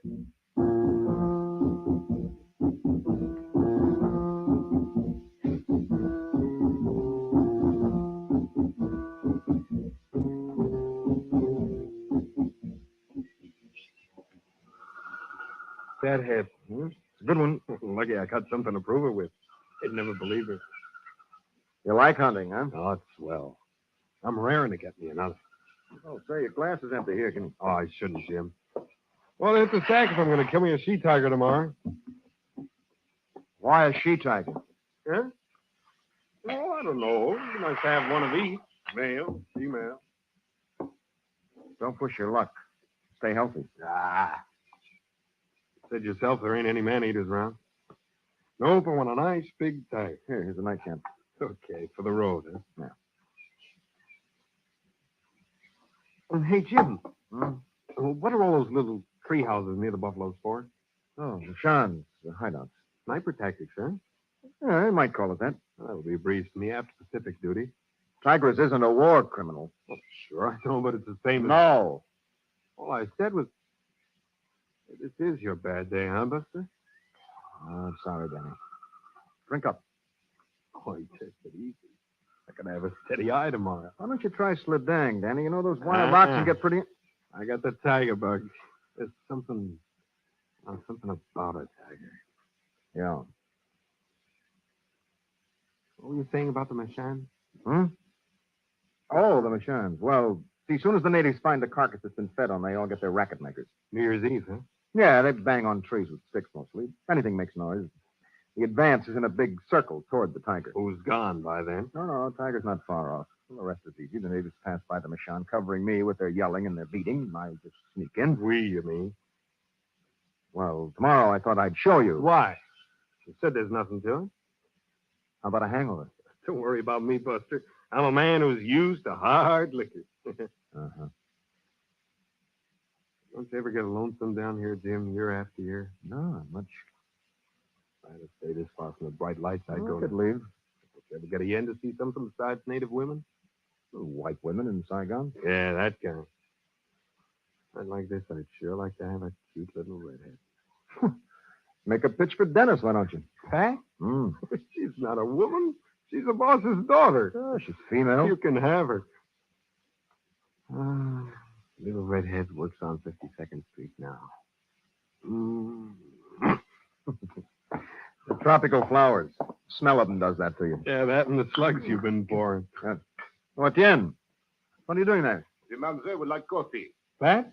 Oh, where is she? In our tent, monsieur. Oh. Hey, Etienne, wait a minute. I'll take that. Tell her to come on out.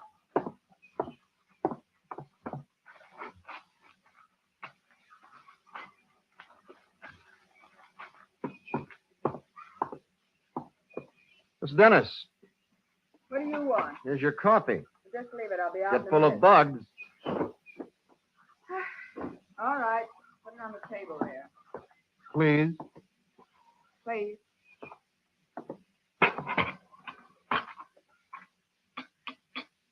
Well, what are you waiting for? What, no thanks? Did you come to give me a lesson in etiquette? Would be a good idea. I'll get out of here. Ladies in there. Don't flatter yourself. All right. Thanks. Now, will you please... Down? Sure, don't mind if I do.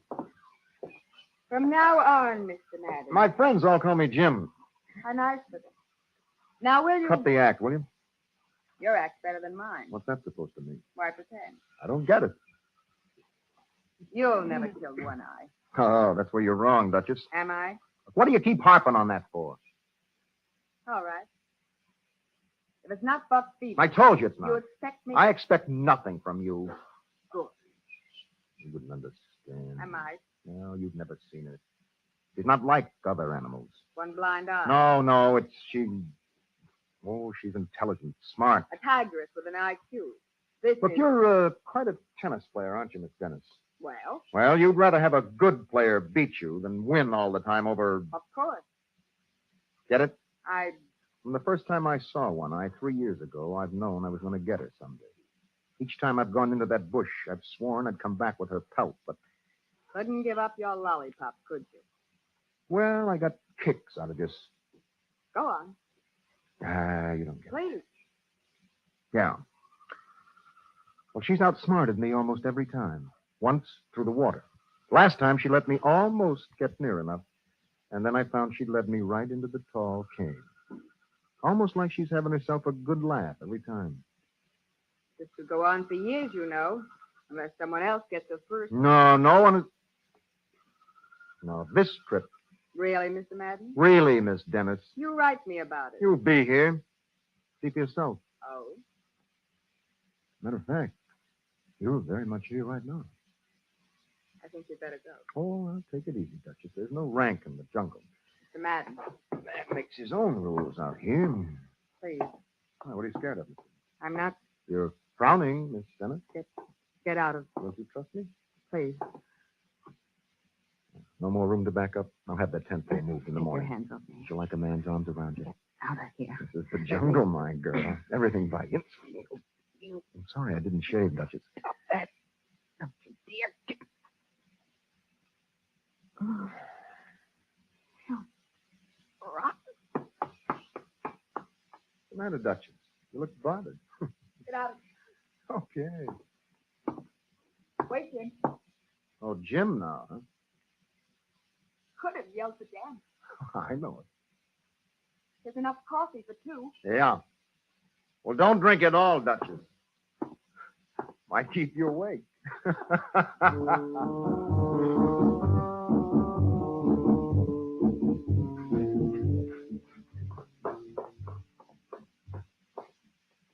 Matt, wake up. Number 2 carcass, monsieur. Chewed on? Tigress is still there. Tigress. I'll rouse the beater. No, never mind. Try without him. But, monsieur, at 5 You o'clock. heard me, Etienne. Get my gun. Oui, monsieur. What's up? Go back to bed. Etienne said something about a tiger. Jim? Yeah. Tigress. A sheep. Be right with you. That's what you think. Monsieur, we are ready. Well, shut up. You want to wake the whole camp? Pass up to. Oh, fine. You do not wish to use the beaters, monsieur? They are anxious. We might as well now. Let's go. Jim, let me have the first. Etienne, okay? We are ready. No kidding, Jim. How about letting me have the first shot? Shut up.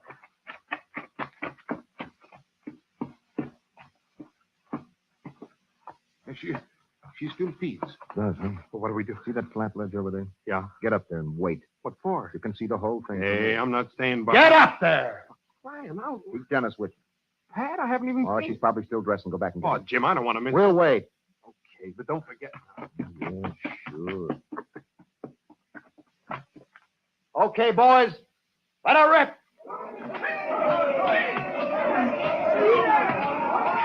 Wider! Run out! Move! Bigger circles! Louder!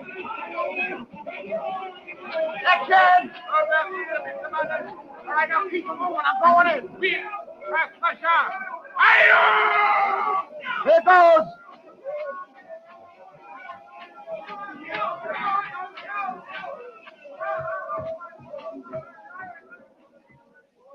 What kept you? Pat, what are you doing? I told you I wanted a shot of a tigress. How did you I was get with it? the first line of beaters. Crazy. I didn't got a gun. Yes, I have flash gun. I told you can't use that thing. No. Now, listen, if I catch you sticking a bulb in that You'll thing, what? Hot in here. Yeah, it gets hotter. It's all right. Mosquito netting tied on your side? Yeah. Jim, what I said about buck fever. Not it, I tell you. Something else? Something I gotta do. Hate waiting. Get used to it. Jim, I've been so rotten. You'll do. No, really, Hold it. Is it? She's feeding now. So beautiful. Yeah.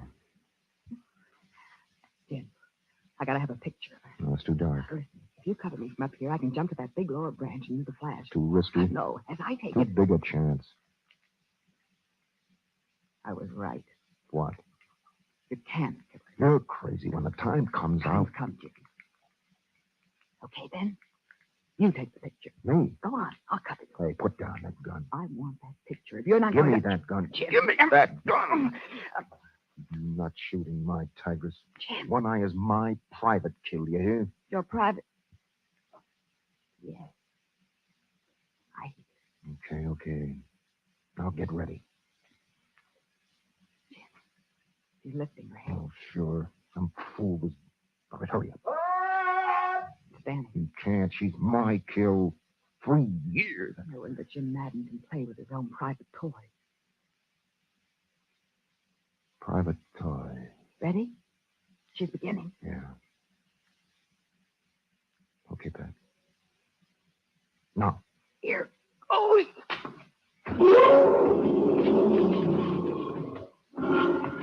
Jim, shoot quick, shoot! I'll get her. No, Danny, not you. Jim. Almost got... Shoot, Jim. Shoot. Okay, Danny. Let her have it. No, Danny. Jim, shoot her. Go on, Danny. Between the eyes, boys. Kill yourself a one-eyed tigress.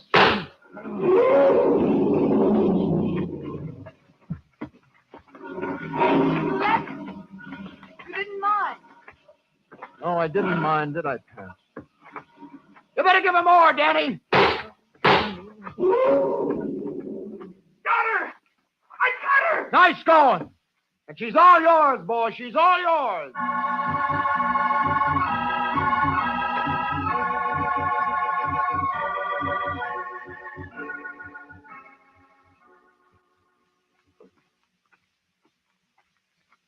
Rather I walked with Danny? Oh, you know better. Jim, he didn't realize. I know. Good thing. For 3 years. Still a good thing. I want a ball. Pat, I had a perfect sight from the Machan. I know. That's why. Honey, listen. If I'd shot her myself, I'd have only started looking for another one like her. You said she was one of a kind. Well, I'd never have been sure. Always be... Maybe. Yeah. Let's get the first plane, Jim. I want New York. No. Something I gotta do first. Jim. No. Yeah. First, I gotta stop off in Saigon long enough to buy a wedding present. A wedding. Oh. People are supposed to send us. Oh, well, it's not for us, Duchess. It's from us. To Danny.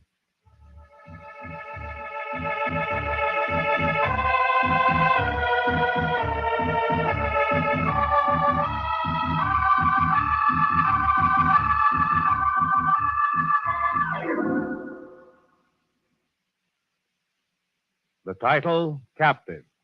A story of a man who learned the importance of self-denial. And if you like Jim's adventure, why not come back next week, friends? I'll have a story of a man who had to face death to learn how to live. I like to call it the right medicine. So until next week, this is John Steele saying a life of adventure is yours for the asking, wherever you find it. Only don't look for it it may find you. Well, goodbye and good hunting.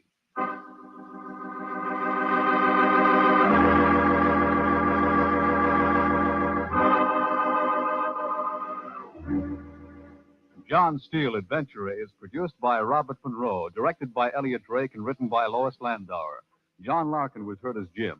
Also in our cast were Ross Martin, Charlotte Manson, and Mort Lawrence. John Steele is played by Don Douglas. Musical effects were by Doc Whipple. Your announcer has been Ted Melly. Remember, next week, Mutual presents The Right Medicine, another story of suspense and action from the files of John Steele, Adventurer. This is the Mutual Broadcasting System.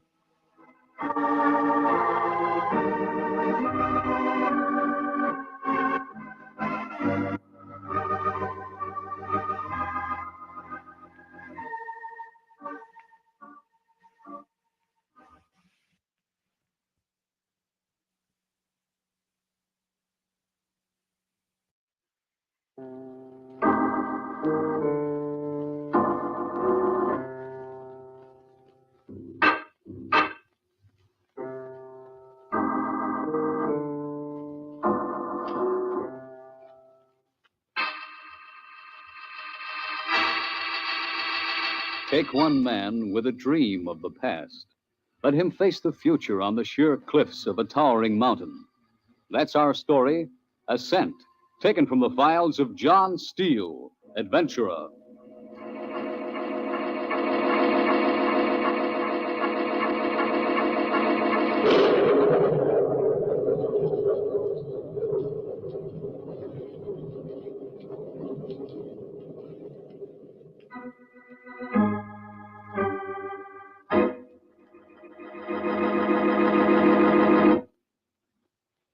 Hello, friends. This is John Steele. We're back this week to bring you another story of action and excitement. And this is one of my favorites. Some of my guests I've known quite well, and others only slightly. But this week's guest I know very well. Larry and I have been friends ever since he was an awkward kid. I've watched him grow into young manhood. Believe me, I'm mighty proud of him. Suppose you take over from here, Larry, before I tell the whole story. Folks, this is Larry Marshall. I guess mountain climbing fever runs in families. That's the only explanation I could find, because, believe me, nobody was more surprised than I was. You see, my dad was killed in 1938, just before the war. He and 4 friends set out to climb the Dörnelberg, one of the lesser peaks of the Swiss Alps, and, well, they just disappeared. I was a kid away in prep school at the time, so I got all my information secondhand from my mother. It seems they sent out search parties, but they never found them. I wanted to go home, but Mother said it wasn't necessary. I remember lying in my bunk up at school late at night crying, swearing that someday I'd climb that mountain and find out what happened to my dad. Then the war came along and postponed my plans. But after the war, I took my discharge in Europe, wrote the families of all of Dad's original party, asking them to help finance the expedition. And this was the surprise. They all wanted to come along. So I went ahead to Oberhofen, the little town at the base of the mountain, and settled down in a cozy inn to wait for the others. Within a month, they were all there, including John Steele, who'd come over at Mother's suggestion. It's good to see you again, Larry. Oh, it's good to see you, too, John. John, why did Mother ask you to come? Well, you know how mothers are. Still doesn't trust me to take care of myself. I wouldn't say that. It's hard for your mother to realize. John, I've been through a war. I know. I'd resent it under any other circumstances. You mean because I was your dad's closest friend? Yeah, I guess so. Well, that's the only reason I came. Well, I'm glad you did. I was supposed to go on that trip with your dad. Oh, I never knew that before. Yes, everything was all arranged. It's funny you never told me. Canceled my plans at the last minute. Why? I don't know. John, does it strike you as strange that all these people wanted to come along? Oh, I don't know. It's been 10 years. Why should they want to? You did. Well, I had a reason. Maybe they have theirs. What do you mean? Just conjecture. You're not worried taking a group of amateurs up the Dornelberg, are you? Oh, well, they've all had some experience. Oh, I didn't know that. Yeah. Besides, with you along, we're both seasoned climbers. Yeah. Well, come on. May as well meet them now. Okay. They're certainly a strange collection. I'm not surprised. Well, folks, here's the fellow we've been waiting for. John, this is Michael Murphy, John Steele. Hello, Mr. Murphy. Call me Mike, John. Everyone else does. Mike it is. Mike's brother was on the trip with Dad. Yeah, I remember. John, this is Jerry Livingston. Hello, Jerry. How do you do, Mr. Steele? Well, since we're being informal, why don't you just call me John? Well, I'd rather not. Whatever you say. Jerry's in the same spot I'm in. He lost his dad on the trip, too. Yes. And this is George Weishart. Oh, Steele. Doing a little celebrating, eh, George? Nothing wrong with celebrating a No, good- of course not. It's just that if I'm going to guide this party, then I'm responsible for your safety. I've been up a lot tougher mountains than Dornelberg. This time of year, any mountain's tough. Well, don't worry about it. Dornelberg may have killed my brother, but it won't beat me. Oh, I'm sure George will be in shape by morning. Oh, sure. This is Virginia Hamilton, John. How do you do, John? Hello, Virginia. Isn't it just too exciting for words? I suppose you might say that. I mean, the anticipation and everything after all these years. Yes, of course. I know just how Mother felt the night before they left. Perhaps. Dear Dad, he's such an old stay-at-home, but Mother used to enjoy this sort of Yes, if you'll excuse It's me. sort of elemental. Of course. Now, I feel almost... yes, Virginia. We have 8 days of hard work ahead of us, folks. Is there anyone who feels he can't make it? No, of course not. Okay. Larry has gotten all our equipment ready. Now, I've arranged for us to be awakened at 4. In the morning? Yes, Virginia. We have to be on our way by 5. But that's so early. Well, good night, folks. See you all in the morning. Yeah, good night, Mr. Steele. Time to turn in, Larry. Yeah. I think I'll get just a breath of air before I hit the sand. Good idea. Go on the terrace. Okay. Weather chart looks good. You never tell in October. No. Air feels clean. Uh-huh. Oh, it's a beautiful mountain. Yes, it is. Doesn't seem possible. What? After all these years, I'm here. I was hoping you'd forget about this during the war. Well, I almost did. Can't wait any longer. What do you expect to find up on that mountain, Larry? I don't know. I don't know. Are you sure you want to make this trip? Yes, John. Very sure.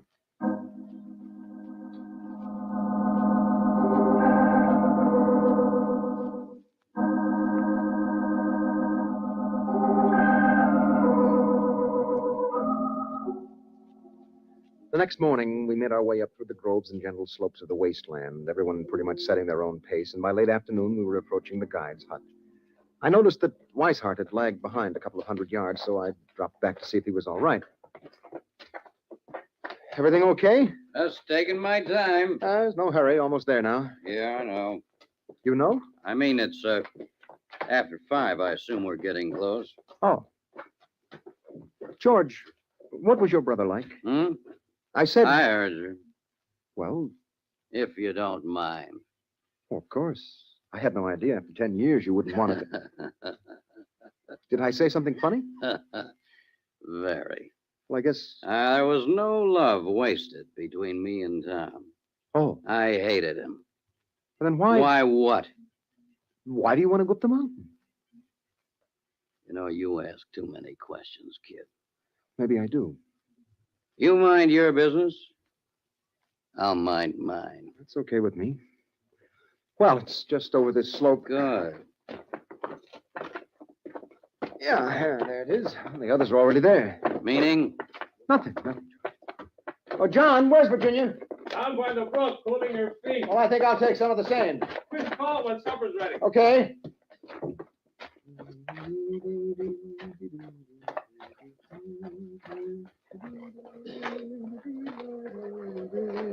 I'm over here, Larry. Oh, hi. This brook's just too delicious for words. Tired? Oh, back of my legs simply throb. Come on, take off your shoes and give it a try. Well, all right. You talked me into it. Isn't that simply wonderful? That feels good. Is that all you can say? That feels fine. It's not much better. Oh, it's been a simply thrilling day. Has it? Of course. Yeah, I guess it has been a good day. You guess? Oh, I hadn't really noticed. Oh. You see, I take this trip pretty seriously. Why on earth? It's something I've been promising myself that I'd do ever since my dad was lost. That's silly. Silly? Maybe. Why did you come along? Just for fun. Sounded like a good idea. Besides, I was bored with New York. I see. Well, there's really nothing to be so intense about. No? You don't honestly think we're going to find anything up there, do you? I don't know what I think. Well, that isn't the silly... What was your mother like, Virginia? Mother? Oh, I don't know. I can barely remember her. You weren't that young. I just never knew her very well. See, she and Dad were separated when I was a youngster. Oh. I never saw her very much after that. As a child, I remember that she cried a good deal. She and Dad were always fighting over something. I see. The only thing that I know she loved was being outdoors. Of course, Dad couldn't stand that. No. Come and get it, kids! We're coming! Such a dear. Huh? Oh, really, Larry? Don't be a dolt. Come on, I'm simply starving.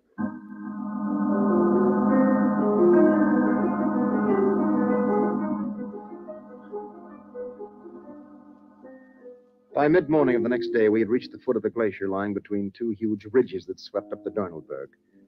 When we got up on the smooth ice of the glacier, John insisted that we rope up as a precaution. So we split up into two teams, Steele, Virginia, and Weishart on one rope, Jerry, Murphy, and myself on the other. John led the way, sounding with his ice axe before each step and watching for the discolorations that were sure signs of the voids under them. A sense of uneasiness was growing inside me. I wanted to know more about these people I was climbing this mountain with. Can't we rest a bit, John? I'm simply exhausted. Okay, Virginia. Can't waste time if we're going to make the first terrace by dark. 5 minutes more won't make that much difference. Well, how you doing, Jerry? Okay. Well, just sit where you are. Yeah. You okay, Mike? Strap on my rucksack's been loosening up for the last hour. Oh, well, here, I'll help you. Yeah. Really beautiful up here, isn't it? Yeah. So clear. Uh-huh. There, try that. Yeah. That's much better.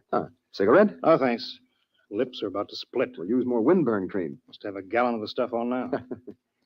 What causes those ice towers? Buckling pressure where the glacier meets the mountain. They're beautiful. Yeah, to look at, you mean? Yeah, what do you think? Well, if one of them falls over and starts down the glacier, well, you don't want to be in the way. Yeah, I see what you mean. Pretty risky, huh? Well, nothing about mountain climbing that's easy. Makes me wonder. Oh, what? What we're all doing here. Why did you come? Really Mary's idea. Who's Mary? Pat's wife. He was my brother. Oh. See, I was always crazy about Mary, and when Pat was lost, well, I waited the proper time, then I asked her to marry me. She said no.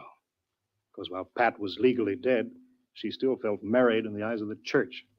Kind of a funny attitude, because after all, they never did get along. Oh, I see. Whose fault was that? Who can say? Pat was a nice guy. Mary is a little hard to live with. I think I could get along with her. Uh-huh. Anyway, she said if I came on this trip and found any real evidence that they were all killed, then she'd marry me. Search parties never found them. I know. Well, then why? The only unusual angle of the whole deal was the fact that just before he left, Pat took $50,000 out of the bank in cash. That's a lot of dough. Yeah, for a trip to Europe. Yeah. Okay, folks, on your feet. Okay, John.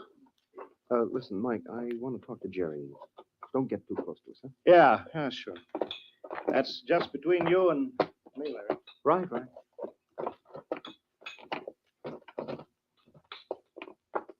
Well, feel rested, Jerry? Oh, much better. Been kind of quiet all day. Well, I've been thinking. I know what you mean. They came up this glacier 10 years ago. Maybe over the same route. Maybe. It's the closest I've been to Dad for a long time. What do you mean? I don't know. I kind of feel him all around me. Must have been quite a guy. Oh, the best. I thought the world of him. Yeah, I understand. No, you don't. No one ever loved his father the way I loved mine. Well, take it easy, fella. Sorry. It's been so long. Yeah. Nobody understood him like I did. Such an idealist. Nothing ever worked out for him. Maybe it wasn't such a good idea you're coming along on this trip. Oh, no. My psychiatrist said it was the best thing in the world for me. Why? Well, he says it's not knowing that's made me so nervous. Oh, I see. He says maybe if we can find proof that they were killed, maybe I can be myself again. Well, maybe he's right. Yeah. What's that? I don't know. Keep your eyes open. What is it, Steele? Ice buckling. Look at that tower shaking. It's going to fall. Watch it. Sliding down the glacier. Headed this way. Get over. All right, come on, Jerry. No. Come on. Maybe that's how Dad... I'm sorry, fella. Mike, help me drag him. Yeah, coming. Hang on to him. All right, grab his legs. Right. Here we go.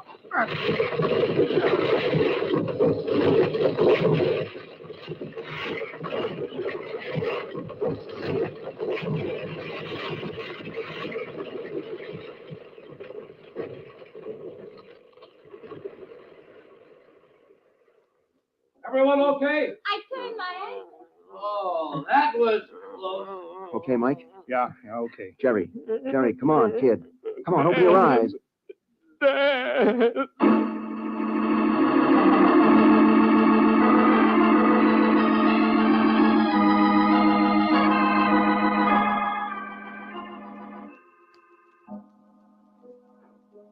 We made it over the ice fall and up to the first terrace by dark. The next morning, Virginia's ankle was so swollen that John decided to leave her with the tent and enough supplies while the rest of us pushed on. It had turned cold during the night, and we all pulled on extra sweaters and mittens before we started climbing. We worked our way up the gentle slope of the terrace till mid-morning when the ledge became noticeably narrower. What do you think, John? Terrace is good for another couple hundred of yards. I haven't seen anything that looked scalable. I've been watching, too. You gotta find something soon. Well, maybe we should have started around the other way. Never lose altitude if you can help it. Cardinal rule of mountain climbing, Jerry. Really cuts in here. Yeah. John, hold it. Huh? How about right here? Pretty steep. Little at first. If we can get up the first 30 feet, looks like the cliff face falls off after that. The corner isn't bad. You get a leg on each side. It might go. I'm willing. All right, what do you say, George? It's okay by me. It's the best we've seen. Well, let's go then. Right. Rope up, everyone. Okay. Right. Yeah. I'll lead. Then George, Jerry, Mike, Larry, you bring up the rear. Yeah. Okay. Tie those knots tight. I'll leave about 40 feet between you and George, Jerry. Yeah. Here goes.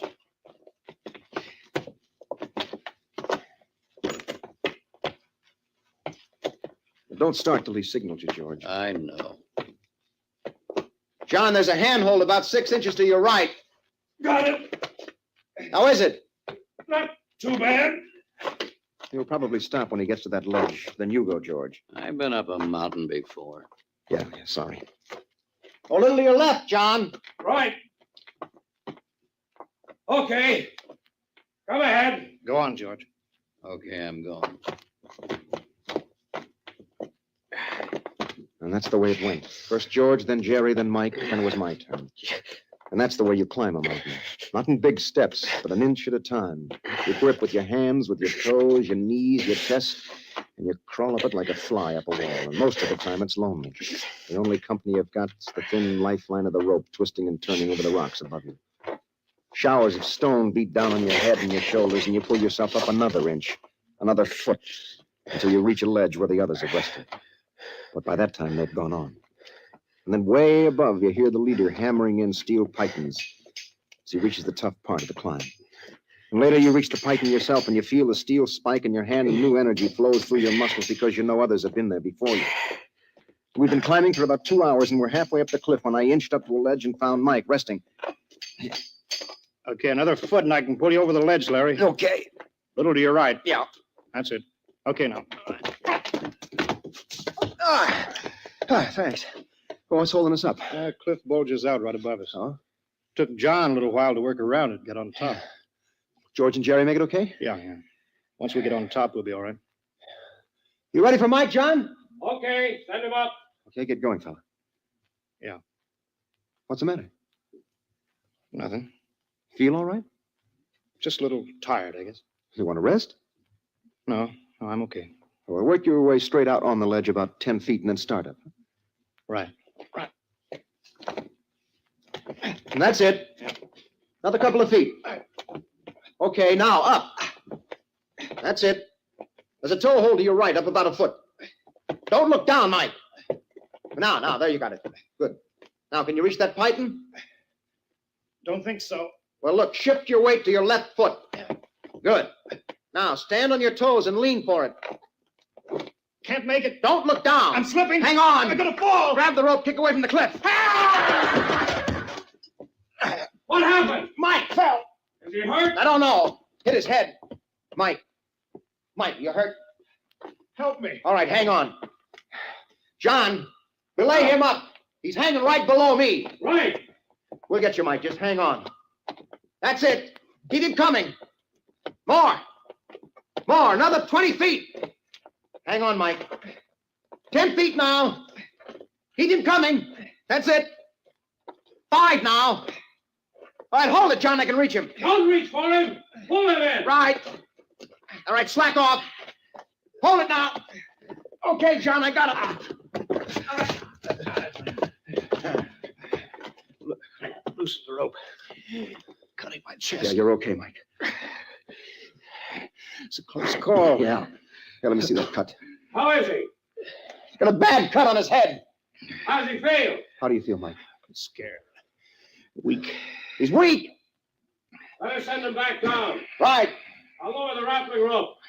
You let him down 50 feet. He's over the hard part. You make it alone from there. Right. I'm sorry, Mike. Nothing but foolishness anyway. Why, what do you mean? He's dead. Everyone knows it. Oh, I see. Why should I risk my neck coming up this mountain? No reason. If you find anything, let me know. I will. Wish I knew for sure he was dead. Yeah, I guess you do.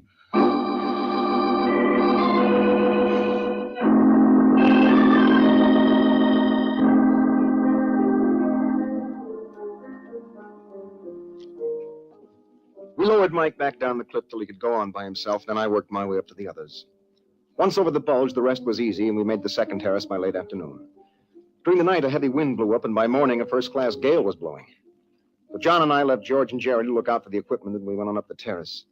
If the ledge went all the way to the top, we could give it a try, wind or no wind. But if the ledge ran out, and we had more scaling to do, we'd have to wait for a break in the weather. Too bad if we have to wait.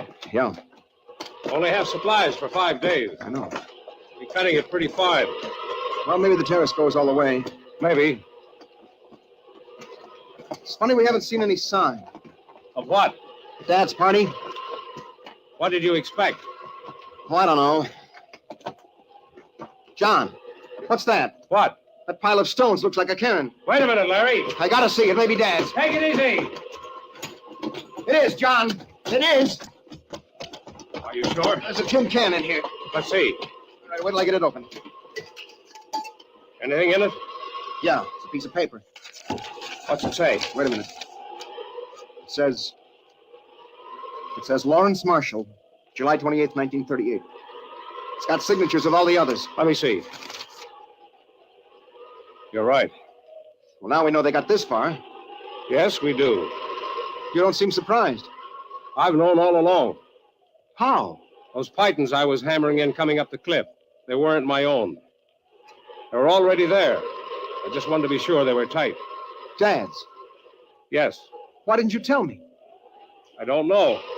I don't get this, John. This whole thing is mixed up. Why? All these people wanted to come with us. They all had their reasons. Well? Some of the things they've said don't fit. Like what? Like Mike said his brother took $50,000 out of the bank before he left. Yes? Weishart acted like he'd been up this mountain before. I see. Weishart is the only one I really can't understand. He brushed me off when I tried to find out why he was here. I can tell you. You can? Yes. 10 years ago, George Weishart was tried for the murder of his father and acquitted. Why? Insufficient evidence. The state's star witness was his brother. And he disappeared on the Dornelberg 2 months before the trial. Oh. George has been partway up the mountain before. In 1939, he tried to climb it alone and failed. That fits. How? Every one of these people wanted to go with us for selfish reasons. Yes? And everyone on Dad's trip was unhappy through no fault of his own. Everyone except Dad. You never knew your dad very well, did you, Larry? Huh? I mean, really well. Well, I was away in school a lot. Dad traveled 6 months of the year, but I thought I knew him. Maybe I didn't. I don't think you did. You know, from the beginning, I've had the feeling you didn't want me to make this trip. I didn't. Well, why? I can't explain. You think Dad and the others... I don't think anything. I won't forget that, John. And somehow I'm going to prove you wrong.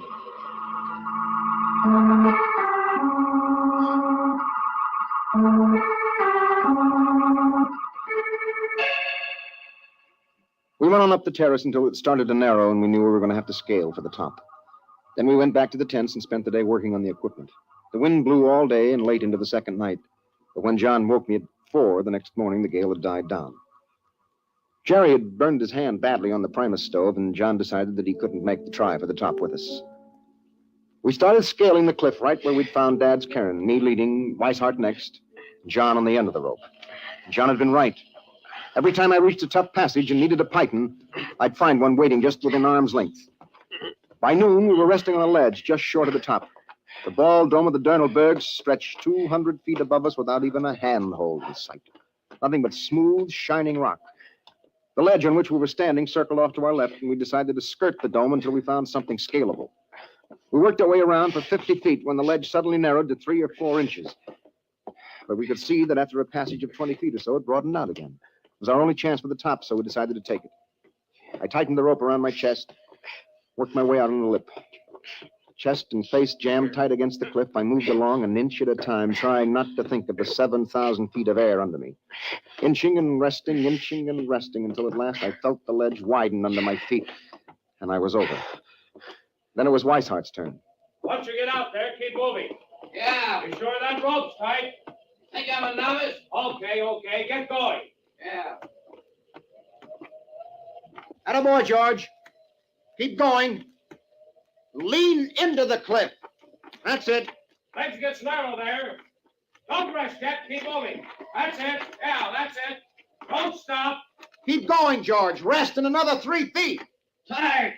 I gotta rest. Don't stop. I gotta stop. Keep going. I'm tired. You're slipping, George. Hold forward. I can't hold on. Hang on. Hang on to your rope, Larry. Yeah. Close, Can you pull it in? I can try. Take it easy.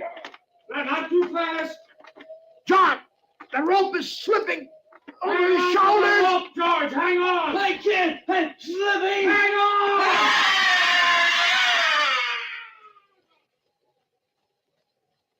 You okay, Larry? Yeah. I'll be right over. When something like that happens on a mountain, you just got to try and forget it. You got to push on, try not to think that it might have been you. John made it over to me. We worked our way along the ledge again. Finally, we found a cleft in the dome that looked scalable, and we started up. Like before, there were Dad's pythons waiting to give me a hand. In an hour, we were 10 feet from the top. Go hold up another foot, Larry. All right. That's it. Can you reach that python? Yeah. Now, pull yourself up to that ledge. Good. All right, it's easy from here. Okay, John, I'm up. Be right with you. Come on, I can pull you up from here. Okay. All right, come on. All right, now kick free. That's it, 5 feet. There. Thanks. Well, we made it. Yeah. It's beautiful up here. You can see for miles. Yeah. The world seems pretty far away. Yes. Dad's pythons led all the way to the top. Meaning? They made it, too. Ought to be a cairn or something around here. Take a look. I don't see anything. Look some more. John. John, come here. What is it? It's the other side of the mountain. Yes? Pythons leading down. Well? They must have come up one side. Go on. And just gone down the other. Yes. You mean Dad and the others are still... Yes. You've known all along. I was supposed to make that climb with your dad. Why didn't you ever tell me? I didn't know whether or not you could keep their secret. Well, Larry, what are you going to tell the others? Well, I'm going to tell them we found the spot where they fell. Come on, John, let's get going.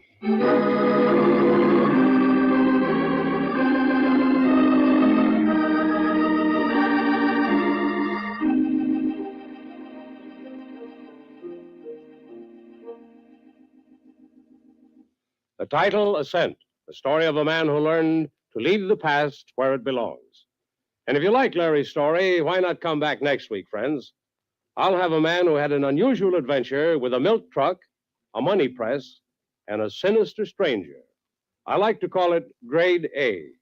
So until next week, this is John Steele saying, A life of adventure is yours for the asking, wherever you find it. Only don't look for it. It may find you. Well, goodbye and good hunting.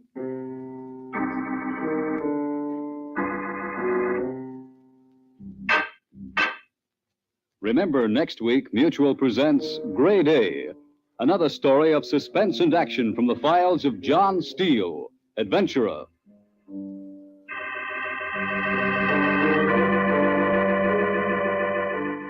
This is the Mutual Broadcasting System.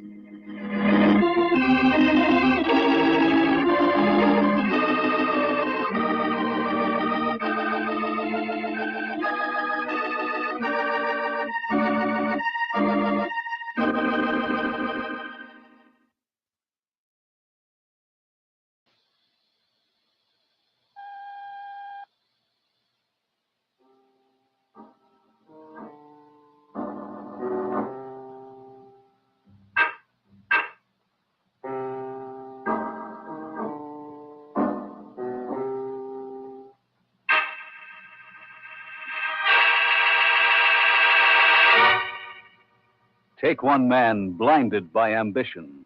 Follow him from poverty to public acclaim. That's our story, Detour, taken from the files of John Steele, adventurer.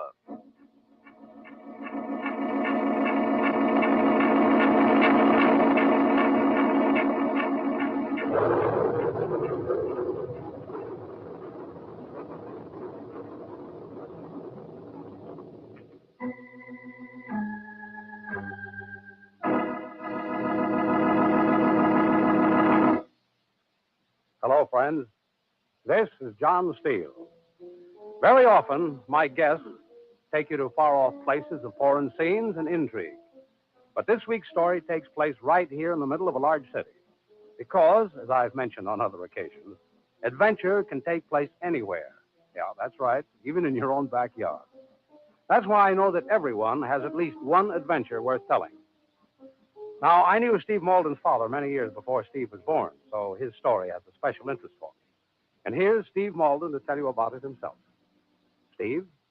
I've always been an ambitious guy. I wanted to make a lot of money. My dad did, only he wasn't careful with it, or else he trusted the wrong people. Anyway, Dad died when I was 5, and Mom and I moved to the Lower East Side, to the ghetto of the city. The money that she'd gotten for her furs and jewelry saw me through high school. Working and going to school after that was a full-time schedule. I wanted to be a lawyer. I got to be one, too, although it didn't leave me much money for any social life. My buddy Eddie and I had always hung around together pretty much, just the two of us, talking, taking long walks. I liked it best when we walked uptown. It was clean and rich. The day I was taken on my first job at Steele and Wendell Law Associates, Mom had Eddie up for a celebration dinner. It wouldn't have been a celebration without him. That's what I call real cheesecake. Have another piece, Eddie. Oh, no room. I've had seconds already. Seconds? Don't let him kid you, Mom. He sneaked a slice while you were out getting the coffee. She knows it, don't you, Mom? I'm not saying. See, Kibitzer, I got the lady of the house on my side. Yeah, some house. What are you talking about? Looks swell since you painted. Oh, sure. Too bad I couldn't paint in the bathroom and a couple of radiators. Radiators, he says, with sweat rolling down his neck. Oh, you can laugh now, but come winter, Who's you know. laughing? Hey, you think that dump of ours is Buckingham Palace? In that tool shop I work in? Oh, brother, suffocate in the summer, icicles in the winter. Stop your beefing. Come on. Let's get the dishes done. All right. Oh, no, this is a special occasion. Oh, no, nothing doing, Mom. You're going downstairs. Yeah, huh? Mom. Cool it down on the front stoop. Tonight's my treat. Now go on, both of you. Okay, Mom. Thanks. Hurry it up, Mom. Yeah, it won't be long. Oh, she's swell. Yeah, that's what burns me. Washing dishes. Listen, lots Yeah, of women. I know, but she used to have so much. Your mom's not the griping kind. Cold water flat, one dress in 5 years. Last dress my mother had was longer ago than that. Well, things are going to be different soon. 2 dresses, huh? 2 closets full. 2 for me, too. You wouldn't know what to do Oh, with I'll know all right. T-shirts are cooler. Where I live, it'll be air-conditioned. Every room. Don't forget now. Gotta have a whole bathroom of my own when I visit you. Yeah, we'll fix you up. Wine and gray. Yep, and a real light wood desk. That shiny kind, you know? We're at your office now, I take it? Yep. New job must be a honey. They give you your mop, or do you have to buy your own? Okay, wise guy. Hey, Steve, I haven't said it, but I'm as pleased about it as the guy. Thanks, Eddie. I know. Wasn't just a break, neither. You know, you worked for Oh, and Eddie, it's a darn good firm. John Steele himself interviewed me. Said I could carry on private practice if I have the time. Sounds like a nice guy. You ought to see this place, Eddie. Looks so Yeah, big and yeah. so... That's what you had in mind, huh? Yeah.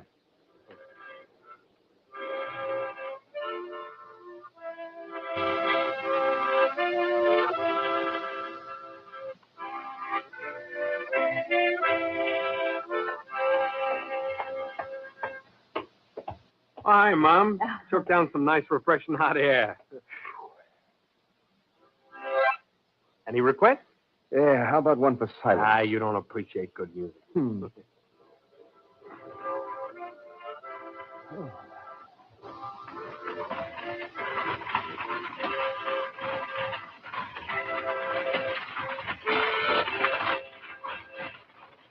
Hi, Abe.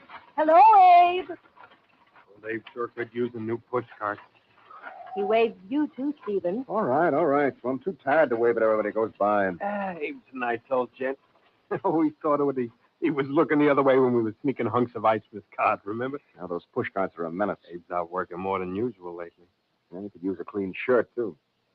His wife has cancer. Takes a lot of dough. We have two fans, Stephen. Perhaps Sure, Mom. the place is so poorly ventilated. Yeah, I'll take it up to her tomorrow.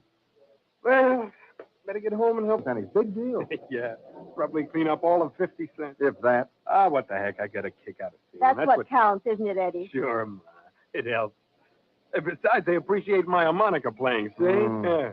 Well, thanks again, Mom. Swell party. We always like having you, dear. See you tomorrow, Steve. You didn't say good night. Good night, boy. Hi. You look like your father when you frown, Stephen. Well, that's good. I want to be exactly like Dad. Yes. You don't sound so happy. Success in business isn't everything, son. It's a lot. It makes a difference. Get up and right face you one.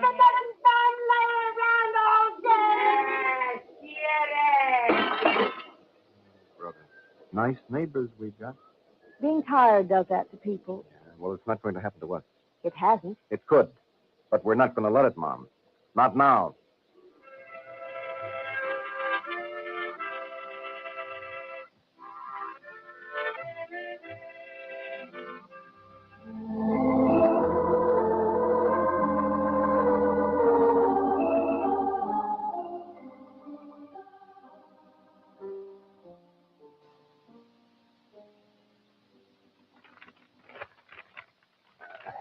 Hey, what's going on here? Yeah. Oh, hiya, boy. Look, put your finger on this spring here, will you? Sure, it's crime. What gives? We're moving.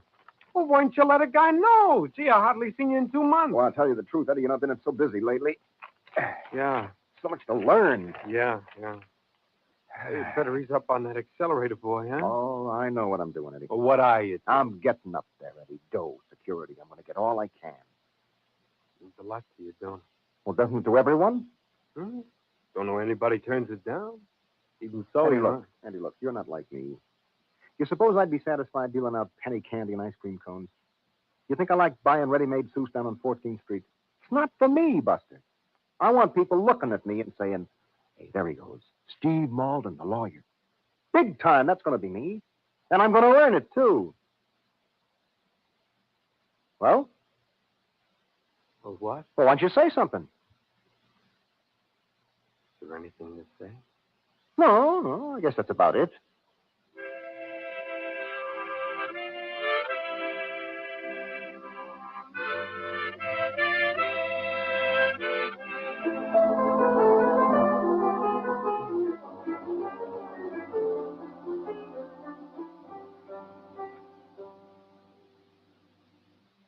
After we moved uptown, I lost all control of time.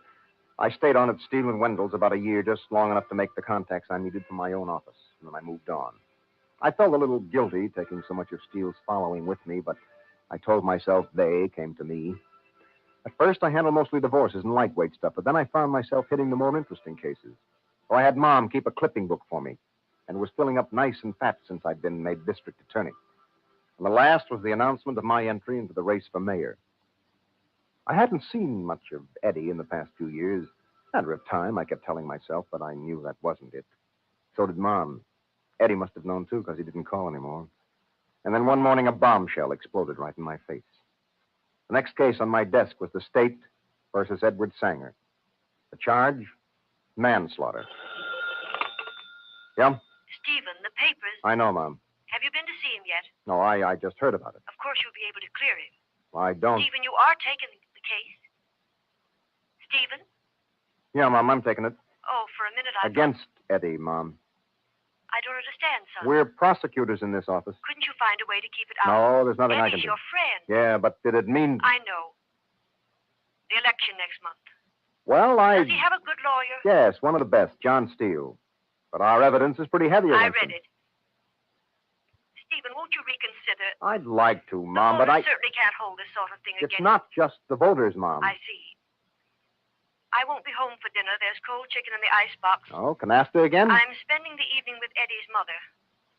Oh, yeah. Stephen, please. I'm sorry, Mom. All right, son. Goodbye. Edward Sanger. You're going to have to call the accused. Now, come in. Your secretary said it'd be okay. Oh, Mr. Steele, sure. Sit down, won't you? I can't stay that long. Just wanted to ask you a favor. Oh, what can I do for you? I'd like you to take another look at Eddie Sanger's case. Why? The boy didn't do it. Oh, well, you're supposed to say that. You're his lawyer. You're supposed to think it. You're his friend. Well, the evidence is too strong. I couldn't... Sure, I know.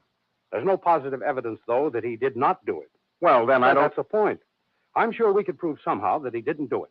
You have a lead? No, but if you keep it out of court, at least give me a little time. I'm sure with a little time I'll... The case is already scheduled. I know, but... It'll look prejudiced to the public if The voting public. Well, look, if it got out that Eddie is a friend of mine... Don't worry. Eddie doesn't consider you a friend anymore. Oh, you don't know what you're trying Should to do. he? Oh, why not? Steve, I knew your father when he first started, and later, too. So? I was just a young inkwell filler in his office when he was making top racket money. Well, Dad played his cards right. Your dad respected two ideals above everything else before he died. Personal integrity and friendship. Well, he must have been a great guy. I said he respected them before he died. I didn't say he stuck by them while they lived. Now, look, you can't come in here and start... Easy now, son. You should know. I don't want to hear. Your father didn't seem to have many friends when he failed, did he? How do I know? I was a kid. It was because he let himself down all the way, and his worthwhile friends had lost interest. Get out of here. Son, it's for your own Get good. out of here. Now, get out. All right. And you can tell your client for me that I'll see the justice is done. Tell him that for me.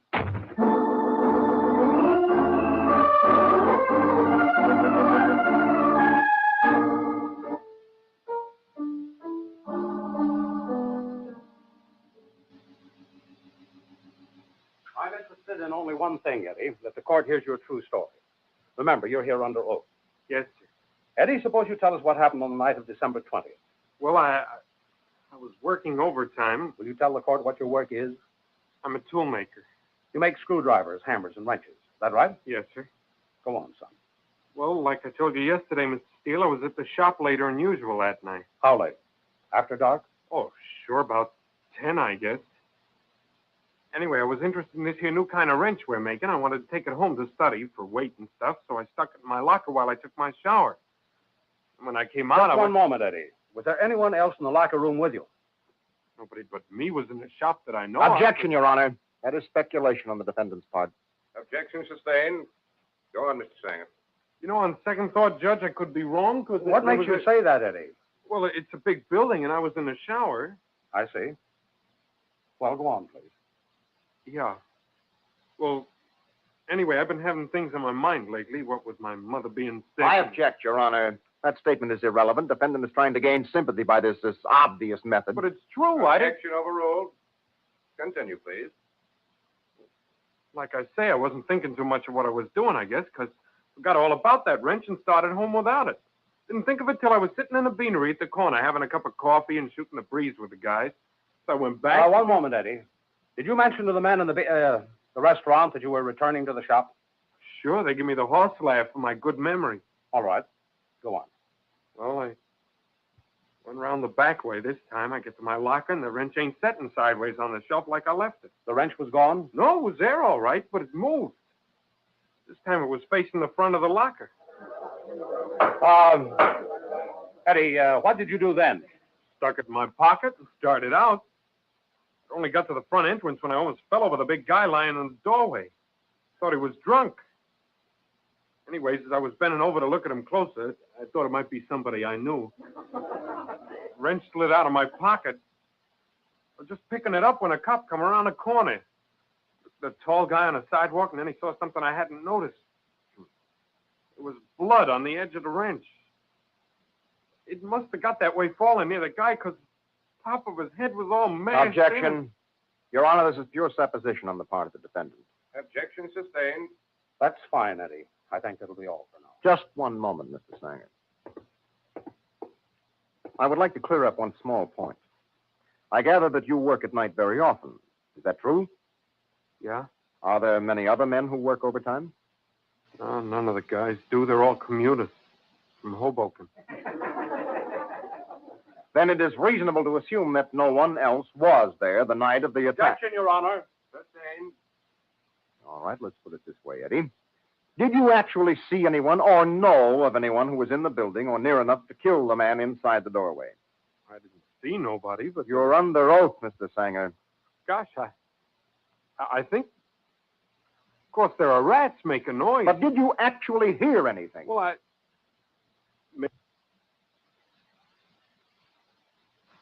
Of course, there are rats making noise. But did you actually hear anything? Well, Maybe Are you sure?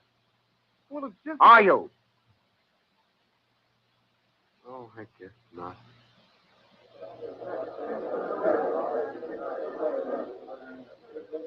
Nice going, Mr. Mayor.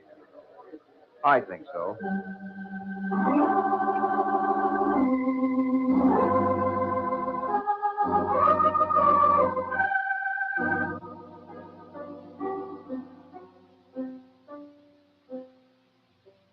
They gave Eddie 15 years. He looked so small and white leaving the courtroom, I wanted to go over and say something to him, but Gerber, my campaign manager, was there, and it wouldn't have looked right. There was that same puzzled expression on Eddie's face I'd seen when we were kids. The time the rich boy kicked him for dragging his white pup out of traffic because Eddie's hands were dirty. Well, the election looked good. The papers on our team played up the quick conviction, as Gerber had said they would, all except Jimmy Cranen on the Star Herald, who was always beating a drum for some cause or other. I could have dragged the trial out longer if I'd looked into a little thing that occurred to me, but like I say, fast trials are cheaper, and it made the boys at campaign headquarters happy, so I didn't bother. Mom didn't talk about it, but I knew she was seeing Eddie every visitor's day. I could tell. Well, it's a fine thing. I take my mother to the best restaurant in town, and she doesn't even eat.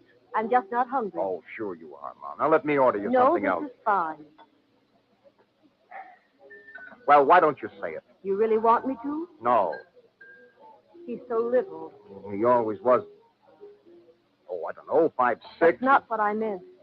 Yeah. He looks so hurt, so bewildered. Mom, look, I'd rather All not... those people accuse Eat him. your dinner. I can't believe Mom, will you please? Oh, Eddie, he couldn't. I was only doing my duty. I know he didn't. Mom, will you stop? Can't believe it. Now, stop it, Not please. in him. It just isn't. Stop it. Stop it. Yes. Oh, shut up. Why? You were right on the ball there, Stevie. That last run through was a godsend. What's his name? Sanger. Will you knock off? Yeah, what could be sweeter? Time like this. This food will hold out. Boy, oh boy. What, headline? Yeah. Yes, sir, that's what I call cooperation. Every paper we counted on came through. How about the Star Herald? Ah, that Cranen's a crank. Always got a cause. Yeah, but Steve, don't... I got to remind you again, the boys at campaign headquarters don't like Cranen. A lot of people read the Star Herald. Steve, like I said. Okay, Gerber. Well, stop looking so worried, Stevie boy. It's in the bag. Why, votes alone. I don't want to hear about it. We're not worried. I even ordered me a new car. Man who'll be in my position. We're not in yet. Voting's just a technicality, my boy. We know where we stand. Well, then why the big rally tomorrow night? Pep meeting, boy. Good publicity. After you read that speech of yours. Mine? Well, saves us time, writing your speeches. Oh, Steve. Well, Mr. Cranen, glad to see you. Glad to Yes, see you. not bad. How's your mother, Steve? I've been She's looking. not here. Hasn't got a strong stomach, eh? The food over there is good. Why not try it? Thanks, I will. Oh, how about a lead on your speech tomorrow night? Well, I haven't decided yet. Come on now, Steve. You must be promising. Why, folks, sure. Steve's pointing up how he'll save the city money. Keynote economy, you know. Like, say, fast trial? Like, say, fair ones. Hit it right on the button, Mr. Cranen. Yes, sir. Steve's got the interest of the city at heart, all right. Interest? With or without? I don't get you. Principle. That's a good one, Clayton. Sharp, boy, sharp. You're not laughing, Steve. Afraid your sense of humor, too? Steve's pretty tired, Clayton, after Oh, all. sure, I understand. And me, I'd rather sleep nights. Meaning I don't. Meaning you used to be able to, didn't you? Come to think of it, Cranen, you don't look so hot. Now, I'd recommend lots of fresh air. Outside. Come to think of it, Steve, you're right. I could use some clean air.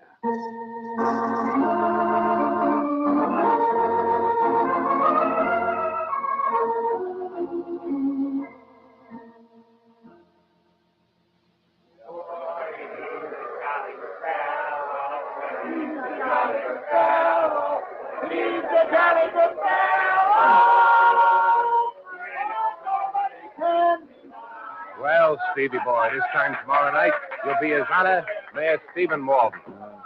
Yep, the boys have got great plans, man. I'll bet. Headquarters, get your seat. Hot, got it. Fine. This place is jammed. I hope I do all right.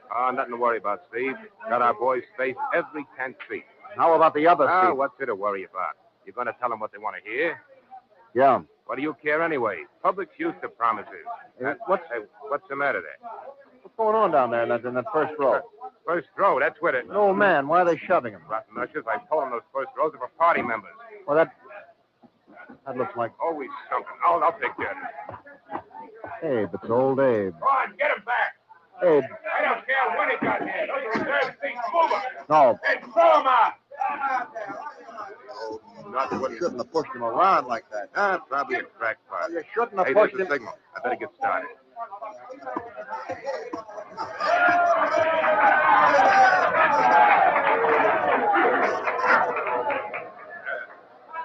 Ladies and gentlemen, for years now, you've been waiting for the kind of man you wanted for your city mayor. Today, he is here and ready. We've all watched his rapid growth from an obscure lawyer to district attorney, and we know there can be one and only one man to be our mayor. His only thoughts are for the good of the people. You, as I'm sure he will reassure you presently. So now, with the utmost pride, I give you that intrepid champion of the people, defender of your civic rights, the man of the people, the man of the hour, honest Steve Walden.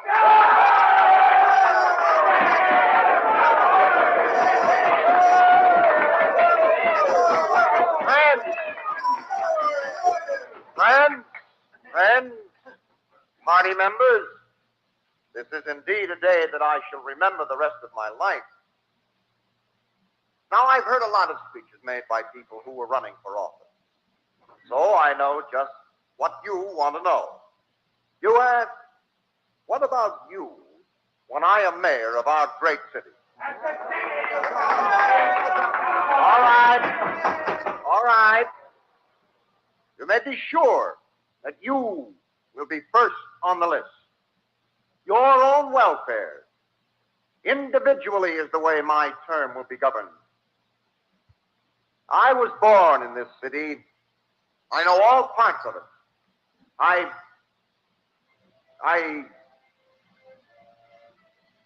Yes, it's the individual that counts. The individual, it's the individual. Steve, what's the matter? No, I can't. Steve, what are you doing? Steve, what's got into you? Back. You lost your mind? Get back, I said.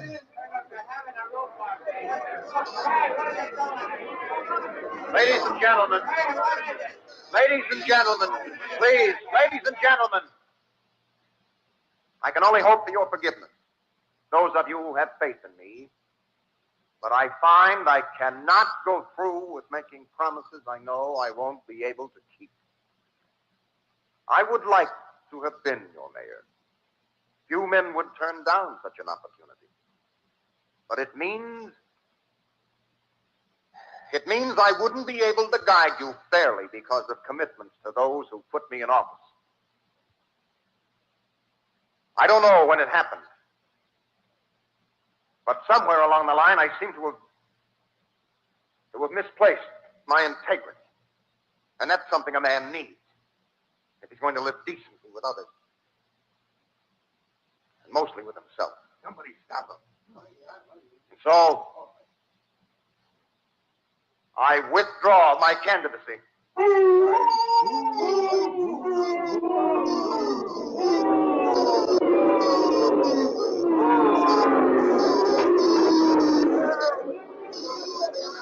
Okay, bright boy. You just sang your own funeral march in politics. It's all right with me, Gerber. About time.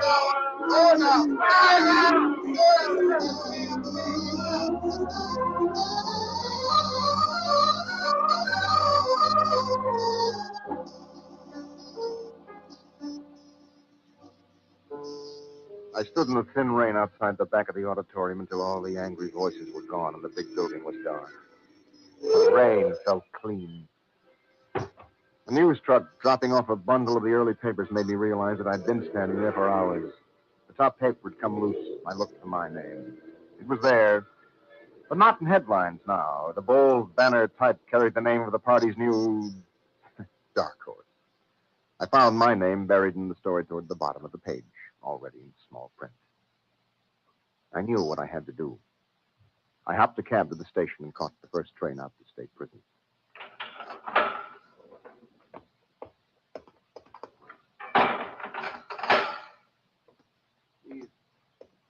Hi, Eddie.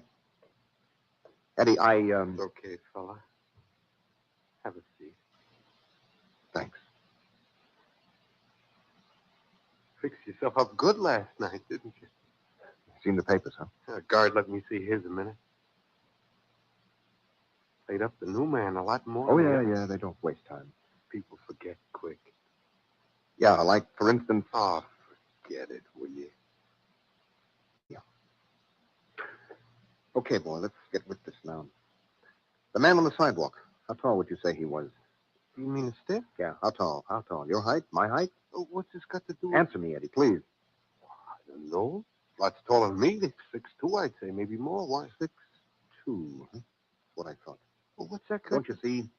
The blow that killed him was on the top of the man's head. You couldn't have done it. I couldn't have reached. See? Yeah. Okay, Sonny. Hey, guard, let me out of here. Steve. I'll be in touch, Eddie. Probably after lunch. Hold it, will you, buddy? Yeah?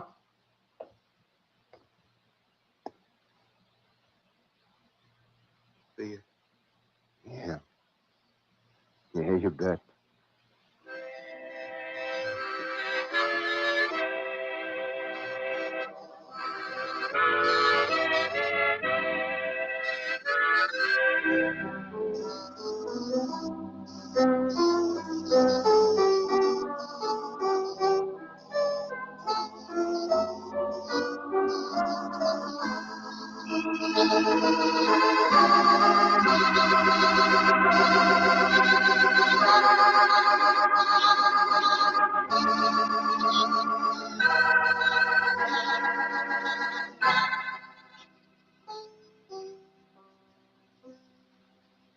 The title, Detour.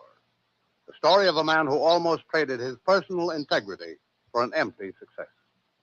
And if you like Steve's story, friends, why not come back next week? I'll have a man who was trapped in the red sands of hate. I like to call it Fox Canyon. So until next week, this is John Steele saying, a life of adventure is yours for the taking, wherever you find it. Only don't look for it. It'll find you. Well, so long and good hunting.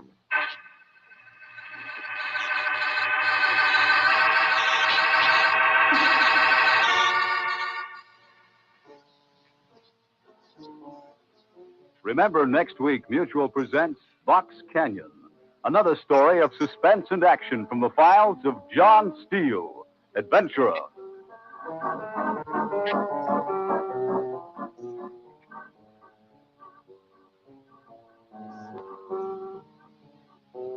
This is the world's largest network, the Mutual Broadcasting System.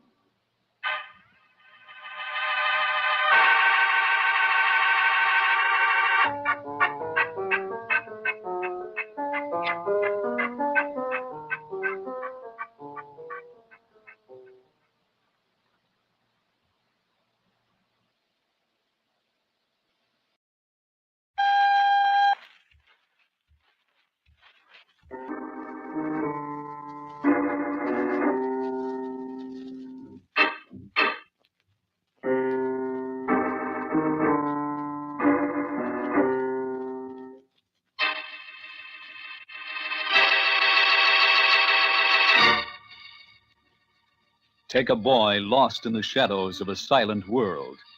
Give him the knowledge of a terrifying secret. That's our story, The Lonely One, taken from the files of John Steele, adventurer.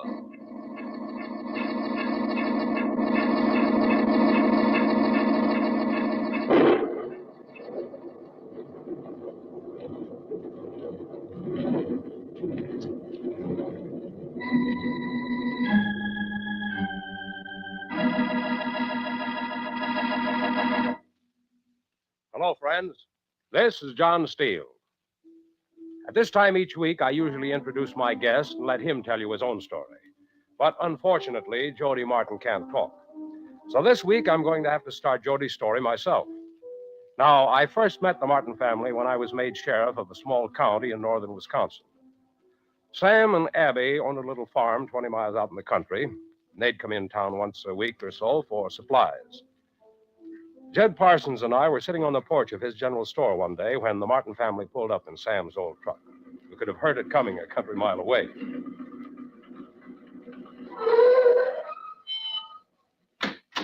Come on, Jody, get out. Don't talk to him, Abby. You gotta pull I him. get so used to talking to him, I sometimes forget. Get going, boy. Don't be rough on him, Sam. Shut up, woman. Well, howdy, Sam. Afternoon, Mrs. Martin. Afternoon, Mr. Parsons. Say about them... Later. What are you two whispering about? Nothing, Sam. Hello, folks. Who's he? New sheriff, John Steele, Sam, Mrs. Martin. How do, Mr. Steele? Hello, Sam, Mrs. Martin. This here's his son, Jody. Hello, Jody. Jody don't talk, Sheriff. No? Ain't said a word since the day he was born. Oh. Can't hear nothing, neither. I'm sorry, I didn't... We're used to it, Mr. Steele. Suppose we go in and get our supplies. Well, sure, Miss Martin. Got all your orders set aside back How here. much flour you give us? Usual, 4 pounds. Better make it 3 this week. Hardly enough to get by on. Have to do for now. Oh. Where's the order, Jed? Right behind the counter.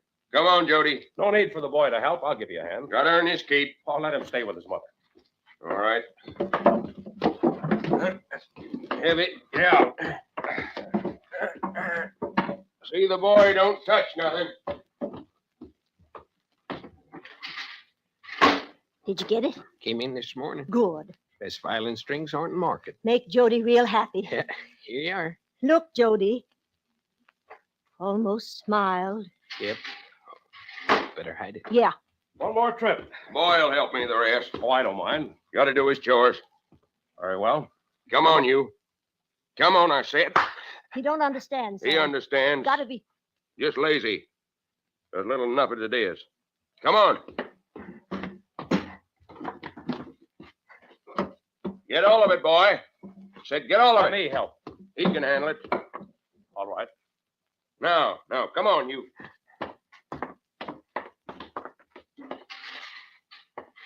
See you next week, Mr. Parsons. Have a nice Sunday, Miss Martin. Nice to meet you, Sheriff. Nice to meet you folks. You want to stand there gabbing all day? No, Sam. Get in. Yeah. Come on, Jody. Get in. Don't you fret, son. You talking to him again? Don't do no harm.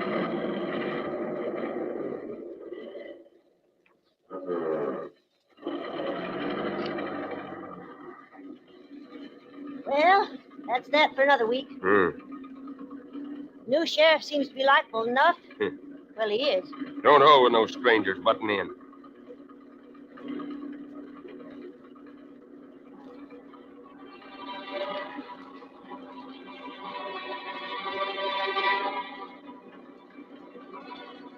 No one.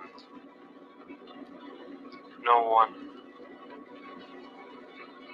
No one. No one. No one.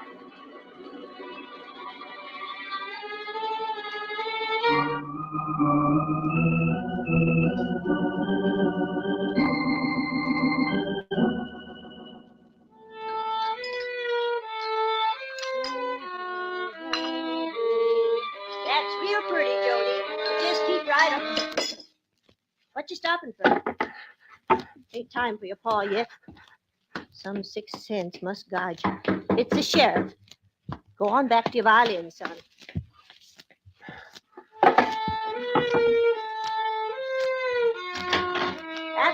Sheriff. Afternoon, Mrs. Martin. Just riding by. I thought I'd drop in and say hello. Glad you did. Take off your coat and come in the kitchen. Hope I'm not disturbing you. Not a bit. Just fixing to get supper. Where's Sam? Down the barn. Let me get you a cup of coffee. Oh, no, I don't want to be a bother. No trouble. Won't take a minute. Hello, Jody. Now, don't be frightened. I'm not going to hurt you. He's a mite shy with strangers. Let me see your violin. There, son. Sheriff won't hurt your violin. Didn't mean to startle him. He knows his pa don't like it. Oh, Won't let nobody but me touch it. I understand. He'll be all right once he gets to know you.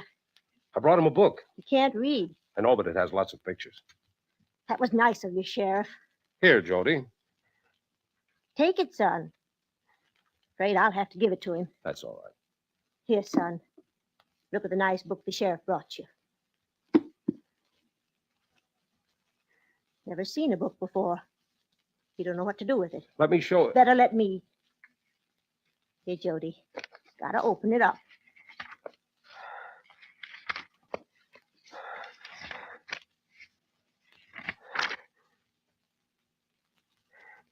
He's looking at a picture. What is it? A dog.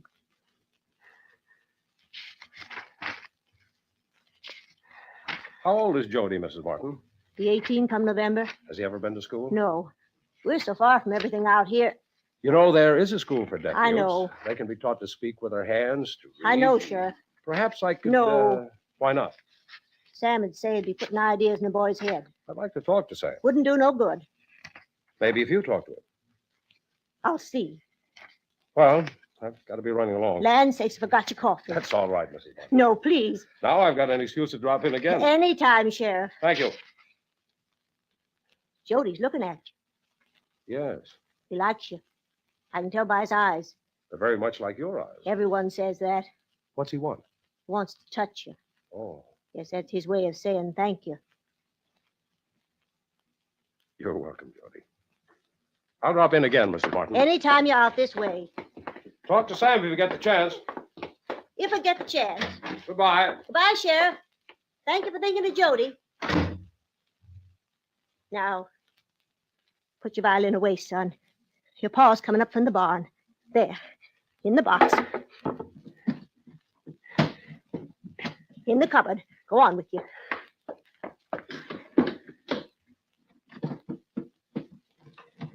Got a million things to do. Who was that driving down the lane? Let me take your coat, Who was it? Mr. Steele. What did he want? Your towels by the sink. What did he want? Just driving by. Just driving by, huh? That's all. Huh. How's the cow? Told you, I don't like strangers butting in. He was just being sociable. Sheriff don't have time to be sociable. Where's the towel? By the sink. I want him hanging around here. Comforting thing to know the sheriff knows you're alive.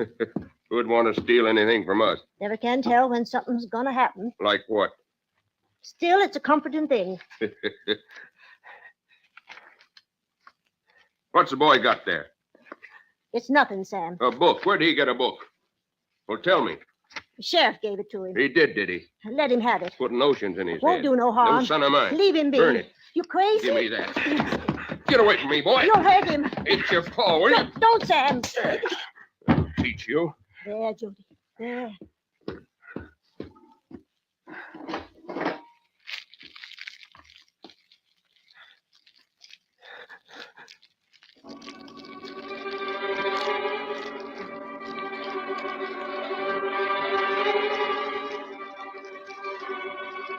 No one. No one. No one. No one. No one.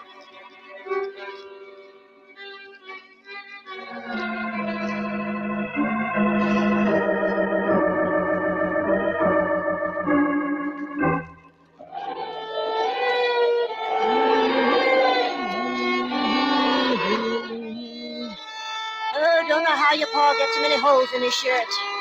That's a man for you. Storm's getting worse.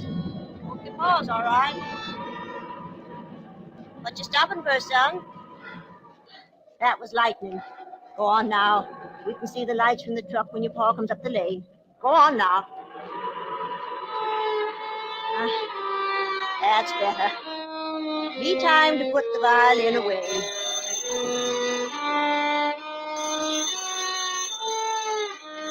You can be calling this time of night. Hello? Oh, hello, Sheriff. Well, it was nice of you to call. No, we're getting along fine. Yes, 'tis a bad one. Last one of the year, expect. Thanks for calling, Sheriff. Good night. Lord in the valley.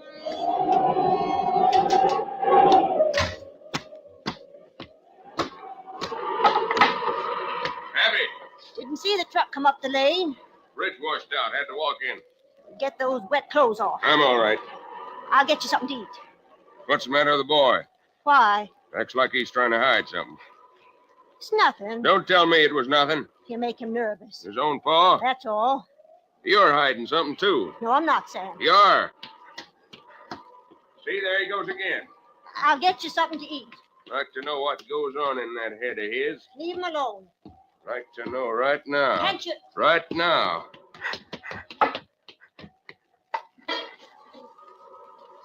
I knew there was something. Don't, Sam. Give me that violin. Leave that boy alone. Thought I told you to stop wasting money on this thing. It's right he should have it. I'll show you what's right. Stop it. Bust every one of them. Oh, you're crazy. Don't have enough of my mind. I gotta buy fiddle strings for no good They reason. only cost it. You sticking up for him? I only Lying did. to me. Stop it. It's all your fault You don't know what. for bringing that kind of son into the world. You're hurting. Never done a day's work since he was born. Sam. Never earned his keep. You're crazy. Just pay. Let go. Your fault. Your fault. You're sick, Sam. Sick of all of you. Need a doctor. Shut up. We'll go to. Shut up. Shut up. Shut up.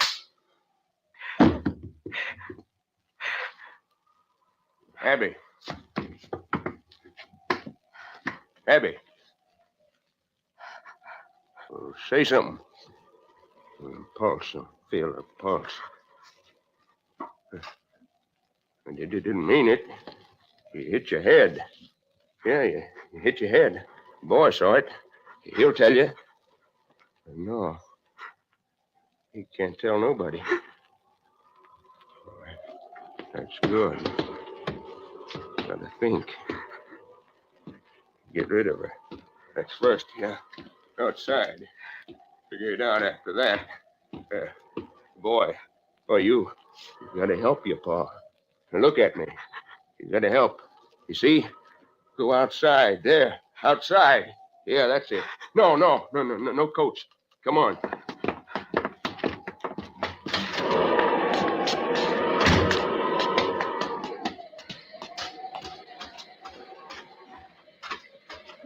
Down by the barn. Ground soft.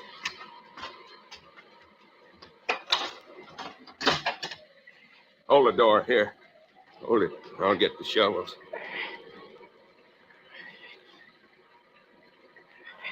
Come on now. Out in the back.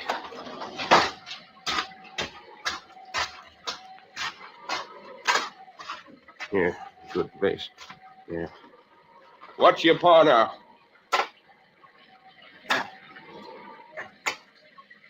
You see? Now you help. That's it. That's a good boy.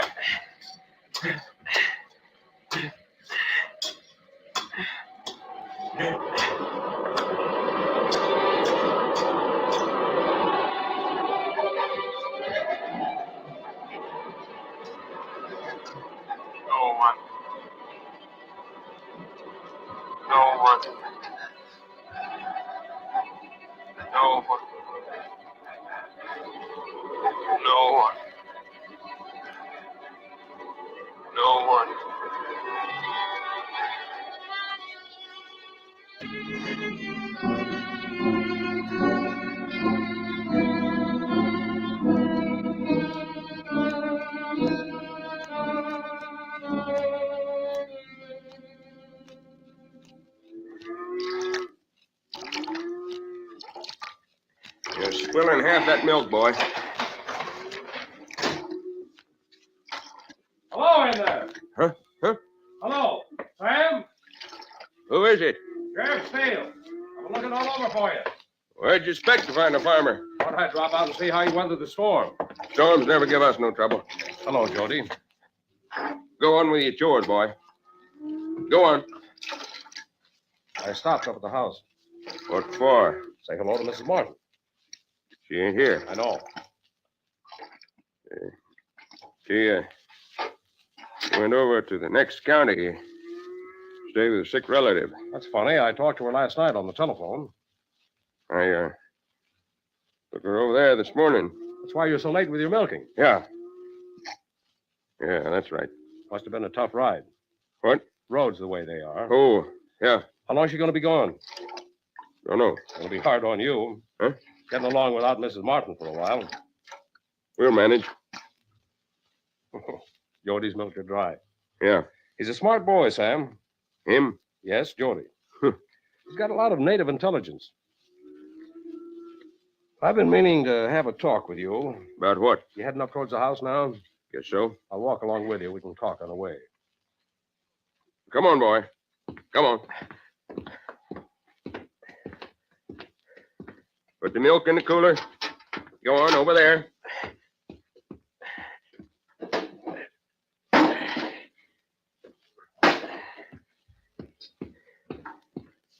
All set? Uh-huh. Did Mrs. Martin say anything to you? About what? I guess she didn't. You know, Sam, What's the matter? Jody. What about him? Keeps pulling my sleeve. Pay no attention to him. Seems to want something. Stop it, boy. Wants me to go around back of the barn. There's nothing. What do you mean? Hey, we let him keep a hen back there. Oh. He likes to show her to folks. Some other time, Jody. Some other time, he said. As I was saying, Jody's a bright boy. Maybe. If you send him to school... What for? There are schools for boys like Jody. They teach him to read and write, to talk with their hands. No. Why not? They don't need no learning. It wouldn't cost you a cent. No. I've already inquired. The state... No, I said. You spend more time tending to your duties. I see. Stop pestering poor farm folk. I feel that this is part of my... Go away, Jody. Leave him alone. He wants something. He don't want nothing. What is it, Jody?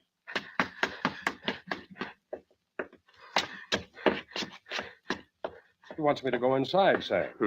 You mind? Why should I? Come on, son.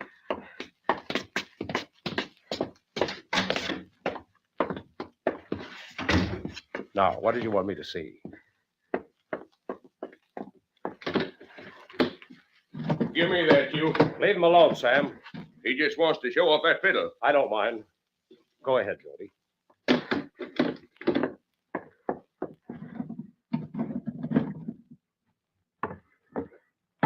Strings are broken. That's too bad, son. He always tightens them up too much. He doesn't know any better. Quit your pointing, boy. He wants you to get some new strings. Yeah, sure. Get you some new ones. I've got to get back to town.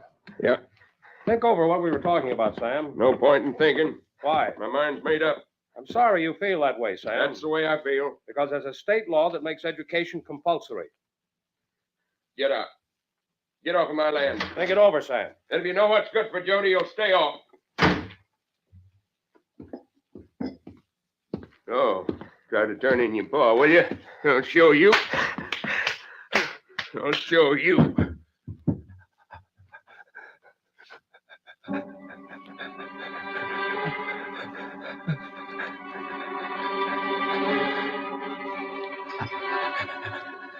No one. No one. No one. No one.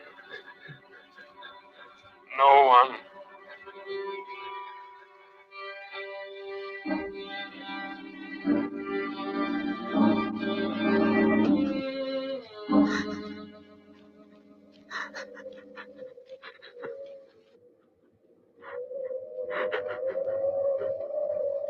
Jody! Where are you, boy? Judy! Say, don't leave your paw. Judy! Boy, where are you? Oh, There you are. Thought you'd taken off again. Thought I was alone. What you doing out here? Your ma can't hear you. Come on back. Back to the house. Your supper's waiting. Come on, I say. That's a good boy. You won't run out on your pa, will you? Won't tell on me. No, won't tell. Come on now. Up the steps. That's the boy. Open the door. Open the door. There now, see? Your pa kept your supper warm for you. You see? Now you just sit down over there. Just sit down. Eat, boy. Eat. Don't just look at me with your ma's eyes. Don't look at me like that. Don't. You know, Abby, Jody. Next year we'll go away. Yeah, away after the harvest. You and your pa, Abby, Jody, will go away. Maybe sell the farm. You see? Don't look at me. Go away. Yeah. You see, your pa's good to you. Hey, won't tell. Won't tell, will you? Won't tell. You can't tell, can you? Can you? Don't look! Don't look!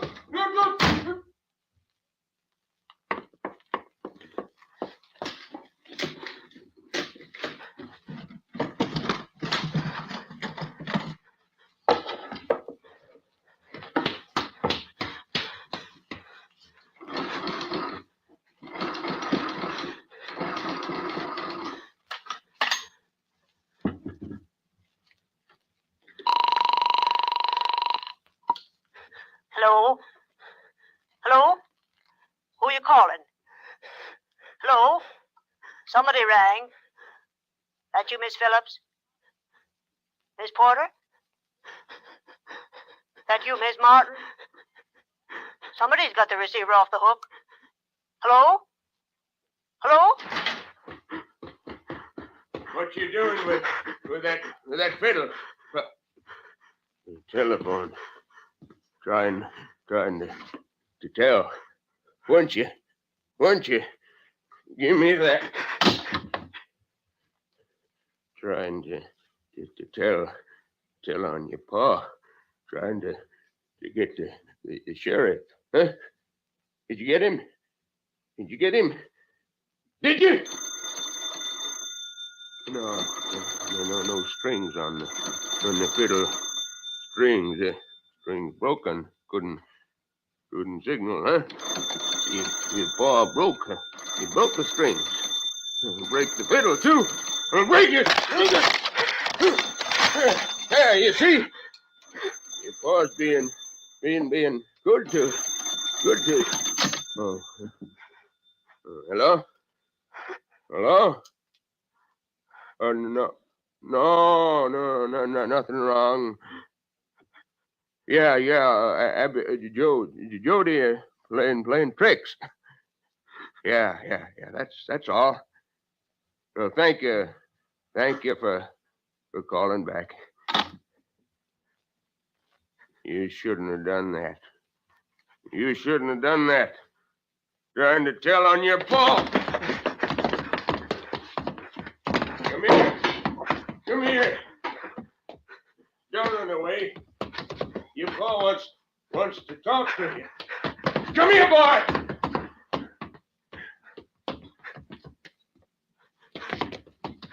Don't run, boy. You're going to go away, see? You shouldn't have tried to tell. That wasn't a good boy. Car outside. Sheriff, you did tell. Tell, didn't you?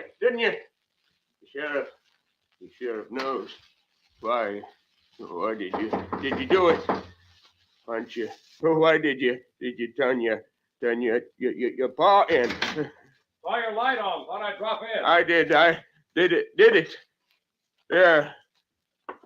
I did it. What's the matter, Sam? I didn't mean to kill her. Who? Abby. I see. Just pushed her. Jody saw it, but he said he wouldn't tell on me. Let me put these on your wrist, Sam. It's all over now. Yeah, all over. All over now. Why did Jody... What did Jody tell you, Sheriff? Jody didn't tell me. You knew. I didn't know anything, Sam. I just dropped in tonight to give Jody some new violin strings. Oh, that's a good boy, Jody. Don't tell on your paw. Come on, Sam. We'll all ride into town, get you some good food and some rest. Yeah, rest. Yeah. Come along, Jody.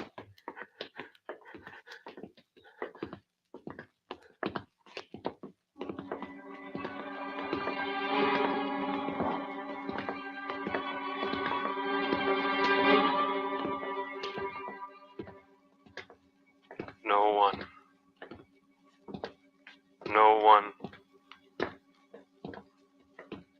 one. Come along, son. Nothing to be afraid of now. Someone.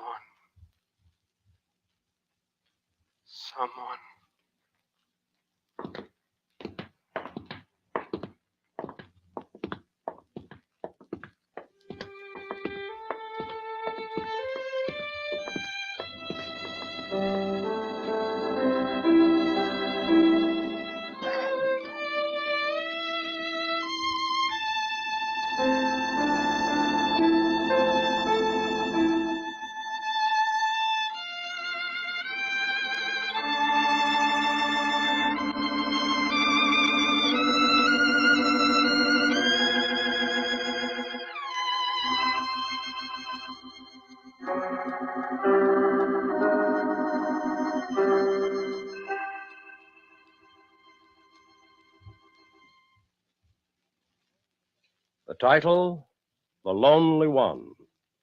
The story of a boy who found the key to the outer room. And if you like Jody's story, friends, why not come back next week?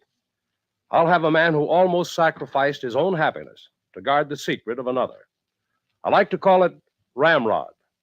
So until next week, this is John Steele saying a life of adventure is yours for the asking, wherever you find it.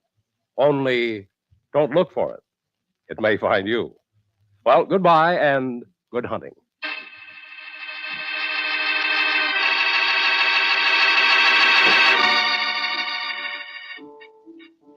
John Steele, Adventurer, is produced by Robert Monroe, written and directed by Elliot Drake. Jim Bowles was heard as Sam. Also in our cast were Ross Martin and Abby Lewis. John Steele was played by Don Douglas. Musical effects were created by Doc Whipple. Your announcer is Ted Melly. Remember, next week, Mutual presents Ramrod, another story of suspense and action from the files of John Steele, Adventurer. This is the Mutual Broadcasting System.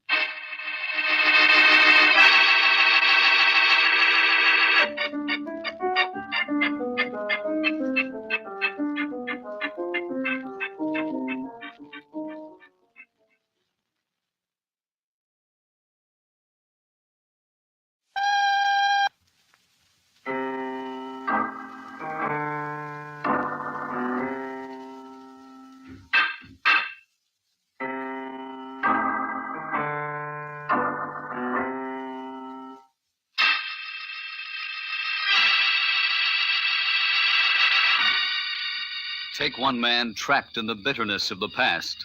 Put him face to face with the future and the flying turf of the racetrack. That's our story, Long Shot, taken from the files of John Steele, Adventurer.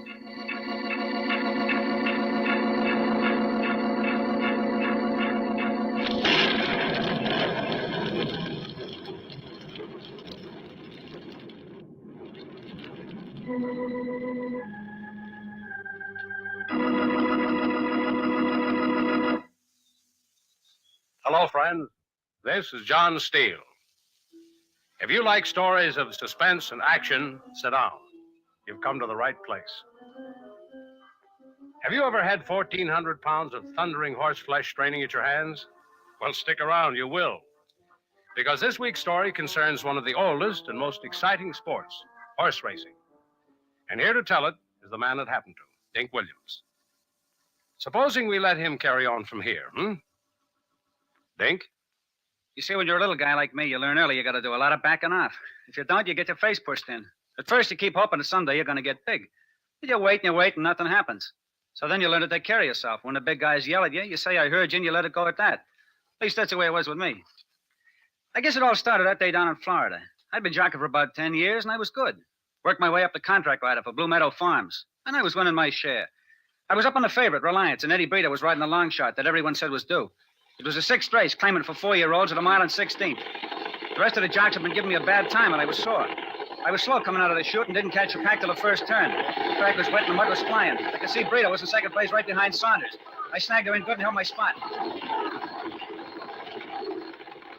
We got around the second turn, headed into the backstretch. Breeder was still up there, but saving it. Had to make it look good, so I let her go and started moving up strong on the outside. The pack was sliding past, and I could feel the horse reaching and closing under me. It felt good. I closed into the rail right on Breeder's tail and held the number 3 spot down the stretch. When we got into the back turn, I pulled out and started moving up. Inch at a time. Then me and Breeder were neck and neck. You're crazy. Blow. Move too late. Yeah. Never last. Says who? Come on, sucker. We came out of the last turn and headed into the stretch. Breeder put the whip door and pulled away. Like a few Reliance falling out, but I held her up to the finish. It was just nosed out of third money. Breeder caught Sanders and one going away.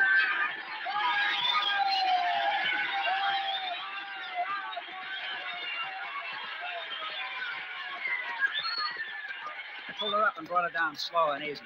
Breeder made his turn and came trotting back past me. Hey, you call that pacing, Williams? Lay off. I knew you'd such a bolt in the back stretch. You do your ride and I'll do mine. Stick around and give you a lesson. Yeah? Smart enough jerk you through. Sure. Can't get better than 4th with a favorite. Now, why don't you... Hey, you hear that hand, Williams? It's for me. Yeah. Thanks for the help, buddy. Never would have caught Sanders if you hadn't pressed him and broken his back. Hey, where you like Seen better jocks on a merry-go-round. you're coming right a happy horse, you funny. Right up, boy. So make it up, boy. Come on back to the locker room. Yeah, jerks. Nothing but jerks. Bring her over here, Dink. Yeah. Okay. Tough luck, boy. Sorry, Mr. Steele. I thought she was ready. Can't win them all. No. What happened? Couldn't get off, that's all. She's never been nervous before. I said I couldn't get off. Get your tackle. Yeah. Ran a race and a shoot. Those things happen. Yeah. Hello, Mr. Steele. Oh, hi, Miss Corson. Oh, I'm so disappointed. I had $2 on Reliance. You'll get it back on the next race. I hope so. This is Mr. Corson's niece, Dink.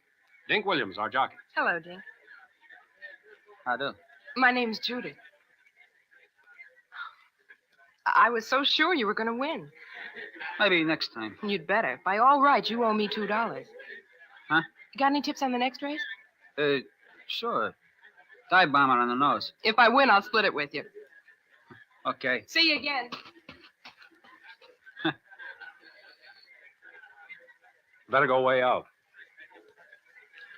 Dink, I said you'd better go way out. I heard you.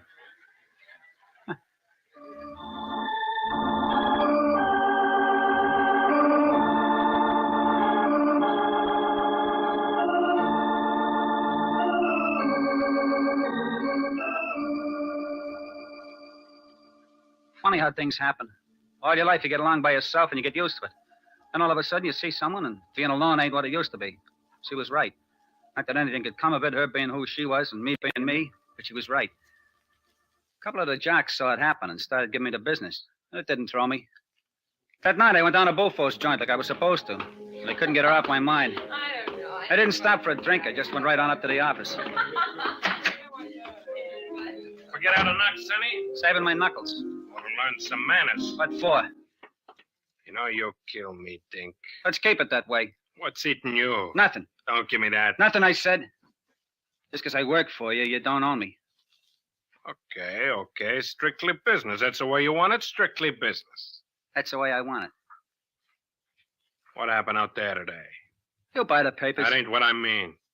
Yeah? Thought you was running too good of a race. Gotta make it look good. Yeah? Yeah. Never used to worry how it looked. Steele might get wise. What are you getting soft? Dink takes care of Dink. You know, if I ever thought you was crossing me, Sonny. Did what? Don't try it. What are we talking about? I know you're my boy. Yeah. Now, what do we say? $2,000? You know what we said. Just kidding, Sonny. Don't be so touchy. $2,000. Sure, got it right here. Go ahead. Count it. You're smarter than that. That's what I like about you, Dink, a businessman. Yeah. And just to show you I take care of my boy, I put an extra 50 on Brita for you. At 20 to 1? Sure. That's an extra 1,000 for you. Been a good day. Gonna be more. Take it easy. Next one will be the big one. Let's cool off for a couple of months. We've been waiting a long Pull time. up when we go north. This ain't like you. No? Got something on your mind. Lay off. Money? You need money? Shut up. Just any of the jocks giving you a bad time? It's nothing. Papers after you? No. Women?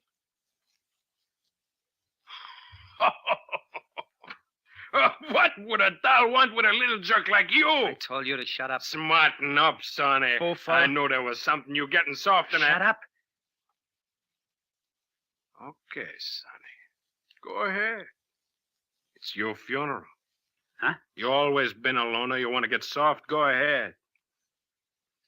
You wouldn't Only understand. don't come crying. I never Look, come. we've been building this thing a long time, right? Yeah. You want some doll to knock it all over? No. Then get wise. I guess you're right. Of course I'm right. It was crazy anyhow. Now you sound like Dink Williams. Yeah. Now look, don't hang around here no more, huh? Okay. It ain't good. No. I'll get in touch with you when we're ready. Okay. And stay away from women. Don't worry. Remember. I heard you. Okay, Sonny. Hey, Joe, will you bring over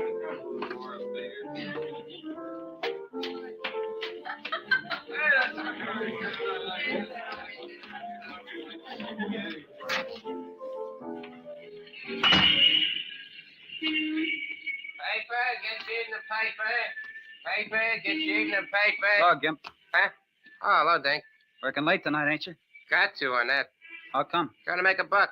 Didn't do so good today, huh? It's nothing. When are you gonna learn? What happened out there today on that? What do you mean? I thought you was a sure thing in the sixth. How much did you have on me? Not much. How much? Couple of hundred. I had it to spend. Couple of hundred? Yeah, You're but crazy? I told you I had it to spend. So now you're working late to make up for it. I just felt like working on that. Cut it out. Honest, it was dough I had in a sock. Ecstasy. For the newsstand. I'd have spent it some other way. How many times do I have to tell you? Dink. Look. Here's the 200. I ain't gonna take it. Go on. Nah. Why not? It wasn't your fault. Take it. I knew I was taking a chance on that. Gimp. Forget it. It's part of the game. Okay. But promise me something. Sure, Dink. You won't make no more bets unless I say it's okay. What do you mean? Just what I said. Why? Never mind why. You mean it ain't on the... Promise. Sure, I guess so, Dink. Okay. Now give me the Herald. Yeah, sure. See you, Gimp. Yeah, Dink. And don't forget, that's a promise. On that.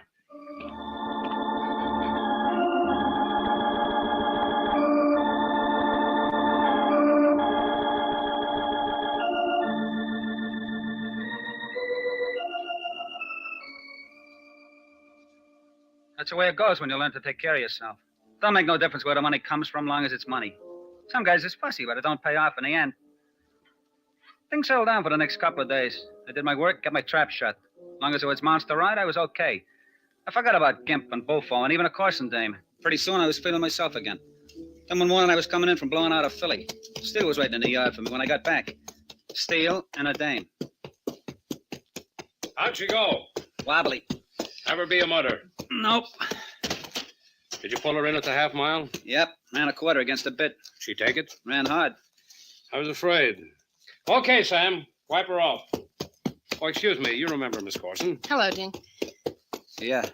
I'm going over to the tack room. Want to come along? No, thanks, Mr. Steele. See you again, Miss Corson. Certainly. Bye. As far as I'm concerned, you're through at the race time, Dave. I better... What were you going to say? I better get going. Can I give you a lift anyplace? No. It's no trouble. I gotta change. I'll wait. How do you usually go home? Walk. Then I'll wait. No, you see... Okay. Where'll I meet you? Come on. I thought you were going to the laundry. Forget it. All right. This one's mine. Yeah, I thought so. Oh, it's really my uncle's. I borrowed it. Yeah.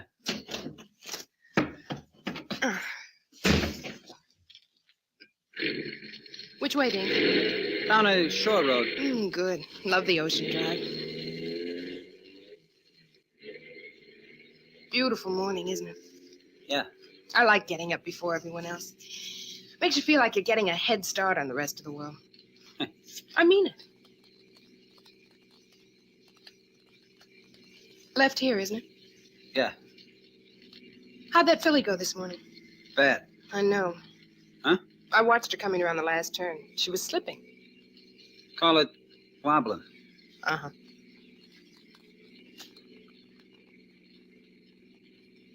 You know anything about horses? Sure, I love them. Why? I don't know. You have to love them to get up in the morning and watch them exercise. Yeah, I guess so. The ocean's beautiful. Yeah. Yeah. Did you eat yet? Just coffee. You hungry? Starved. Place down the road. I'd love to. It ain't much. Well, they've got food. Yeah. That's for us. I eat there most mornings. Up on the dune.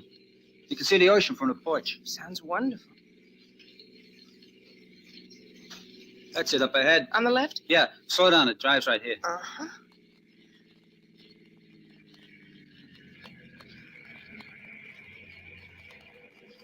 Let's go.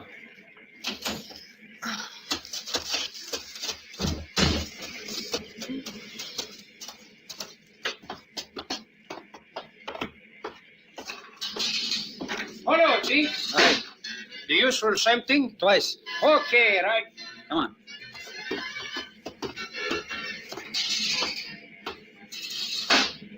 Sit down. What's his name? I don't know. And you eat here every morning? Yeah. What's the matter? Nothing. Well, it ain't much of I it. think it's perfect. You like it here, don't you? Yeah, I guess so. So do I. Huh. I'm gonna hate going back north. When? Oh, not for 4 weeks. And I'm not looking forward to it. Miss... I told you. My name's Judy. Oh, yeah. What were you gonna say? Nothing. What's taking that man so long? Just gotta make the stuff. What'd you order? Scrambled eggs, sausage. Oh, don't talk about it. Well, did you want something else? No, you're just making my mouth water. Here you are, foxes. At last. Whoop, whoop. Watch the plates. They're hot. Thanks. Just holler if you want anything else. Who do we holler for? Oh, just holler for Joe. Okay, Joe. Seating? It's easy. Yeah. Shorty?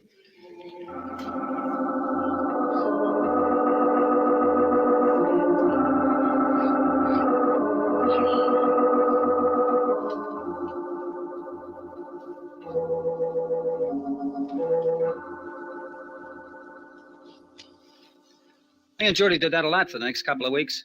She'd come out in the morning and watch the horses run. Then we'd ride down the coast and stop in at Joe's for something to eat. We didn't talk about much, horses most of the time, but she laughed a lot, and it was good. I was riding my share of winners, and there was talk I might be leading rider of the meet. Steele was okay, and I hadn't heard from Bufo since I went to see him. Then one day, just before race time, I went up to the jock's locker room.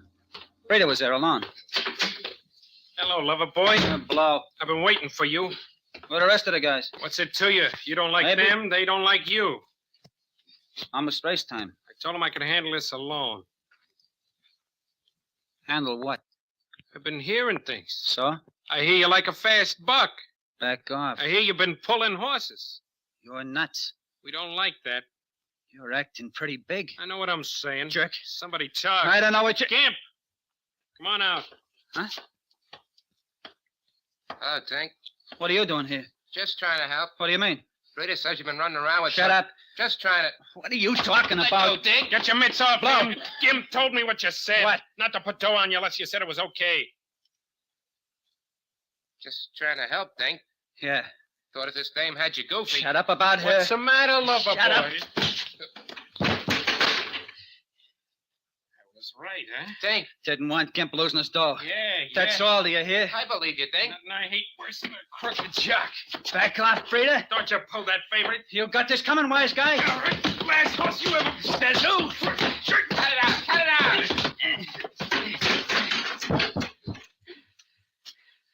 All right, get up, lover boy. Get the rest of it. Cut it out, Tink. Okay, Frida. Tink. Get out of the way. Cut it out.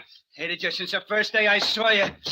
Beat your brains out. Yeah. Hey, what's going on? Break it up, you two. Break it up. Me. Break it up, Rita. Break it up, my son. Gonna have to report you two to the steward. I'll be watching you, Williams. Blow. Just trying to help on that. And you, Dink. If this ever happens again, you're through with Blue Meadow Farms. Let me alone, will you? Let me alone.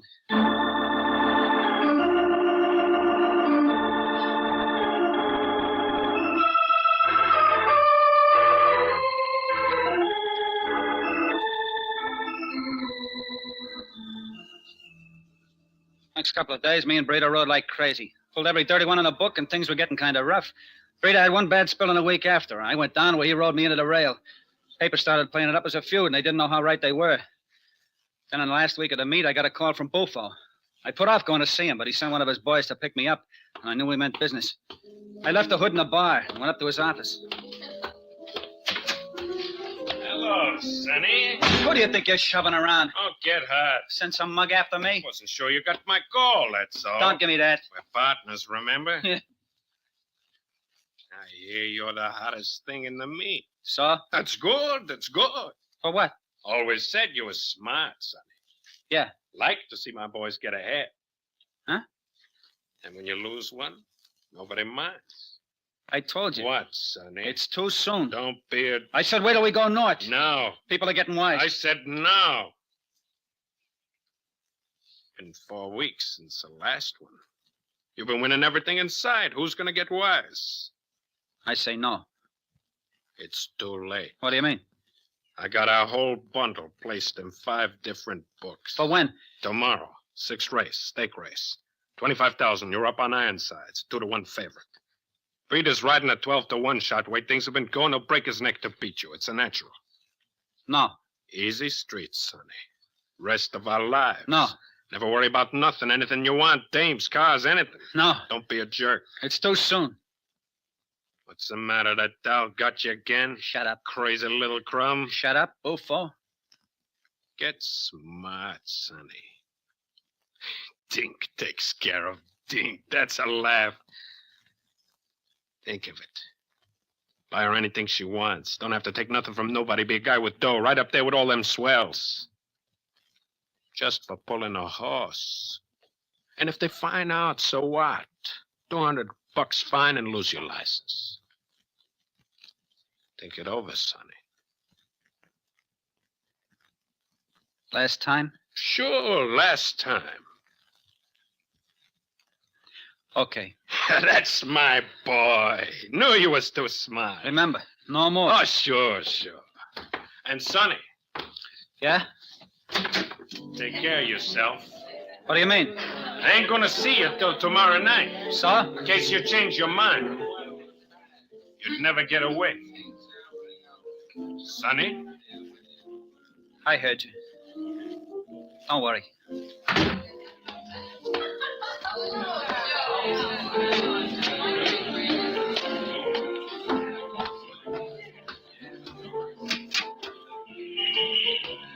Paper, get your original paper.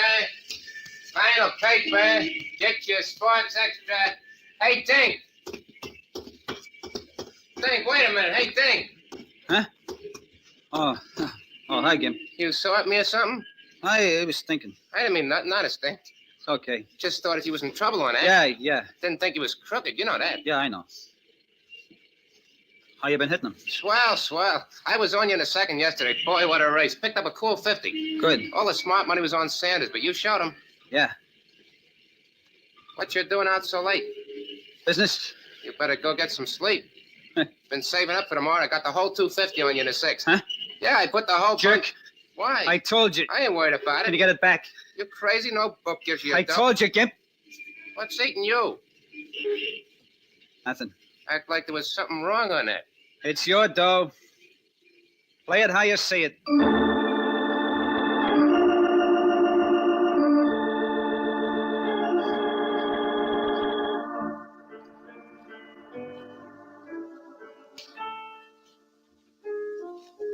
Didn't sleep much that night.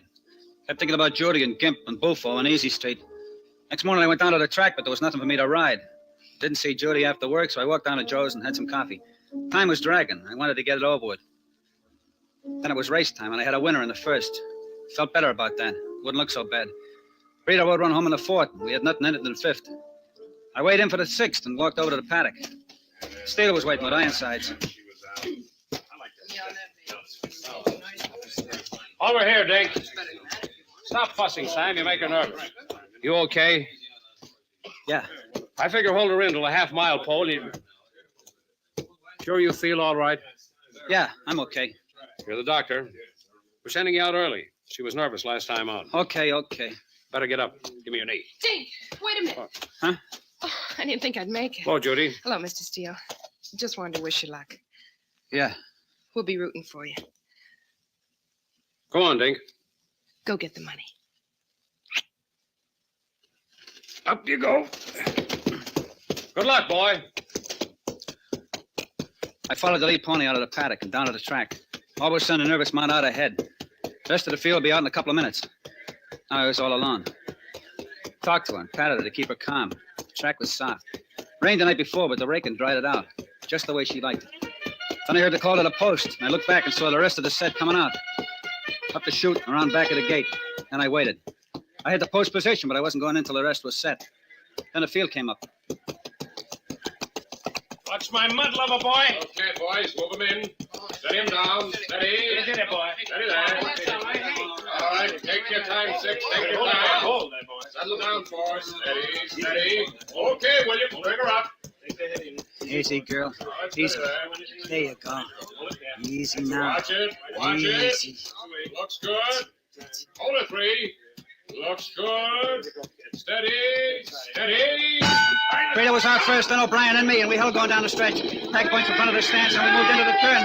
Rita dropped over to the rail. I snugged her in good and held the 4 slot. She was running good and came down nice. Had to make it look right. Going into the second turn, Brady was up in front and going away. Fast race. 31 flying. Be easy. I snugged her in more and dropped down to 6. Easy, make my move too late. That's all. Nobody know the difference. Easy Street and Jody. Then we came to the back stretch and I had to make my move. Not too much, baby, not too much. Riding for Easy Street. Let the sucker do it the hard way. Not too much. Suckers, all of them suckers. Gipping this lousy 250, all of them. Easy Street and Judy. That's it, Judy. Judy kissing me. Yeah, me. Dink, kissing me. Judy. Pack was sliding by right now. Judy. What would you think if you knew? Gimp in this 250. What was he thinking right now? Yeah, right now. Come on, baby. Gonna do it. Don't want to be a smart guy no more. Going into back turn.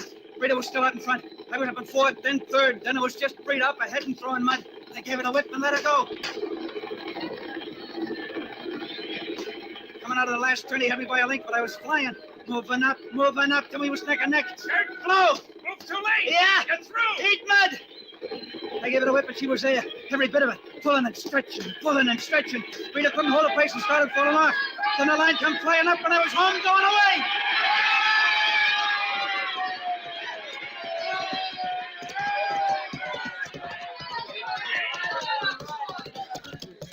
Should have caught me. Beat it. I thought I had it let up. Well, then you're on. And another horse. Lay off. Hey, what's the matter? Nothing. Okay, just another race. Yeah. Where you going? Ain't you going to the winner's circle? No. Come, guys. That's the way, Dink. Nice going in, Dink. That's my boy. Good night, Dink. That's the way, Dink. Out of the way.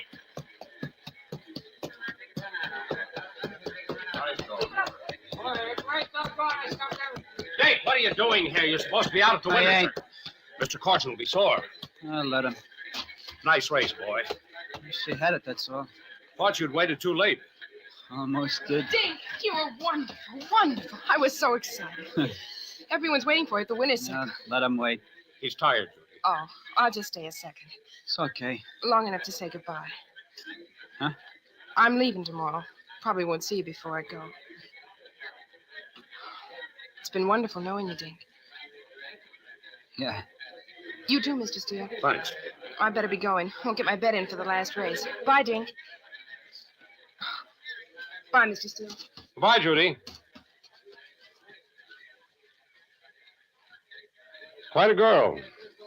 Understand she's going to be married in a couple of months. Oh, I almost forgot. Right after the race, you had a phone call. A fellow by the name of Buffo said he wanted to see you. Dink. I said a fellow by the name of... I heard you. Yeah. I heard you.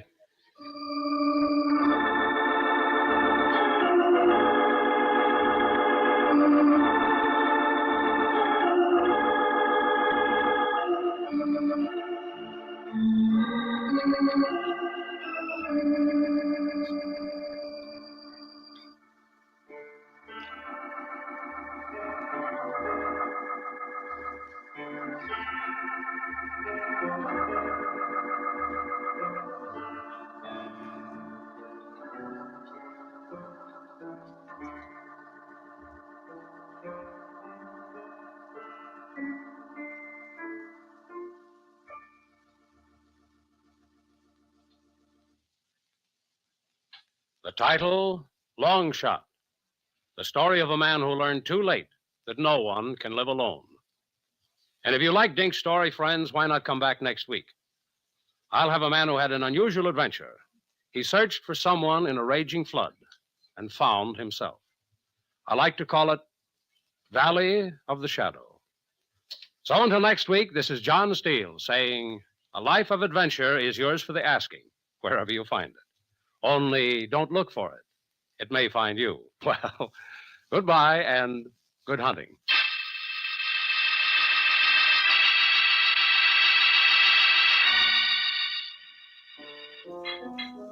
John Steele Adventurer is produced by Robert Monroe, written and directed by Elliot Drake. Alan Stevenson was heard as Dink. Also in our cast were Joyce Gordon, Ross Martin, and Mort Lawrence. John Steele is played by Don Douglas. Musical effects were created by Doc Whipple. Your announcer is Ted Melly. Remember, next week, Mutual presents Valley of the Shadow, another story of suspense and action from the files of John Steele, Adventurer.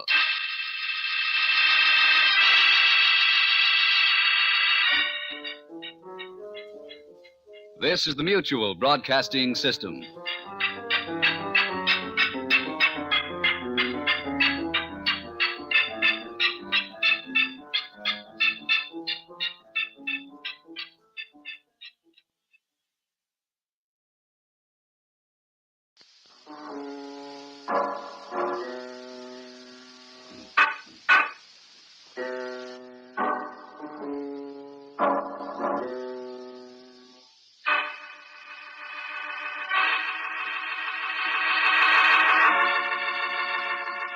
Take one man who never learned to lie. Place him in the steaming jungles of South America and let him discover a secret he knew no one would believe. That's the story of The Unsuspected, taken from the files of John Steele, Adventurer.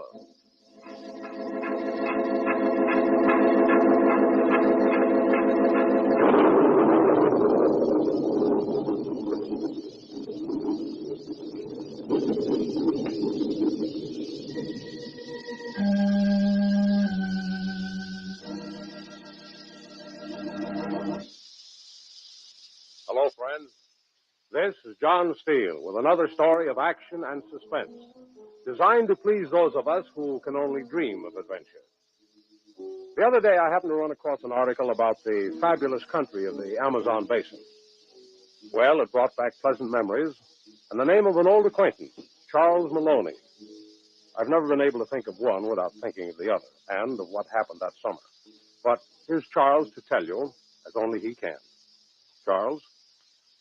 I guess everybody has some kind of code they live by. And that's swell if you don't get blinded by it. You got to learn that there are times when the things you believe in have to be forgotten if you don't want to hurt someone. But it ain't easy. Leastways, not for me. I guess it really started the day I signed on to work as a surveyor on the Great Diagonal. That's a projected direct air route across the Amazon jungles from Caracas to Rio de Janeiro. My outfit was laying out an emergency airfield in the Mato Grosso country. One night, we were all gathered in the thatched hut that served as a bar.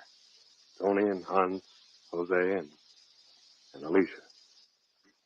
As usual, Tony was razzing my buddy Hans about making more money than anyone, and Jose was pestering me. There, Charlie, you will go, no? No. Why? I told you why, Jose. See, but it is so little. For the 1000th time, no. Why not you not go with me, huh? Why should I go on a wild goose chase in the jungles, especially with you? It is not the goose chase. Besides, I got work to do. You can get off. Oh, get someone else, Jose. No. Because they won't do it either. No. Same here. You, the only one. Look, Jose, it's about time you accepted the truth. Huh? About Bill Harris. You know, I've always told the truth to everyone, no matter who they were. See? I'm telling it to you now. Bill Harris is dead. No. Lay off me, will you? I don't believe until I see with my own eyes. Okay, you see, but I'm not looking for any dead man. Please, Senor Charlie. Oh, don't hang on to me. It's Alicia. She would talk to you. I've already told her the same thing. She waits at table now. You come over. Oh, okay. Bueno. You good guy, Charlie. Yeah. Charlie! Yeah, Hans. Come here. In a minute. Hey, Sagari yelling for some help, fellas. Are you see? You speak to my Alicia first, senor, yeah? Yeah. All right, then we're going to come over there. Please, senor. Hey, look, it won't take but just 1 minute, Jose. But please, I want to prove the point. What point, Tony? We say that Hans, he's a save some money to go back to the United States and make a marriage, yeah? Yeah, that is right, so. Who is he, Charlie? Who is Why he? ask me? Well, you're the only one who goes to town with Hans when he sends that money he makes. You know who she is. Hans has never even been in the States. Charlie. Sends his money to his father in Germany. How do you like it? What's the matter with him? You don't know? I only told him what they asked. It would have been better to say they were right, perhaps. Well, it wasn't so. It would have made them all happy if you say what they want. Oh, why should I lie for anyone? It does not matter. If They asked for the truth, I told them. They were but having fun. They all walk out on me. Not me. There was a plague or something. Let us sit down. I just don't get it. Is there something the matter with me, Alicia? No. This isn't the first time they've They acted do like... not understand you.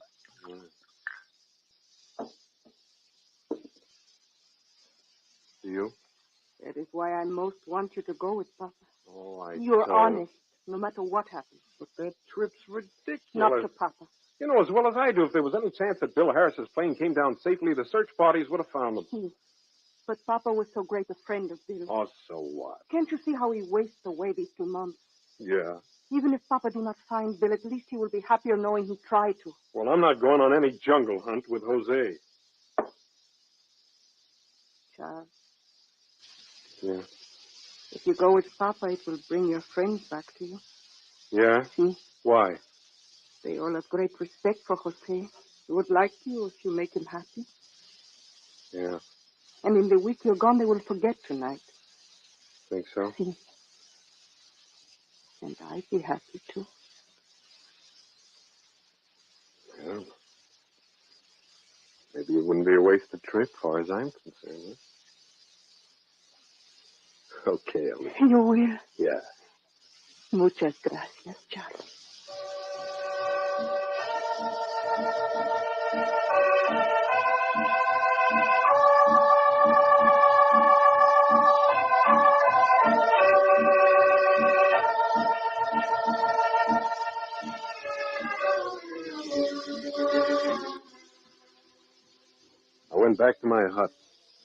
None of the guys said anything. They all just hit the bunks, but I didn't go to sleep right away. I wish I told Alicia how it made me feel that she hadn't gone off when Tony and them had. She was different. By morning, the news had gotten around. Everyone was wishing Jose luck while I loaded the boat. I thought a lot of the old Spaniard because of his devotion to Bill Harris. We shoved off at 9 o'clock. John Steele, our foreman, handling the outboard. In midstream, John looked at Jose, and he jerked his thumb toward the south, upstream. Now I knew he was crazy. Bill had headed his plane north toward Manaus. Steele followed orders, and late that afternoon we pulled into the bank and started to unload. So hot you could actually see it.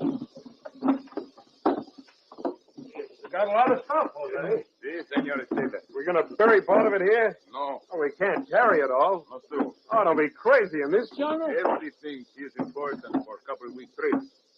I didn't say anything about no 2 weeks. Maybe no be 2 weeks. Never know. Here's your quinine supply. Bueno. I'll carry that.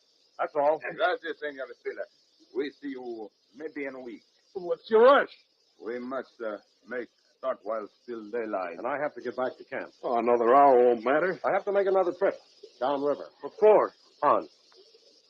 Oh, Hans has I'm any taking him business. to Santarém. A British freighter is there. I didn't know he was going there. After last night? I didn't know. Too late now. See you in a week, Jose. Right here. See, if not then 1 week more. Right. 2 weeks. It's the latest. Come on, Charlie. Yes, sure. Sure.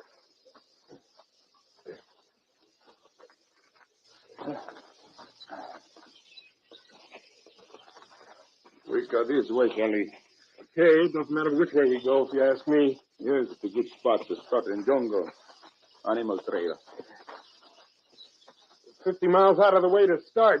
Where you think so? Bill was headed north. No. Reports, so he I went saw north. him when he took off. Yeah? He turned over jungle and head up river. You saw him head this way? That is so. Why didn't you tell them when they were searching? I tried to, but they don't believe. He was supposed to go north. That's what everyone thinks. Jose, no different. Maybe you got something, Jose. See? Aripuna closer. You think he was headed for Aripuna? See? Why? Don't know? Why didn't we just fly to Aripuna then? He did not make it there. Not yet. Well, then if he didn't, he went down in this territory, huh? We see. Man, that'd be the thing. Huh? Finding Bill? See? Set me up. Me too. Not the same way.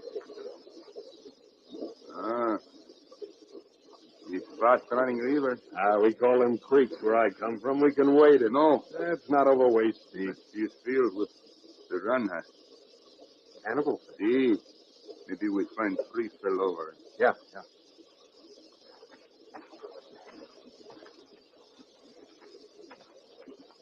Here's one, Jose. Bueno. You gotta sit down and shinny across with this load I'm packing. Yeah, me too.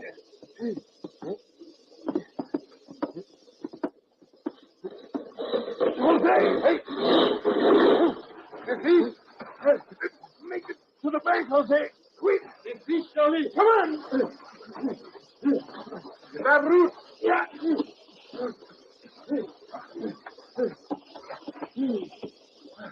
That log break. Lost call. That way to start. Senor, your pack is gone. Fell off, washed away before I could grab him. The quinine too. Yeah. Hey, we can't do without that. Draft your packing. Come on. Senor, we gotta catch Steele before he gets away. John! John! This is spot, Jose. See?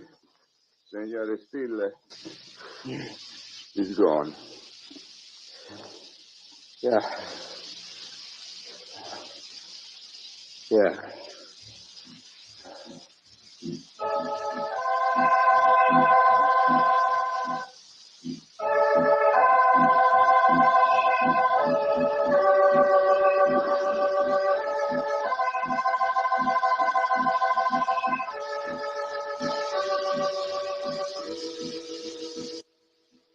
We could see for quite a way down the river, but Steele wasn't in sight. I wanted to camp right there and wait for John's return in a week, and make a raft and float downstream. But Jose wouldn't hear of it. We couldn't go on, not in these jungles without quinine. There was no arguing with Jose. For 4 days, we hacked our way through the steaming jungle. The rain never stopped. Neither did the chatter of monkeys. It was like we were caught in a nest of 1,000 snakes. Hacking at vines. Finally, we worked our way under a bunch of broadleaf plants like umbrellas.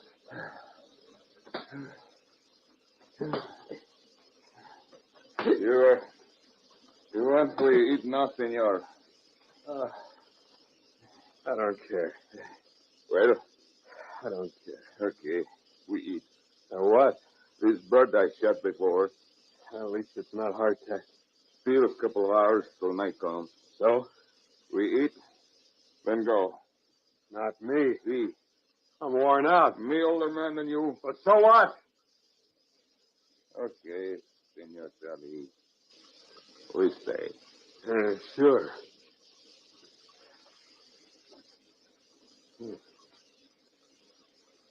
Rain. Huh? Rain. Too much. Yeah. Slow us down. Makes me sleep. Why so? I like when I was a kid. Rain on the roof. Senor Charlie. Senor, you would speak. Huh? No, just... Oh. Why don't we go back, Jose? Back? There ain't a chance of finding anything in this jungle. No go back. It's only 2 days till Steele comes back. We can just make it with luck. No go back. Must find Beetle. You know you're not going to. Must. You know, I've been thinking, Jose. You? Did you tell Alicia what you saw? What do you mean? About Bill turning his flame south. It's not. Why? Huh? I just no do. You really want to find Bill? Why you think I do this? I've been wondering about that. Never knew you were such a close friend of Bill before this happened. We're much close. Yeah. Sure there isn't something else? What do you mean, Shirley? Well, it seems funny you're the only one who doesn't think Bill's dead. Maybe you think too much, senor. No one's going to all this trouble unless it's more than friendship. Nobody's going to slug me. You one smart fellow, huh? I'll show you the... Where'd you get that? I shoot man who say... Oh, forget it. You'll get on your high horse. I didn't mean anything by it. No? No.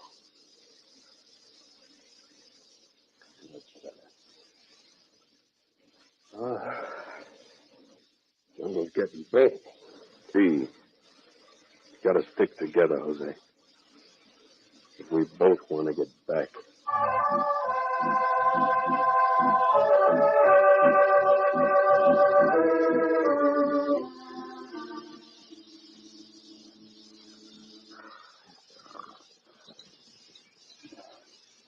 We're alive. Like I think, Bill. Little Alicia, no understand.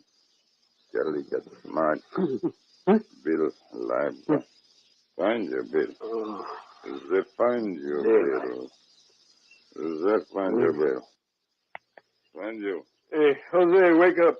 Bill, I know you hate pride. Wake up, Jose. Bill. Yeah, this is Charlie. Come on, wake up. You're dreaming. Dreaming? Oh. What's the matter, Jose? No feel so good. You've got a fever. Nothing. Like malaria. No, nothing wrong. We're going back after we lost the quinine. Got to find Bill. Nothing wrong with Jose. Well, we're starting back. No.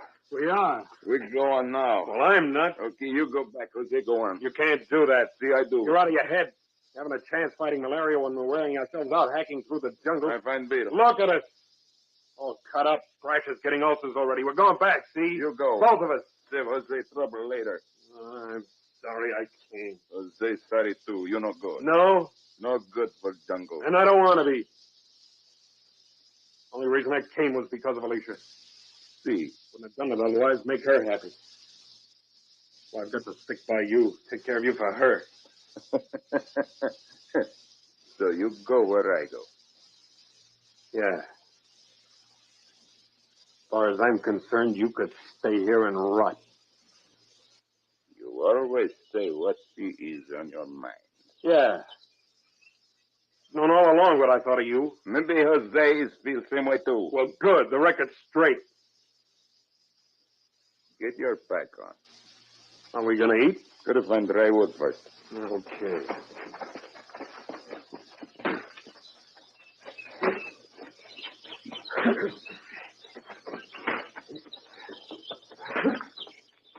Wish I had a cup of coffee right now. Well. Drown out this stinking milk for a few minutes. See. Once it isn't raining. We'll find dry wood in open spot. Yeah. Jose. Don't think she's wrong, senor. On the tree limb ahead. What? A panther. No can see. Wait till I get my gun on front. No can see. Stand still. Your eyes are playing me. Jose! He sees you! He's jumping!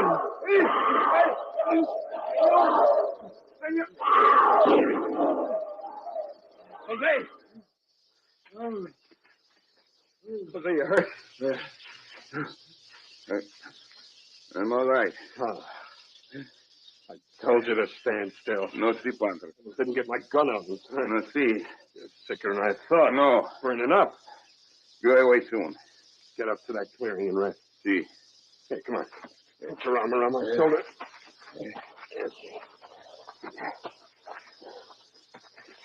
A little bit more.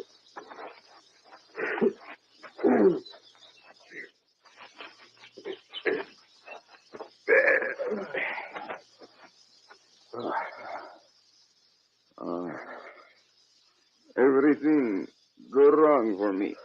Gotta rest. It is good. Sure. I'll try to wrestle us up something to eat. Maybe a panther steak. I'm not hungry now. You gotta eat. Keep your strength. Here's some dry wood. Senor Scully. Yeah? Senor Scully. Senor. Yeah, coming. Don't get steamed up. May I say no fool me, no? What? Look, in valley over there. Yeah, look for what? Wingtip of airplane. There. There were three tops break off. I don't know. Wait a minute. Yeah, I think it is a wingtip. It is bad. We find him. Maybe we have, Jose. See, we must go. You can't. Jose, go now. Get the bill.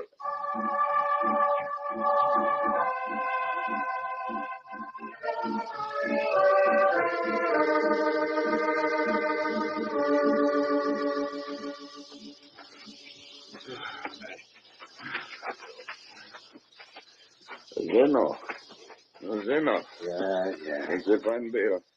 It's not a time if you stayed back. They show you now, Beetle. I find you. The dragon. Find you, Beetle. He probably is crying on Find you. you, Beetle. I hope so. Bill! Bill! Close enough yet.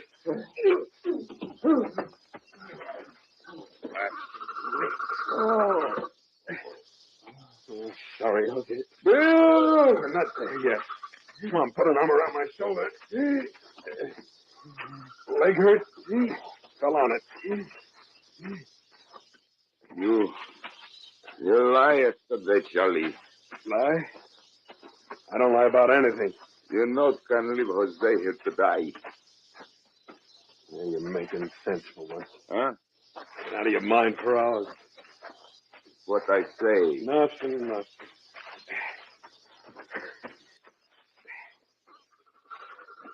I think I see the plane now. Bueno. Yeah, that's it. No see Bill? Doesn't look like there was any fire. Maybe.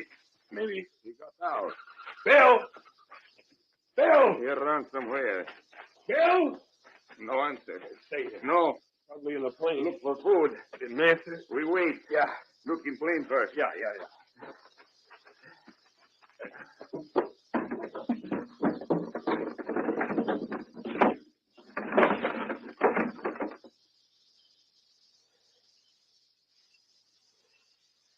He's there, Jose. See. What's left of him? I know you're here, Bill. I'm not Bill. Jose, he's smart. Hey, snap out of it, Jose.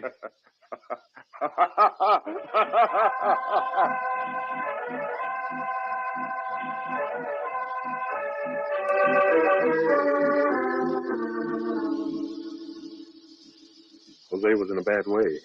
Malaria can kill an old man like him quickly, especially in his weakened condition. I ripped a piece of metal off the plane and dug a grave for Bill Harris. And I got some things to prove we'd found him and started back with Jose. Had a half drag, half carry him, but at least the trail was easier. There was only 3 days left to meet Steele and a good 5 days' journey at the rate I was making. There wasn't any time to stop and look for food. 3 days. I had to get back to John Steele. On the next to last day, Jose perked up a little. He was still delirious, but he could walk some. Maybe a little quinine in the plane was taking effect. He stopped at a brook to wash our faces. Didn't dare to drink no matter what.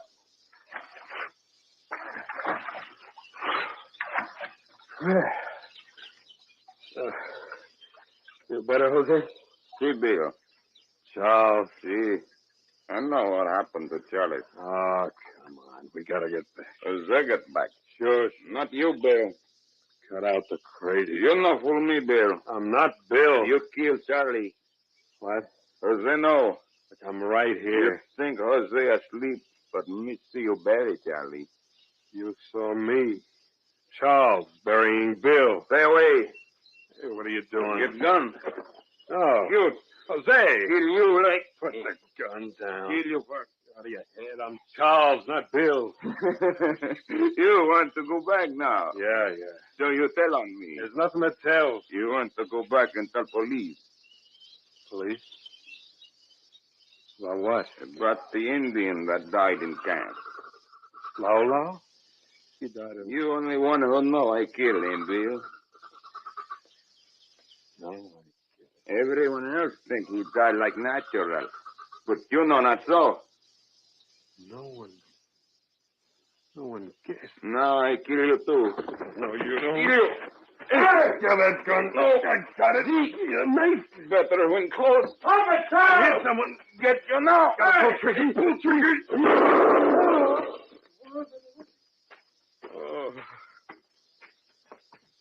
Charles, are you all right? Huh? Are you hurt? Yeah.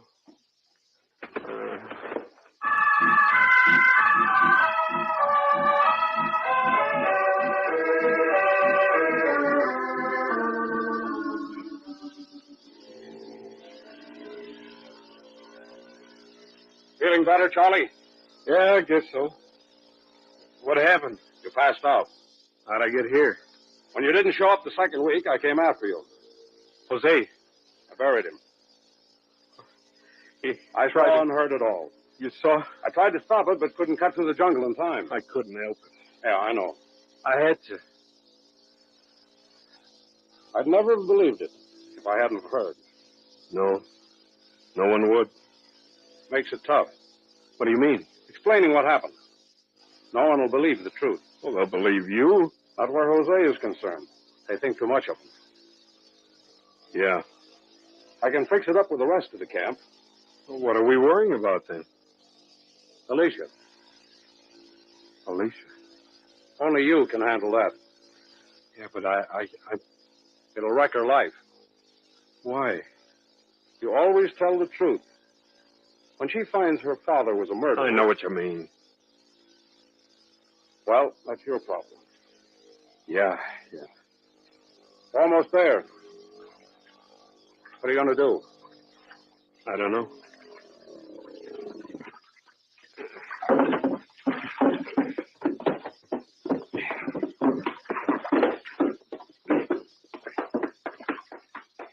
Charles, Mr. Steele, where's Papa? Did he find Bill? Yes. Oh, and he stay there till the rescue party come. Not exactly. No? Tell me. Well, Charles. Alicia, your father, Jose. See? He Died on the way back.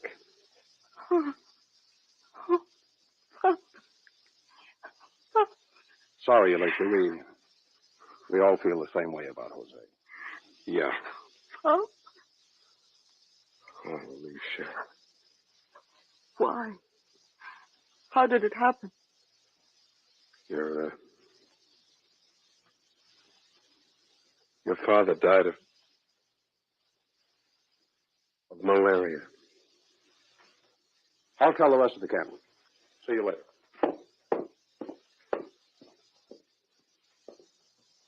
Alicia. Malaria? Yeah. How? How could he? Well, You took quinine alone. we lost it. Lost? How? I was carrying it. You? Yeah, and I fell into a stream and lost it. You lost it. It couldn't be helped. When? First day. And you didn't come back? Well, no. You forced my papa to go on like that? Well, no, he was the one. You should have come back then. Yeah, I guess so. You make him die. Oh, listen No. to me. I don't never want to hear you again. Never. Never.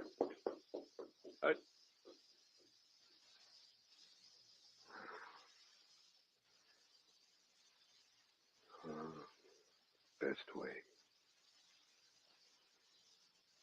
Yeah, guess that was the best way.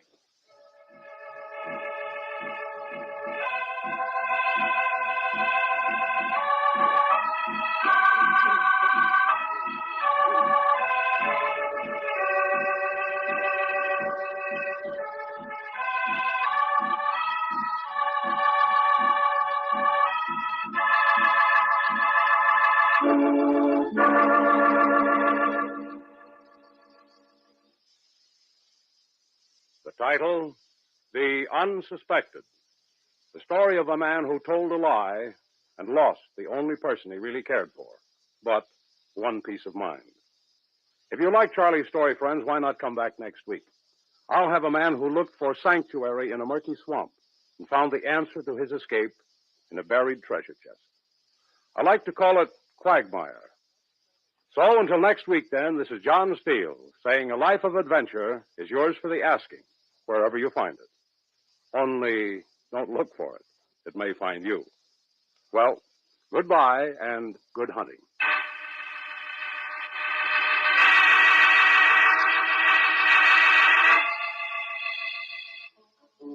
John Steele Adventurer is produced by Robert Monroe, directed by Elliot Drake, and written by Roy L. Dietz. Ross Martin was heard as Charles. Also in the cast were Jim Bowles and Bryna Raeburn. John Steele is played by Don Douglas. Musical effects were created by Doc Whipple. Your announcer is Ted Melly.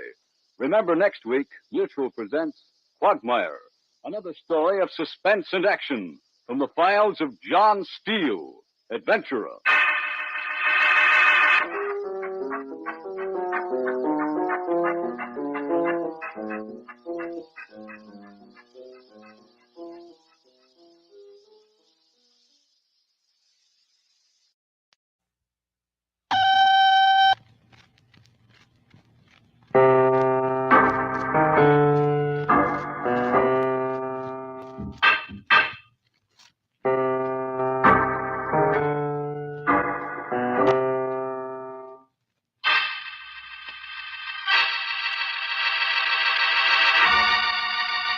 Take one man with an iron sense of justice. Put him in a lonesome canyon with a desperate killer. That's our story, Trail's End, taken from the files of John Steele, Adventurer.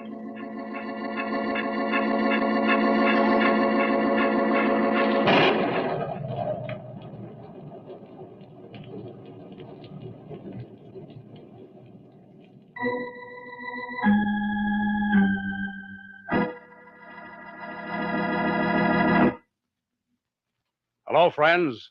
This is John Steele. If you like stories of suspense and action, you've come to the right place. Because our specialty is curling hair and wearing out the edges of seats. This week's tale takes us out to the empty prairies of the far west, where a good friend of mine lived a very absorbing story. I first met George Brennan when I was managing the White Swan Cafe out in Silverton. But here he is to tell you about it himself. George? I guess being sheriff's about the most thankless job a man could ask for.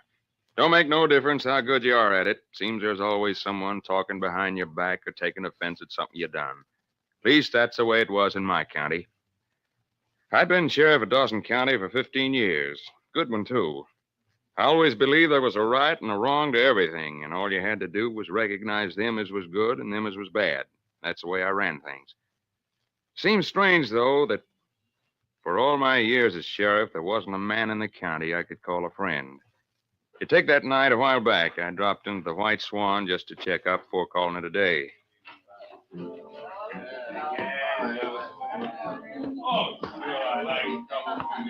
Hello, John. Hello, George. Everything quiet? Yeah, all under control. I just thought I know. Yeah? Well, this is where most of the trouble starts in the town, you know. Oh, I wouldn't go that far. Take my word for it, I know. Okay, have it your way. Care for a drink? Yeah, I guess I got time. May, want to get the sheriff a drink? Sure, Mr. Steele. Hello, George. Hello, May. What'll it be? Whiskey. Coming up. Excuse me, George. May'll take care of you. Sure, thanks. Anytime. There you are. Thanks. Where you been? Didn't see you for a couple of days. Just busy, I guess. Another woman? You know that's not true, May. I was just kidding. Oh, You're always so serious. sheriff has to be. I know. So when are you going to start enjoying life, George? Now, May. Okay, but it seems to me... We've been all over this. Okay. Sheriff doesn't have time. I know, George. Maybe if you would... Now, don't start that either. Well, I mean it. Of course you do. This is no life for you. George. Good-looking woman like you should have a home and kids. And... Please. You'll never listen to me. It isn't that. Yes, it is. You're a fine man in lots of ways, George, but... I know. Well, if you ever decide not to take life so seriously, let me know, huh? Yeah, you did. I saw Okay, you. I May. saw right at you. You took Hey, what's going on down there? Oh, just that young Reynolds kid. You been drinking again? Now, George. Looks like I'm going to have to teach that pup a lesson. They'll settle it by themselves. What's going on here? It's nothing, George. Come on, what happened? I saw him do it. Crazy. Do what? He took one off the bottom of the deck. Wait a minute. I had a jack down and a queen Get up. showing, and he...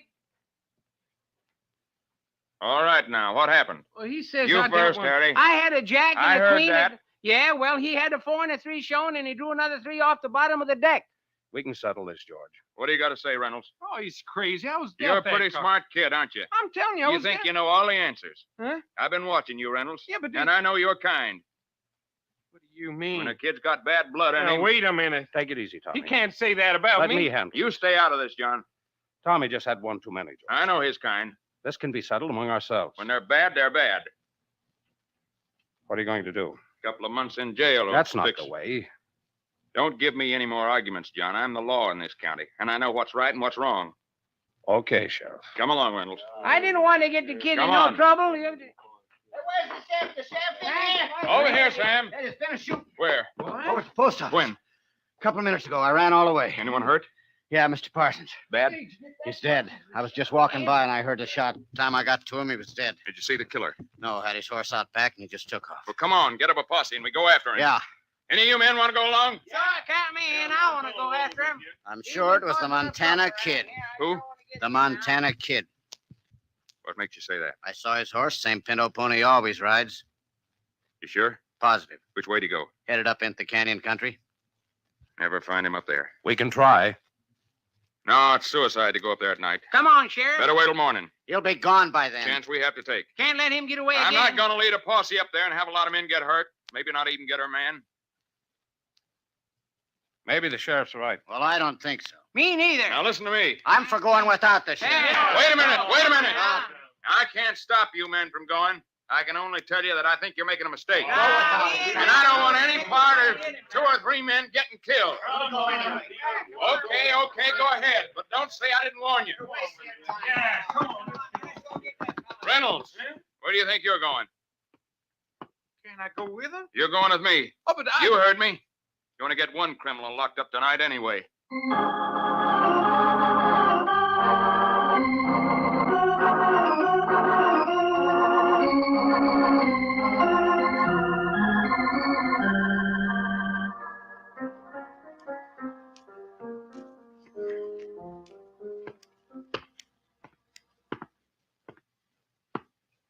Come on, Reynolds, wake up. I said wake up. Oh, you. Think you're going to sleep all day? What time is it? 6 o'clock. Here's your chow. Can I wash first? Law prescribes that I feed you, that's all. Holler when you're through. Call that grub? I'm through right now. Good enough for the likes of you. Taste all right when you're here a couple of months. Did Posse get back yet? Huh? Did Posse get back yet? Be quiet, I'm working. I guess not.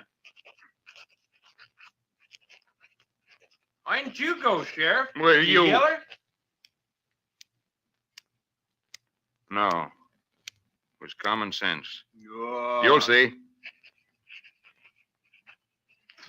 What the... Morning, George. May, what are you doing up so early? Brought some food over for the boy. He's getting fed. I know, but that jail food ain't fit for human beings. Good enough for him. Morning, Tommy. Morning, May. How'd you sleep? Okay, guess. You can't come over here and run my jail, May. That's what I'm doing. Well, I'm not going to let you. You're not gonna stop me. Well, who ever heard of Won't do no harm. He's just a kid. Should be home with his mother. May? Now open up that door before this gets cold. Women ought to stay in the house where they belong.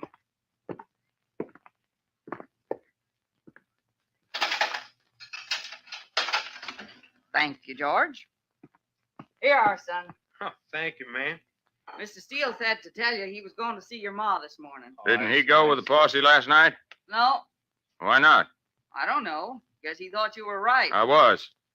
Said he dropped by to see you before he went, Tommy. Thanks, May. Well, don't stand there with the door open. Your criminal might escape. Nothing to make light of, May. I'm just trying to show you how wrong you are. You don't know about these things. I know a good boy when I see one. They're either bad or they're good. George. This one's bad.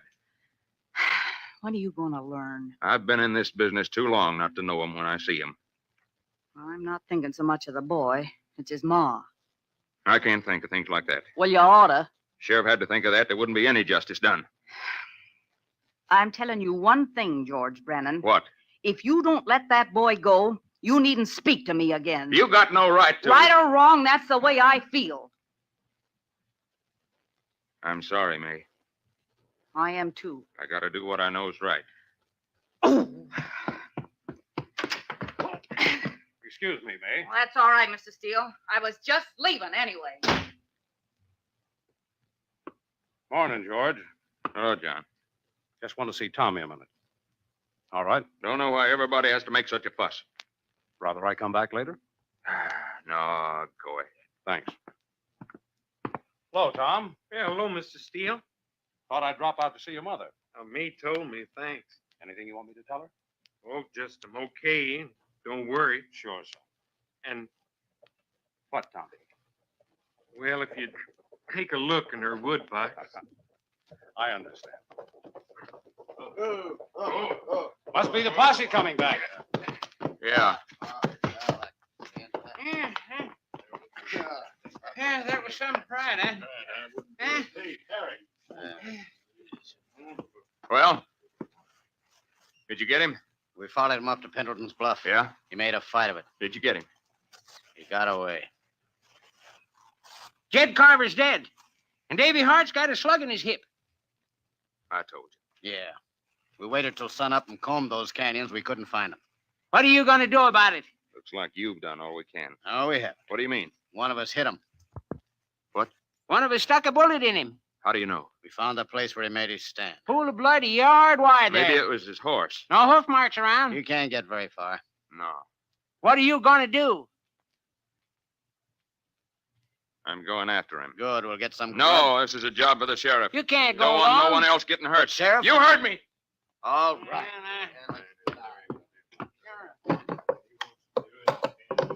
Ain't used these for 5 years. Sure you want to go alone, George? Huh? You might need some help. I'd like to go along. Okay. But no more. That's all right with me. Have to use horses. Meet you in front of the White Swan in 5 minutes. I'll be there.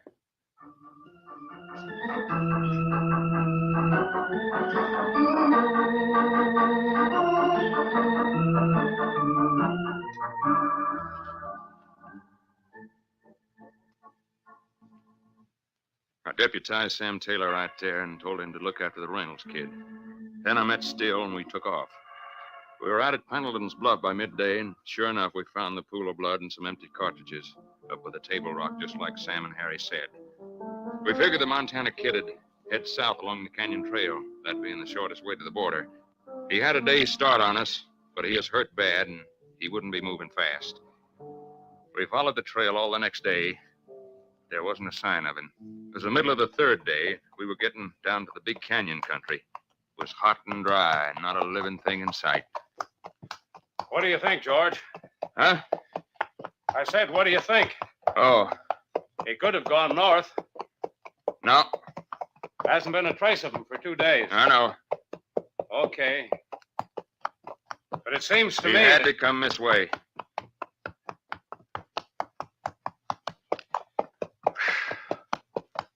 It's hot. Yeah. Better find water soon. We will. Canteens are almost empty. Just as tough on him. Yeah, I guess so. As soon as we get up to that shadow, let's take a rest. Waste of time. Horses can't keep this up. Never catch him sitting in the shade. Lather's an inch thick on them now. Okay. Hope you're right about him heading south. I know what I'm doing. Yeah? Well, if he's sitting up north getting patched up... Only way he could have come. All right.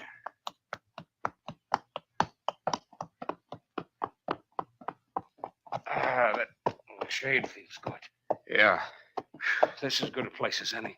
Yeah. Oh, boy. Oh, steady. Hold it. What are you doing? Just loosening the cinch. No. Why not? If we have to get out of here in a hurry. Okay, sorry, boy. Give me the canteen. Take it easy. Yeah. Swallow a piece. I know.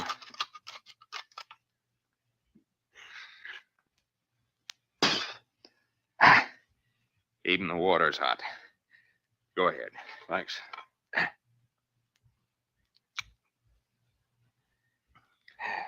Hey, you're right. Go on, boy. Take a stretch, please.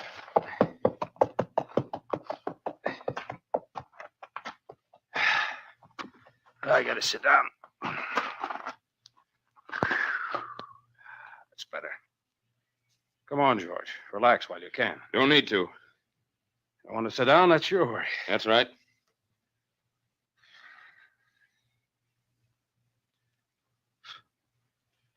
You're a strange one, all right. What do you mean? The lawman. Why? Can't figure you out. Don't try. Everything's so black and white for you. I don't get you. Well, the Reynolds boy. Leave him out of this. Okay. Now this. What? A couple of days ago, you wouldn't go after Montana. Now you won't even sit down. We better You're get going. But we just... We're wasting time. All right, George. I'll get the horse.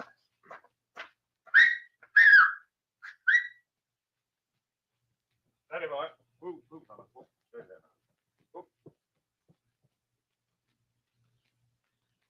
Hey, George. Huh? Come here a minute. What's the matter? Hurry up. What's got into you? Guess you were right. Fire. Yeah. Ash is still warm. Must have been here this morning. Yeah. He doesn't know he's being followed. Never would have made a fire if he'd have known. Can't be far ahead. No. Let's go. Easy, boy. Easy. Here, boy. Stick close to the canyon wall. Yeah. Knew I was right. Just hope it's Montana. It's him, all right. Don't know who else would be out in this country. So dry you can see our dust for miles. Gotta take that chance. You better ease up. Horses will never stand this pace. Can't let him get away. We lose a horse, we'll never catch him. Can't let him get away.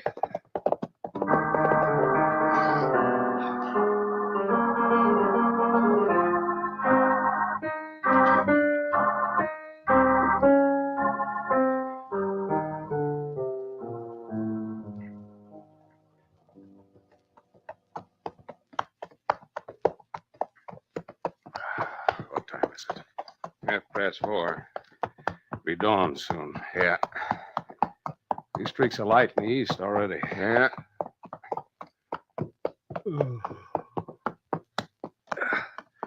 Let's stop and rest. No. You can't keep on like this. If he can, so can I. That's crazy. Can't let him get away. I don't know about you, but I'm going to stop. No. You just can't ride a horse this hard, George. It's either him or us, and I'm not going to break first. It's common sense to pace yourself. Last longer in the long run. He's not stopping. If we don't catch him today, we'll catch him tomorrow when he's through. We've still got some strength. Gotta keep going. I'm stopping. Okay.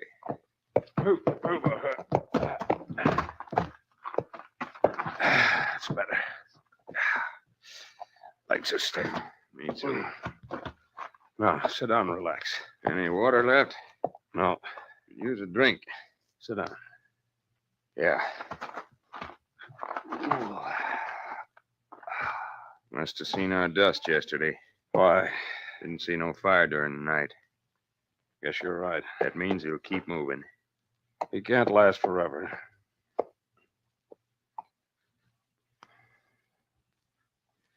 Maybe we passed him in the dark. No. Why? If he knows we're after him, he'll move fast as he can. Yeah. Getting light. Yeah. Soon as we... George. Huh? What's the matter with the horses? Why? They're restless about something. Yeah. Something's got them nervous. Up on that rock. Where? Over by the... Lion. Yeah. Wait till he gets near it. Put that gun down. What? Don't shoot. You're crazy. You want Montana to know where we are? Caesar's. Don't shoot, John. If you think I'm Start not... working over to the horses. I'll cover you. Yeah, but If I have to shoot, I will. Are you out of your mind? Get going. Okay.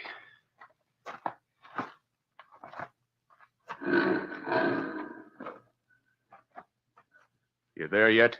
Give me time, will you? Okay, I'm up. Hurry up. All right. Now cover me.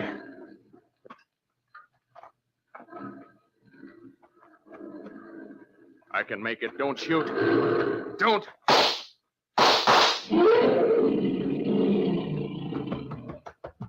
What did you do that for? I'm I sorry. could have made it. Get a hold now of he knows yourself. where we are. George. If he gets away, it's your fault. Get a hold of yourself.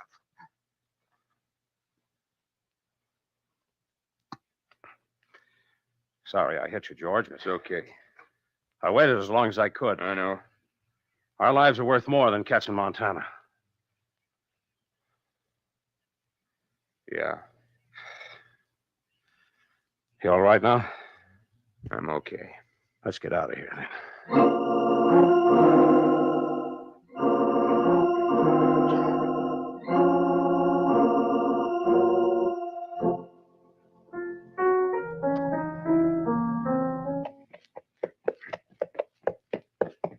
Haven't seen a sign of him since that dust cloud this morning. Yeah, I know. What do you think? He's up front somewhere. Sure. But where? We'll find him. He knows we're close now. Yeah. He can't hold out much longer. Must be made of iron. I guess so. As soon as we get up over this rise, ought to have a clear look down the valley. Yeah. Come on, boy. Keep your head up. Easy now. John. Huh? Sorry I let you in for all this. I asked for it. I knew it was going to be tough. You knew? I've been on them before. Oh. Shouldn't have let you come. I wanted to. Yeah, Forget it. Almost to the top. Uh-huh. Oh, boy. Oh, steady, steady. Oh.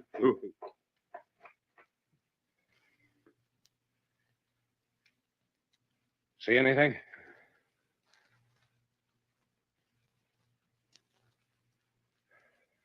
Nothing.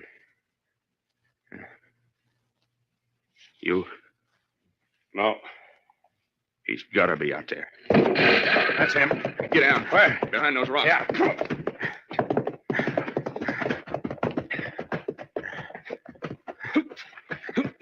Where'd it come from? I don't know. Did you get hit? Nicked me in the arm. You okay? Yeah. Now what? I'm going out again. What? Got to draw his fire. You're crazy. He won't let me get far. Can't shoot at him till we know where he is. Yeah. You watch the hills. Right. Come on, boy. Come on. Easy.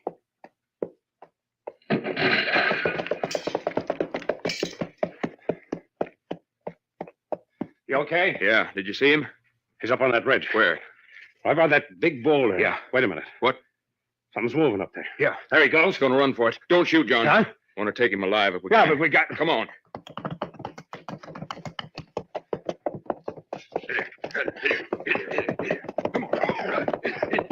He's over the ridge now. Let's get up there. Yeah. Come on, boy. Take it easy. Huh? Don't want to give him anything to shoot at when we get up there. Right. Take it easy, fella. Easy.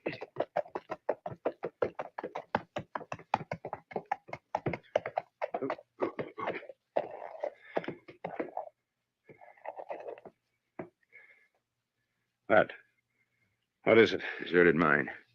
I'll make a stand. Yeah. There he goes. Where? In that shack. Got him now.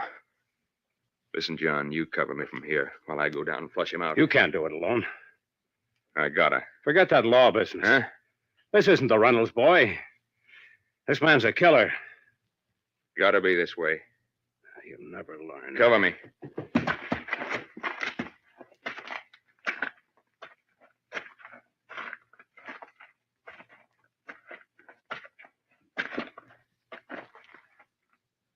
I'm coming in, kid. If you got any shooting to do, do it now.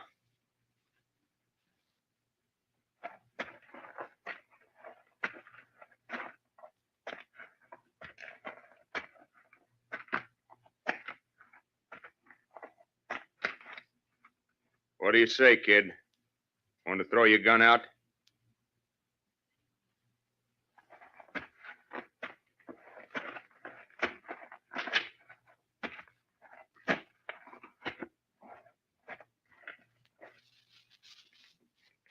Okay, you ask for it.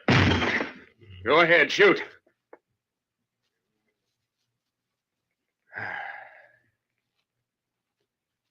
You couldn't pull that trigger any more than I could. Help me, George.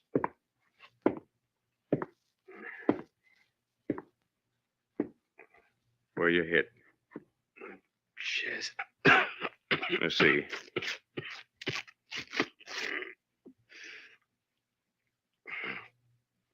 Bad, huh? Yeah.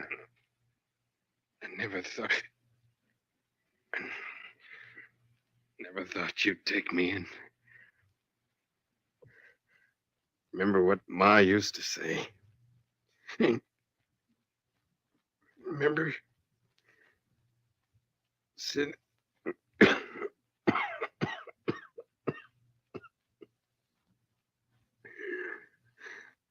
said, you boys stick together.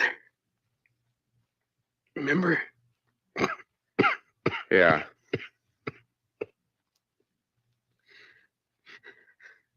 Never thought you'd take me in. Well, I'm doing it, kid. You know why? Because letting you go was making an evil man out of me. I guess I was making up for it by taking it out on every little sinner in the county. Might never have made up my mind, except I heard you was hit. Then I was afraid I wouldn't have a chance to square the record. Kid? I don't reckon I have to now.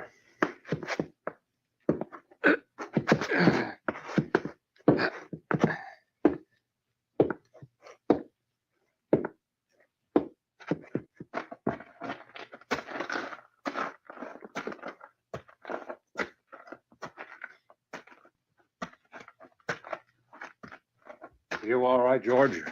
Yeah. There he is. Dead? Yeah. Put him over my saddle. No.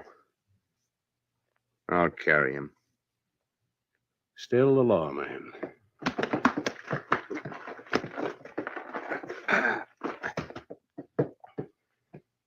Let's go.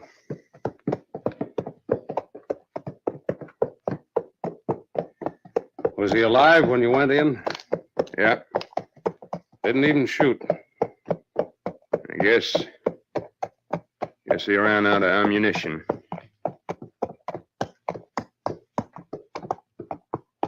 About that Reynolds kid.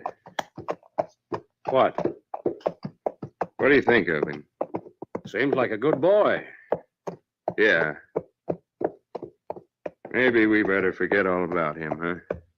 May'll be very happy. I guess so. Yeah, I guess so.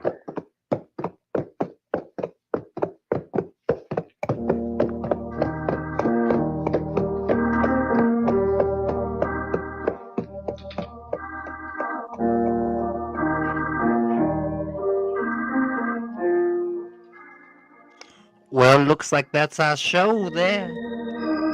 Episode 14. John Steele Adventure. Hope all y'all are doing out there doing good. Yeah, we're gonna go ahead and end there. Episode 14. Hope y'all been enjoying John Steele. Didn't come back. We're gonna do some more tonight. Like I said, I'm wanting this to go all day, but maybe give the computer a little bit of a rest. A little The 7 title, dream. Trail's End. And if you like George's story, friends, why not come back next week? I'll have a boy who knew the loneliness of the unwanted, but didn't have the courage to escape. I like to call it Bleak Furrows. So until next week, this is John Steele saying a life of adventure is yours for the asking, wherever you find it. Only don't look for it. It may find you. Well, goodbye and good hunting.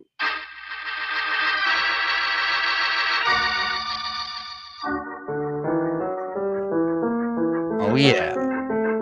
And next week, what John This is Steele Mutual Broadcasting System. really meant to say was tonight. All right, guys. We'll see you soon.